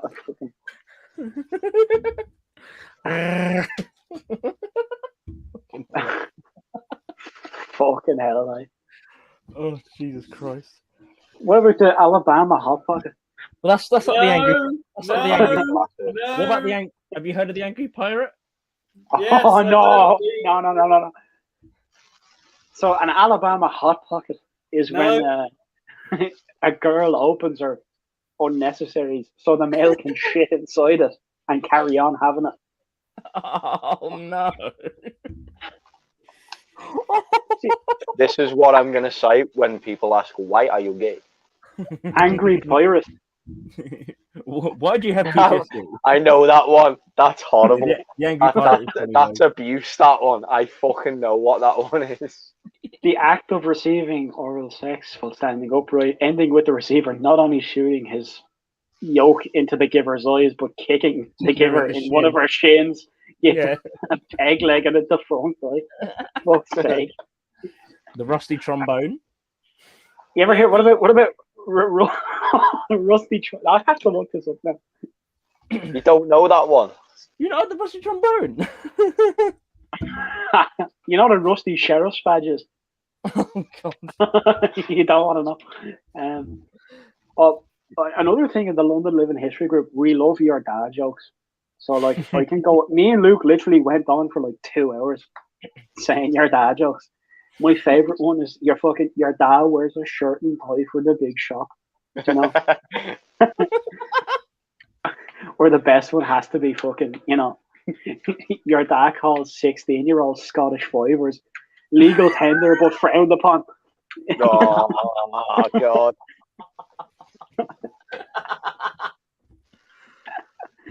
Oh, what's the other one I always say? Fucking. Some of them are fucking bad. Like, some of them are bad. I gotta say, I'm actually not funny. Your dad sits on the top of the stairs and pretends he's the chaser. You know.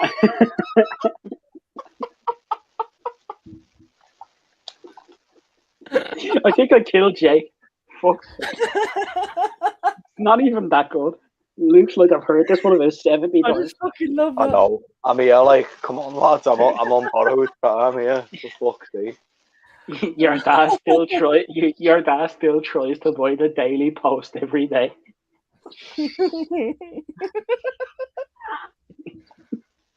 My favorite one though is fucking your dad cried at your Holy Communion. Fucking No, your dad claps when the plane lands. Plane land. Yeah. Do you know that happened? You know, coming from Munich Yeah. to home from Belgrade originally, someone fucking clapped when the fucking plane touched down. Got like saying, you fucking melon, behave. It's like he's done his fucking job and the computer's done 80% of it. My favourite one though is your dad wears a full 1966 England kit and hangs around the park looking for kickouts.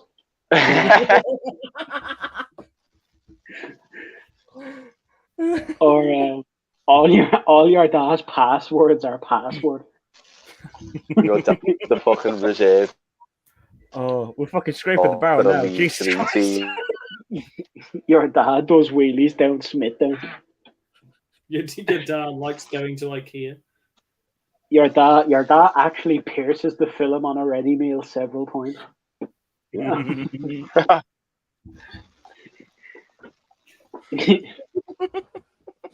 Your dad watches Star Wars while having a bevy, calls himself only one per on. You're just reading these off now. That's the dad joke. Yeah, no, what about fucking Obi-Wan Kenobi, that's the yeah. Fucking Your dad spreads bread on his butter. He sort of just gets fuck off. Gets Your the pizza dad's and spreads it in the Your top. dad's a black belt at rolling ciggies, calls himself Backy Chan. Backy Chan.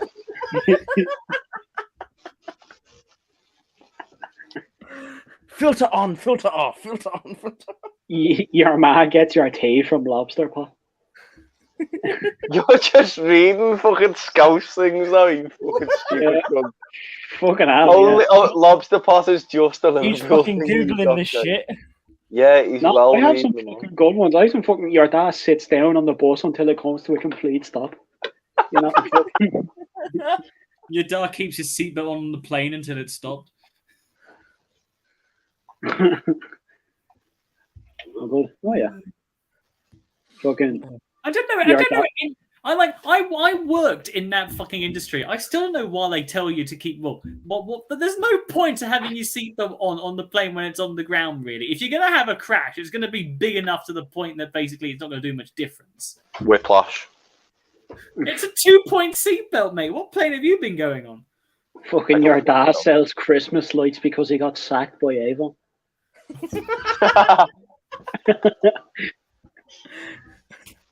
Oh. There was a young man called Dave. He found a dead whore in a cave. It took him some pluck to have a cold fuck, but look at the money he saved. Oh, for fuck's sake. That's horrible. That's disgraceful, carry on. You're only jealous because your dad got furloughed from Avon.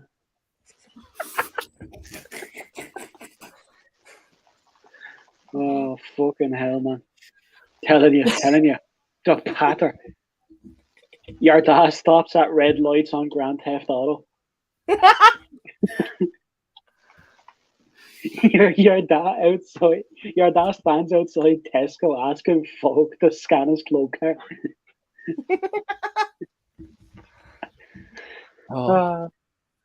Fucking hell. I think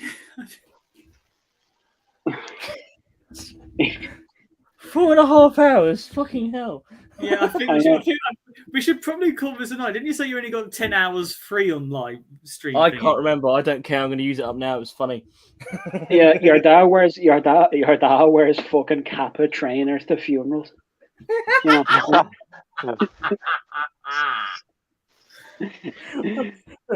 Roadman bought it. Your dad still asks your ma for money for the ice cream van.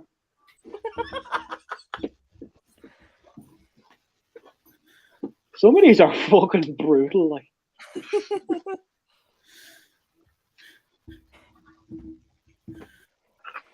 Fucking up to all those who are still watching. Fucking well done.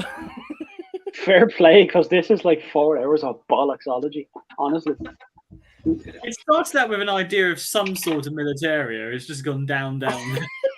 we left an hour ago. I think we're on the 5th level of hell at the moment. Well, there's 9 circles of hell, so we're already nearly halfway down. Do you know what I mean? It's we're fucking halfway there. We'll be nice and keep doing that. living Niles in. a place. Here, shut up, you fucking Burke. Come over here and fight me. Fucking sound. Yeah, grand. See you then. Good luck. Good night. God bless. Fuck that. Niles getting a jet ski across the fucking channel. Like, Fucking the walk. fucking house. Fucking walk the channel. Just have a line to yourself. Look. Just fucking swimming. Could be worse, man. Could live in Galway. Who's coming across in the Irish space program? It's too far extractive of fridge. Tell you what the Irish Space Program is: a fucking cardboard box and a 6-pack. It's Wouldn't a be cardboard box. surprised. It's a cardboard box with someone hitting a fucking propane tank underneath. I wouldn't be surprised if there was a fucking Irish bar on the moon, you know. It won't be long after it's colonised that there is one. Fun fact: the Taliban let an Irish pub stay open because of the fight against British imperialism. That's hilarious. Even the Taliban like this. That's just saying something, isn't it? Actually, now that I think of it, what's everyone's opinion on the old Taliban? They're a bit shit, aren't they? They're nice. They're Quote of the stream, the Taliban. They're a bit shit, aren't they? Afghanistan and the Taliban. Yeah. No. They're a nice bunch of lads. I'm only messing. Fucking. I'm gonna put that. I'm gonna put that on a t-shirt. Kind of Luke. mad though, isn't it? Taliban, The old they're a bit Taliban. shit, aren't they?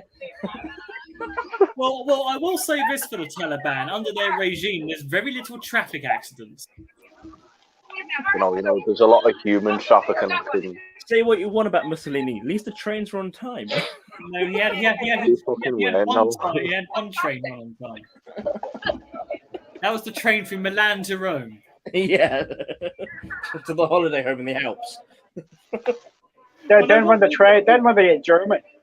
Germans took over, it was a train from Milan up to Poland. Yeah. Jesus, then you look at some of the photos. You look at some of the photos, and the lads are packed onto that train. Fucking disgraceful, honestly. It's like a scene in India. No, because at least in India you get to sit on top of the trains. You know what I mean? Fucking typing off. Haven't you seen the guards? The guards are on top of the train. In the next to the flat gun. Next to the flat. No, my favorite one is the fucking Irish armored train. It's just some lad on the roof with a fucking rifle. Literally, it's just like, oh yeah, I can hit him from here, boys. If there's aircraft, will be grand. Yeah, that's literally Irish people's response to literally everything going wrong in your life. You just say, be grand. You know, fucking. Oh dear. Sponsored by Toyota. No, we're not sponsored by Toyota. Although we could do with a pickup truck. Kenny, I'm surprised you're still watching this, and I would like to give you a fucking medal. Round of applause there, boys. Round of applause. Hey. Hey! Fucking hell. Buy that man a fucking drink. Get this man a bottle now. Fucking. Get this man on the next live stream. He deserves to play. He'll fucking need it. If we're going for 10 hours, we should go for 5 hours more, boys. You know, and just talk utter shit. He needs a drink and a fucking therapist. Like, a fucking therapist. He'll need a lot more than a therapist after this. He'll need he'd be fucking in the padded cell, man. He'd be just fucking. We could send him Serbian Bertha. Oh fucking Serbian Bertha. Gorilla Gobbledge. Ivana Humpalot. Oh god. No, this is unfuckable, lads. You couldn't make this up, could you? Oh god. So what have you been drinking tonight, Chance? What are we drinking? Well, I have been drinking, but I stopped earlier. I had some tea and an energy drink. That's it. Yeah, what about yourself, Jake? I've been drinking fucking Fanta and Coke, but you know. Fanta, we got a Nazi here, Well, do we? Oh no! Sorry. The Lidl version of Fanta. Freeway. Yeah.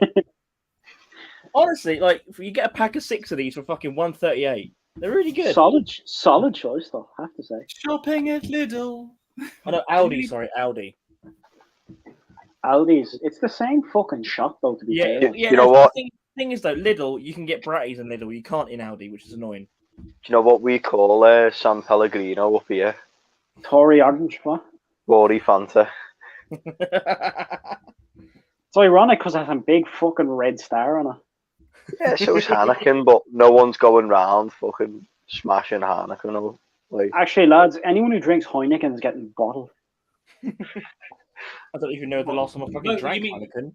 I'm gonna say, do you mean like that as people who go out and deliberately order it at the bar, or people who can drink it but choose not to? No, like Levi's worried now. well, I have drunken Heineken because people have. Levi, don't call the peelers on me again, or else I'll fucking mail you a punch.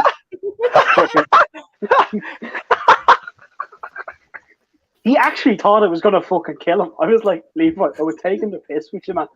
I didn't actually say I'm gonna fucking kill you. He's gonna say I can't call the peelers on me, and I was like, hold on a second. How am I some fucking right hook to swing from Dublin to London? I have to say.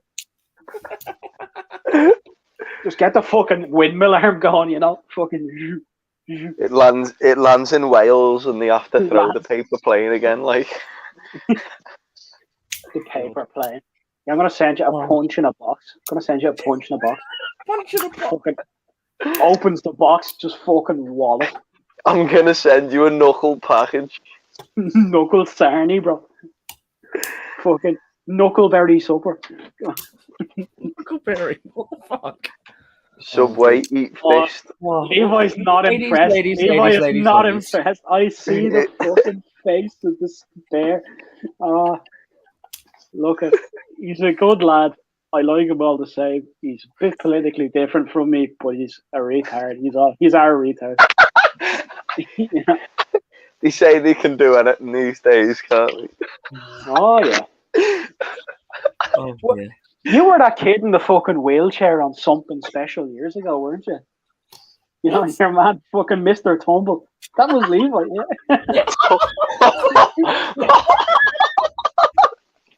I don't remember watching that show. Something special. You know the kid with fucking no legs and like one eye and shit, like that's Levi there when he was young. I thought Levi would be the kid with the big shoe. Well, I don't think size 12 feet.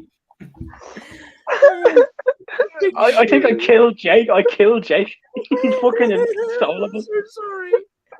The kid with the big shoe and the second pair of glasses, like big shoe, and that fucking set me off.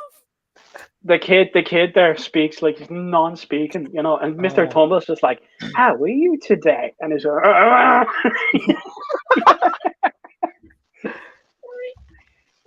Levi grew up. Are you going to become the next Mr. Tumble, Levi? I'd love to see that. I still don't know who Mr. Tumble is. I didn't watch this show. You don't know who Mr. Tumble is? No. Were you beaten as a child? It's like, hi, hello, I'm Justin. Welcome to my world. I honestly thought you were playing a clip of that then. That was fucking scary. Jesus Christ. Fucking Levi just there. Nom. I'm sorry. Levi just there. You know, his carer's trying to feed him a chocolate coin he got from Mr. Tumble. It just goes everywhere, you know. Fucking the wheelchair rolls away. His mammy tries to go out. Stop the fucking wheelchair. Mr. Tumble, oh no, we've had an accident. You know? Right, I'm going to share my fucking screen. You better guys be watching. Okay. All right. We're not actually putting on fucking Something Special, are we?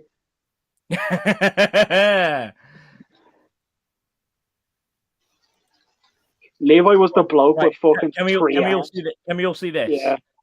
Oh no. Yeah. I'm digging up my vegetables. Look how well presented. No, I can You're- I can very you're simply say fucking I'm horrible. What are you to do with all your vegetables, Mr. Tumble? Just is right. With his thank you. Thank you. Thank you. Thank you. Thank you. Yeah, the record's stuck, you know. My friends. Ah, lads, this is brilliant. Oh, this one. There's Levi, look.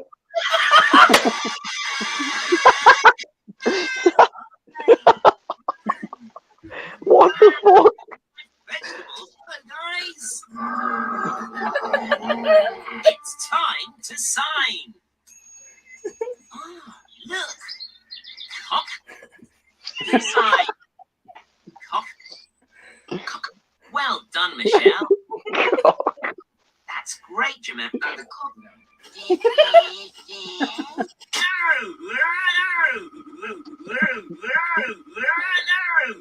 It's like Arnie. Wow.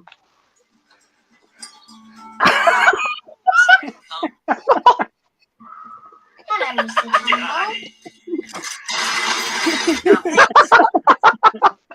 Hello, Ruth again. Let's look inside Mr. Tumble's. There's the gate. Hey! Well done, Pum. Gay. That's right, Dick. Gay when you see it. Or cheer.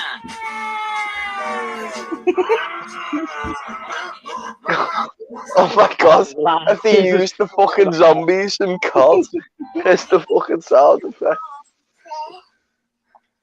Whoosh. That's great, Eunice. Thank you. Come. This is my friend, Yeah, high five. Because should we look for a spacesuit on? Any Oh my ideas? god, this is just this is descended. This is terrible. This is fucking brilliant. Where should we look for a spacesuit?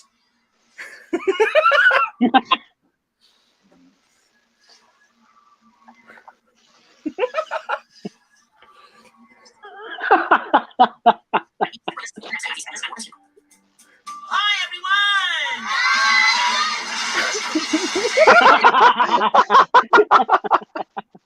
Ah, You are a overkill.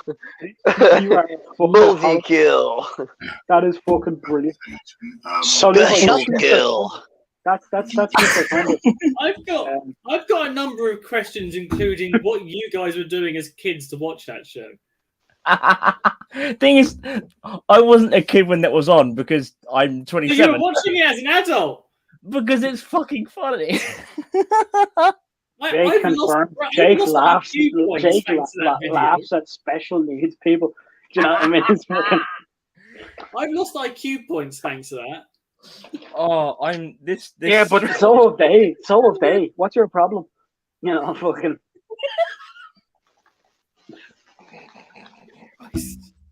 Lads, we're going straight to hell for that. That's fucking brilliant. We all go straight to level 9. I'm stopping on the 5th. Well, to be honest with you, technically, this is probably what we would have done on Hack Green. We would have just watched stupid shit. You know, sometimes I wonder, would life be any different without Mr. Tumble? Probably not. He did a fucking stage show, for God's sake. Do you know there was a picture of him sticking his cock in a car exhaust pipe? That went Let's around see the internet. what's inside. Oh no. It's a Literally. cock.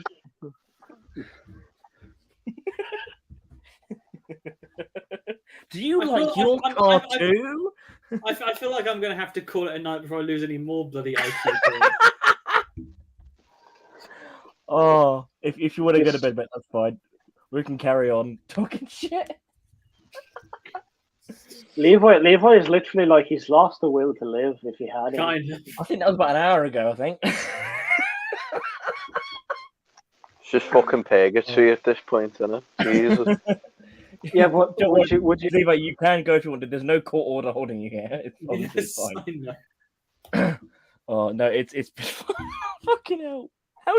How did it come to this? Well, look at your. You ask the questions. It all started with someone with a King of Montenegro asking, "Let me in the fucking stream, you cunts." I told you it was a bad idea. You did. You say that, and here I am. It's just like history. You let the Irish have anything, and it just goes tits up. I mean, yeah, but like, history wouldn't be funny.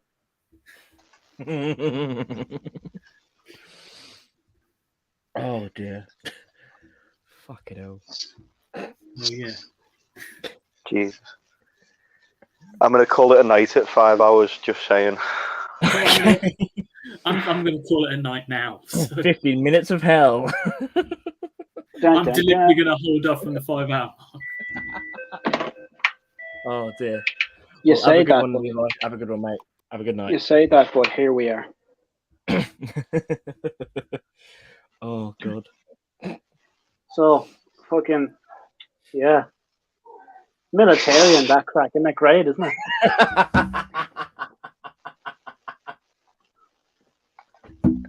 Like, I mean, I don't know why Luke doesn't just fucking talk about shite, like, you know. So, Luke, what do you think about Protestantism, man? It's a religion, and Yeah. that's okay. Come on, keep moving, keep moving. Am I just like a Scouse Carl Pilkington? Are you just prodding me for like simple statements? Yeah, that's literally it. Scouts are abroad.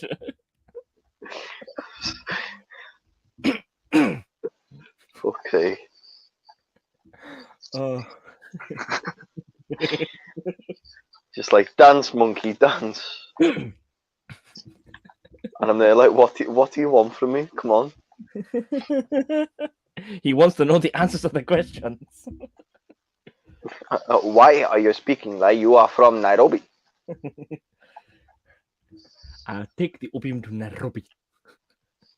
God. Bro, you're making me feel like I'm in Far Cry 2, not gonna lie. If I'm not on a list by the end of this stream, I don't know what's gonna happen. Oh dear. Let me just look at the maps of where I can escape to. Give me a minute.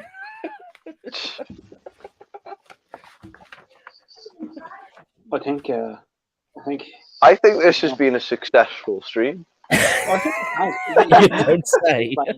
we've not gone too badly, like. No, it's been fun. Honestly, it's been fun. Quality content. Quality content from quality people.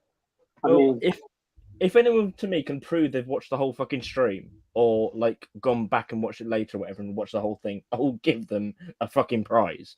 Like, honestly, that being said, though, like, it's kind of funny in the sense that like Luke is stupid, but he's not. Do you know what I mean? He's fucking. You are Cal Thank Pilkington. you, fucking prick. You're welcome. You are Cal Pilkington, but from Liverpool. You know. does that mean it's even worse? No, he's just like less stupid because Manchester people aren't smart. Yeah, true. Yeah, you fooled one into sleeping with you, you fucking cunts. We're not getting into that, Luke. It's too late. It's too late. Yeah, we're fucking too late for you. Oh, man. fuck it. I'll Jesus tell Christ. it. Yeah, fucking, long story short, I ended up hopping out the window, right? But fucking, that's a story for another time. Hopping out the window. The fucking Great Escape music playing in the back of my head. His fella was chasing you, you dirty bastard. Look, no, that's not what happened. I met some Mission Impossible out the window. met a fucking Manchester board in a bar. Wrote her, but her boyfriend was sleeping in the next room. I fucking found this out. Literally, I went, oh fuck, hopped out the window and ran for my life. There's nothing else to be said. So literally was a splash and dash. Ejaculate and evacuate. Yeah. Fucking. Bump and dump. Fucking. Shag it and drag it. Yeah. Right, we've got any more? We're here all night. Come on. Ejaculate and evacuate. I just said that. Ejaculation, evacuation. Fucking blitzkrieg. Fucking the retreat from Russia. Smashed in, ran away. The Poontang fun run. The fucking Burma Chindit march. What the fuck, man? Fucking, I was down south and I had to run away. So there you go. Fucking, anyway, yeah, she was a mankbird. I texted Luke the next morning and he was like, I'm not angry at you for shagging her. I'm angry at you for shagging a mankbird. You know? Is it so? Is that mank in both senses of the word? Yeah. Yeah. The manky I wasn't angry. I was just disappointed. Oh, that used to break me when my parents said that to me. That was worse than getting shouted at. Yeah. Just disappointed. Here, did you get smacked when you was a kid? Yeah, can you not fucking tell? Oh, I did. Get smacked on the head. Battered. Not quite. My dad used Not to come in. quite. Not quite like folding chair to the head. No. My dad used to come in He's and coming to the fucking ring with a chair. he used to fucking Rey Mysterio me, you know, fucking flying head kick, you know, fucking Butterfly kick to the forehead, like that explains a lot. Leaps off a fucking corner. fucking straight through the game. He used to get bicycle kick. Roundhouse kick to the jaw. Like planks of fucking wood. Yeah, a fucking hammer, you know. You know. Hey lads, does anyone remember? Serbian fucking interrogation. Does anyone remember that clip of it was like some lads from India or somewhere poor, and they were trying to kick a fucking concrete football. Oh yeah. Didn't that lad like shatter his ankle from that? Yeah. I just had it appear on my timeline, and I'm like, oh my god, concrete football.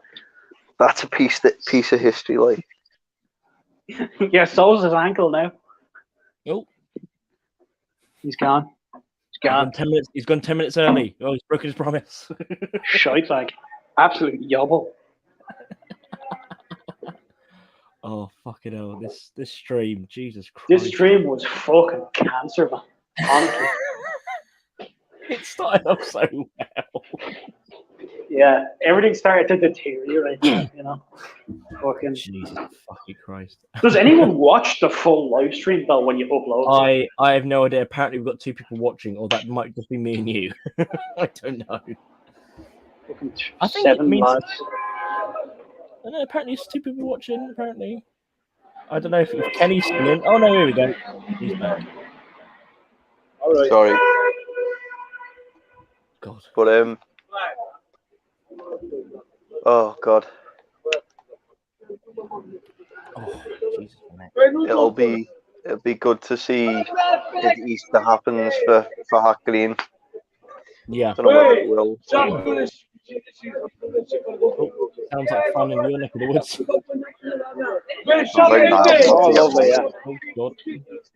No, I'm not. It's just Romanian lads flying over. Oh, it's Alex again.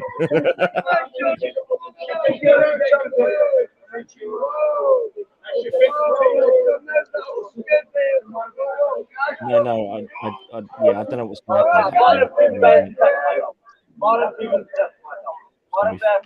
Interesting to see what people You great crack here, that. Oh, is it a party? Absolutely. Definitely getting abducted by Romanian footy fans now. Live on stream, Irishman gets abducted by And look, it could be worse. They could be like Albanian or something. Could be Liverpool supporters. That's true, actually. Imagine getting nicked by a load of cowboy Turks. Don't. I am #1 Liverpool fan. Do not know where stadium is, but I'm fucking here with suitcase. Manchester. Come on, Manchester United. Come on, Red Devils. Oh, They have yes, a fucking great Ma- player here. Michael Owen kick ball, yes.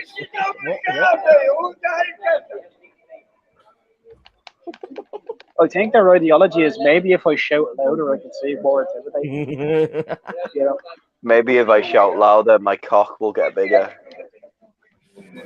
I tried, it doesn't work. I've tried, it doesn't work. It's just in the toilets every morning. Come on! You can do it! No good. Work, bastard, work! Why won't you grow? Oh my fucking God, lad. Tell him to shut the fuck up. I'm just a homeless Romanian bloke looking for fucking cash. Are you sure? Are you sure you came back to Ireland, or are you still in the East? Wherever it is, it's not safe. Oh, good. He's back inside. Yeah. For now. Oh dear. Oh dear. But yeah, as you were saying, I don't know what's going to happen with Pat Green. It's a shame. It really is. A crying shame if there ever was one. What? Don't know. One of those fucking things, isn't it? Tis. Jesus. Ow. Tis in me ass, huh? Oh, what's this?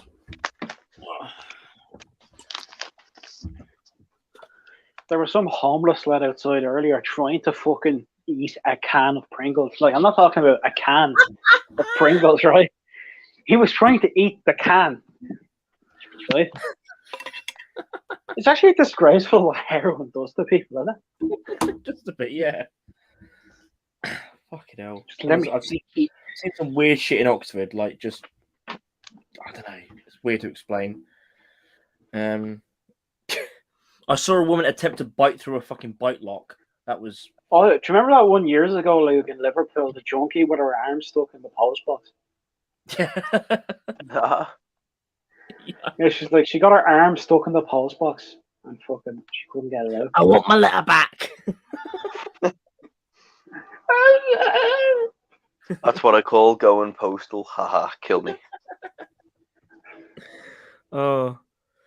Yeah, the doctors came to administer postnatal care. Sorry, that was shit. She dropped her fucking methadone in the post box.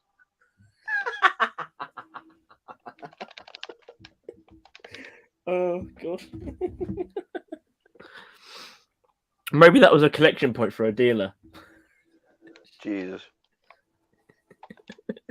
He said he'd post it to her, and then she took it literally. What if he put acid on a post-it note? Just sitting there in the post office, licking stamps all day. Yeah, like a fucking monk. Just like, just getting high off that fucking glue. Oh. Jeez, we don't advocate for licking stamps for getting high, people. But there's no one here anyway. There's no one here anymore. When I was on my way to Zagreb to meet fucking Luke, I went past the Slovenian border on a train. Some lad got pulled off the train and got fucking knocked out by border guards. Jesus. Like they literally just fucking smacked him in the head and he just went down. I remember texting Luke that and he's like, "What's happened?" And it's just like, "Yeah, some lad got fucking smacked." What a lovely holiday. Jesus. Oh, no. Yeah, they don't fuck about in the Balkans. You're telling me? Extremely heavy-handed. Yeah. But it's nice. Go. It's honestly not bad. Just don't go to. Don't go to Serbia. Don't go to Bosnia. Don't go to. I don't know. Don't go to like. There used to be a fella in Dublin years ago. Like when I think I told this last night with Discord. Like there used to be a fella in Dublin who used to just go looking for fucking fights, right? And when he's got one and he knocked some lad out, he used to leave a business card beside his head. Calling card. Yeah, you've been knocked out by the right honourable. It's just like my work. Call this number, you know. Oh shit! He does children's parties, bar mitzvahs. Bar mitzvahs, fucking christenings, you know. Fucking. Bat mitzvahs, more like Jesus.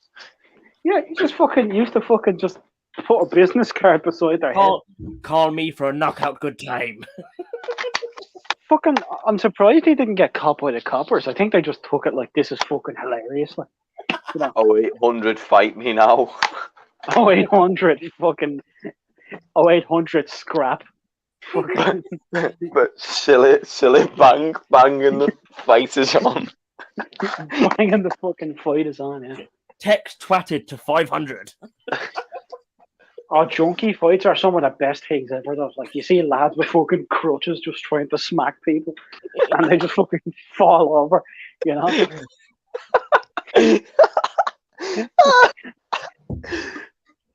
Like, hey, you took me fucking care. Get back here now. Gets fucking hit by a car. Gets back up. Watch where you're driving. Oh God! Your dad tries to claim disability, but he's just on stilts.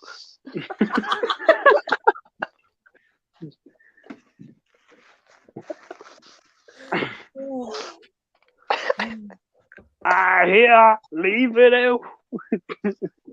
Leave it out.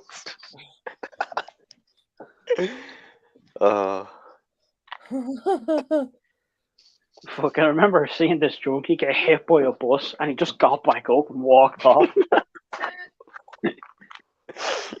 Like the bus driver had like PTSD after. He's like, Jesus, like, can I kill him? He just got back up. He's like, what was that for?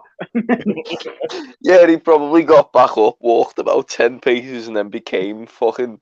I don't even know. Super junkie.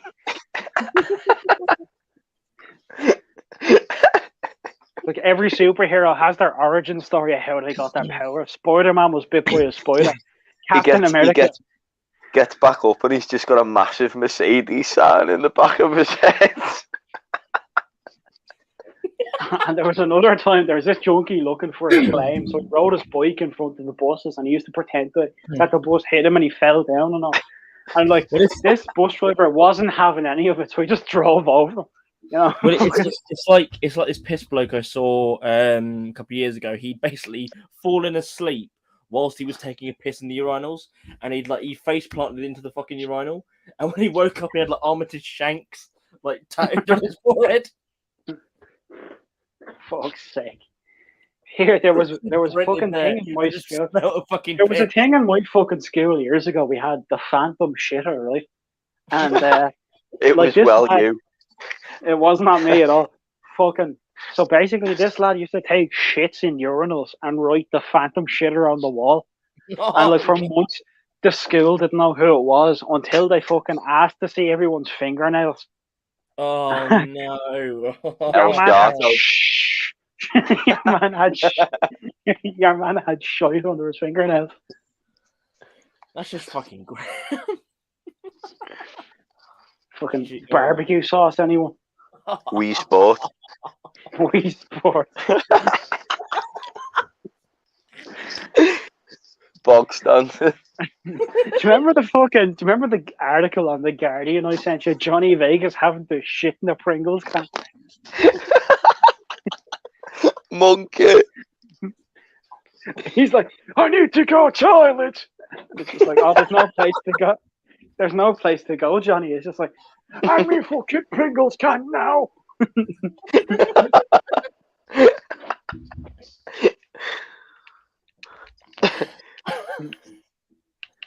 Oh, lads, don't drink the tap water in Croatia. I fucking made that mistake, right? And I was fucking like emptying an old radiator. You know, fucking. It was bad. Tell him about the train. Tell him about the train and when we got in and the water. So when we got in, so us expecting it was like a 2-hour fucking train ride or whatever. We didn't know. We bought a 2-liter bottle of beer because we were like, oh, this is going to be nice or whatever, yeah. And got on the train ride anyway, and it was a lot more than fucking 2 hours. Let me tell you that. Anyway, I sent Luke and was like, fill that bottle with fucking water now before we perish. Like we were dying of thirst. And anyway, he just comes back from the jacks and he goes, Skinner, what? They don't have water in the taps. And I was like, what do you mean they don't have water in the taps, you retard? He's like, it's hand sanitizer. And I'm like, what? He's like, it's hand sanitizer. And I was like, oh, fuck. 6 hours later, we fell off the fucking train looking for something to drink. Went up to the fucking apartment we were staying in, and lo and behold, in the fridge, an ice cold bottle of 2-liter water. Oh, nice. Hand sanitizer in the taps. What kind of backwards country? The train was sealed though as well, and we were in like Mediterranean. Oh mate, it was fucking. It wasn't great. Oh dear. Oh. It was so bad we had to like at different stops we just got out and fucking like back in again. And then I nearly went fucking insane on that train ride, and I was singing songs to myself, and Luke nearly killed me. Did you ever get a ride? Ever get a ride? Ever get a ride on a tractor? You hated that. Please. Please. I've seen this lad for 6 hours and it's not good. I'm guessing that was one of the circles of fucking hell. Oh no, this was way past hell. Yeah, you just stopped there for fucking to get some air. Yeah.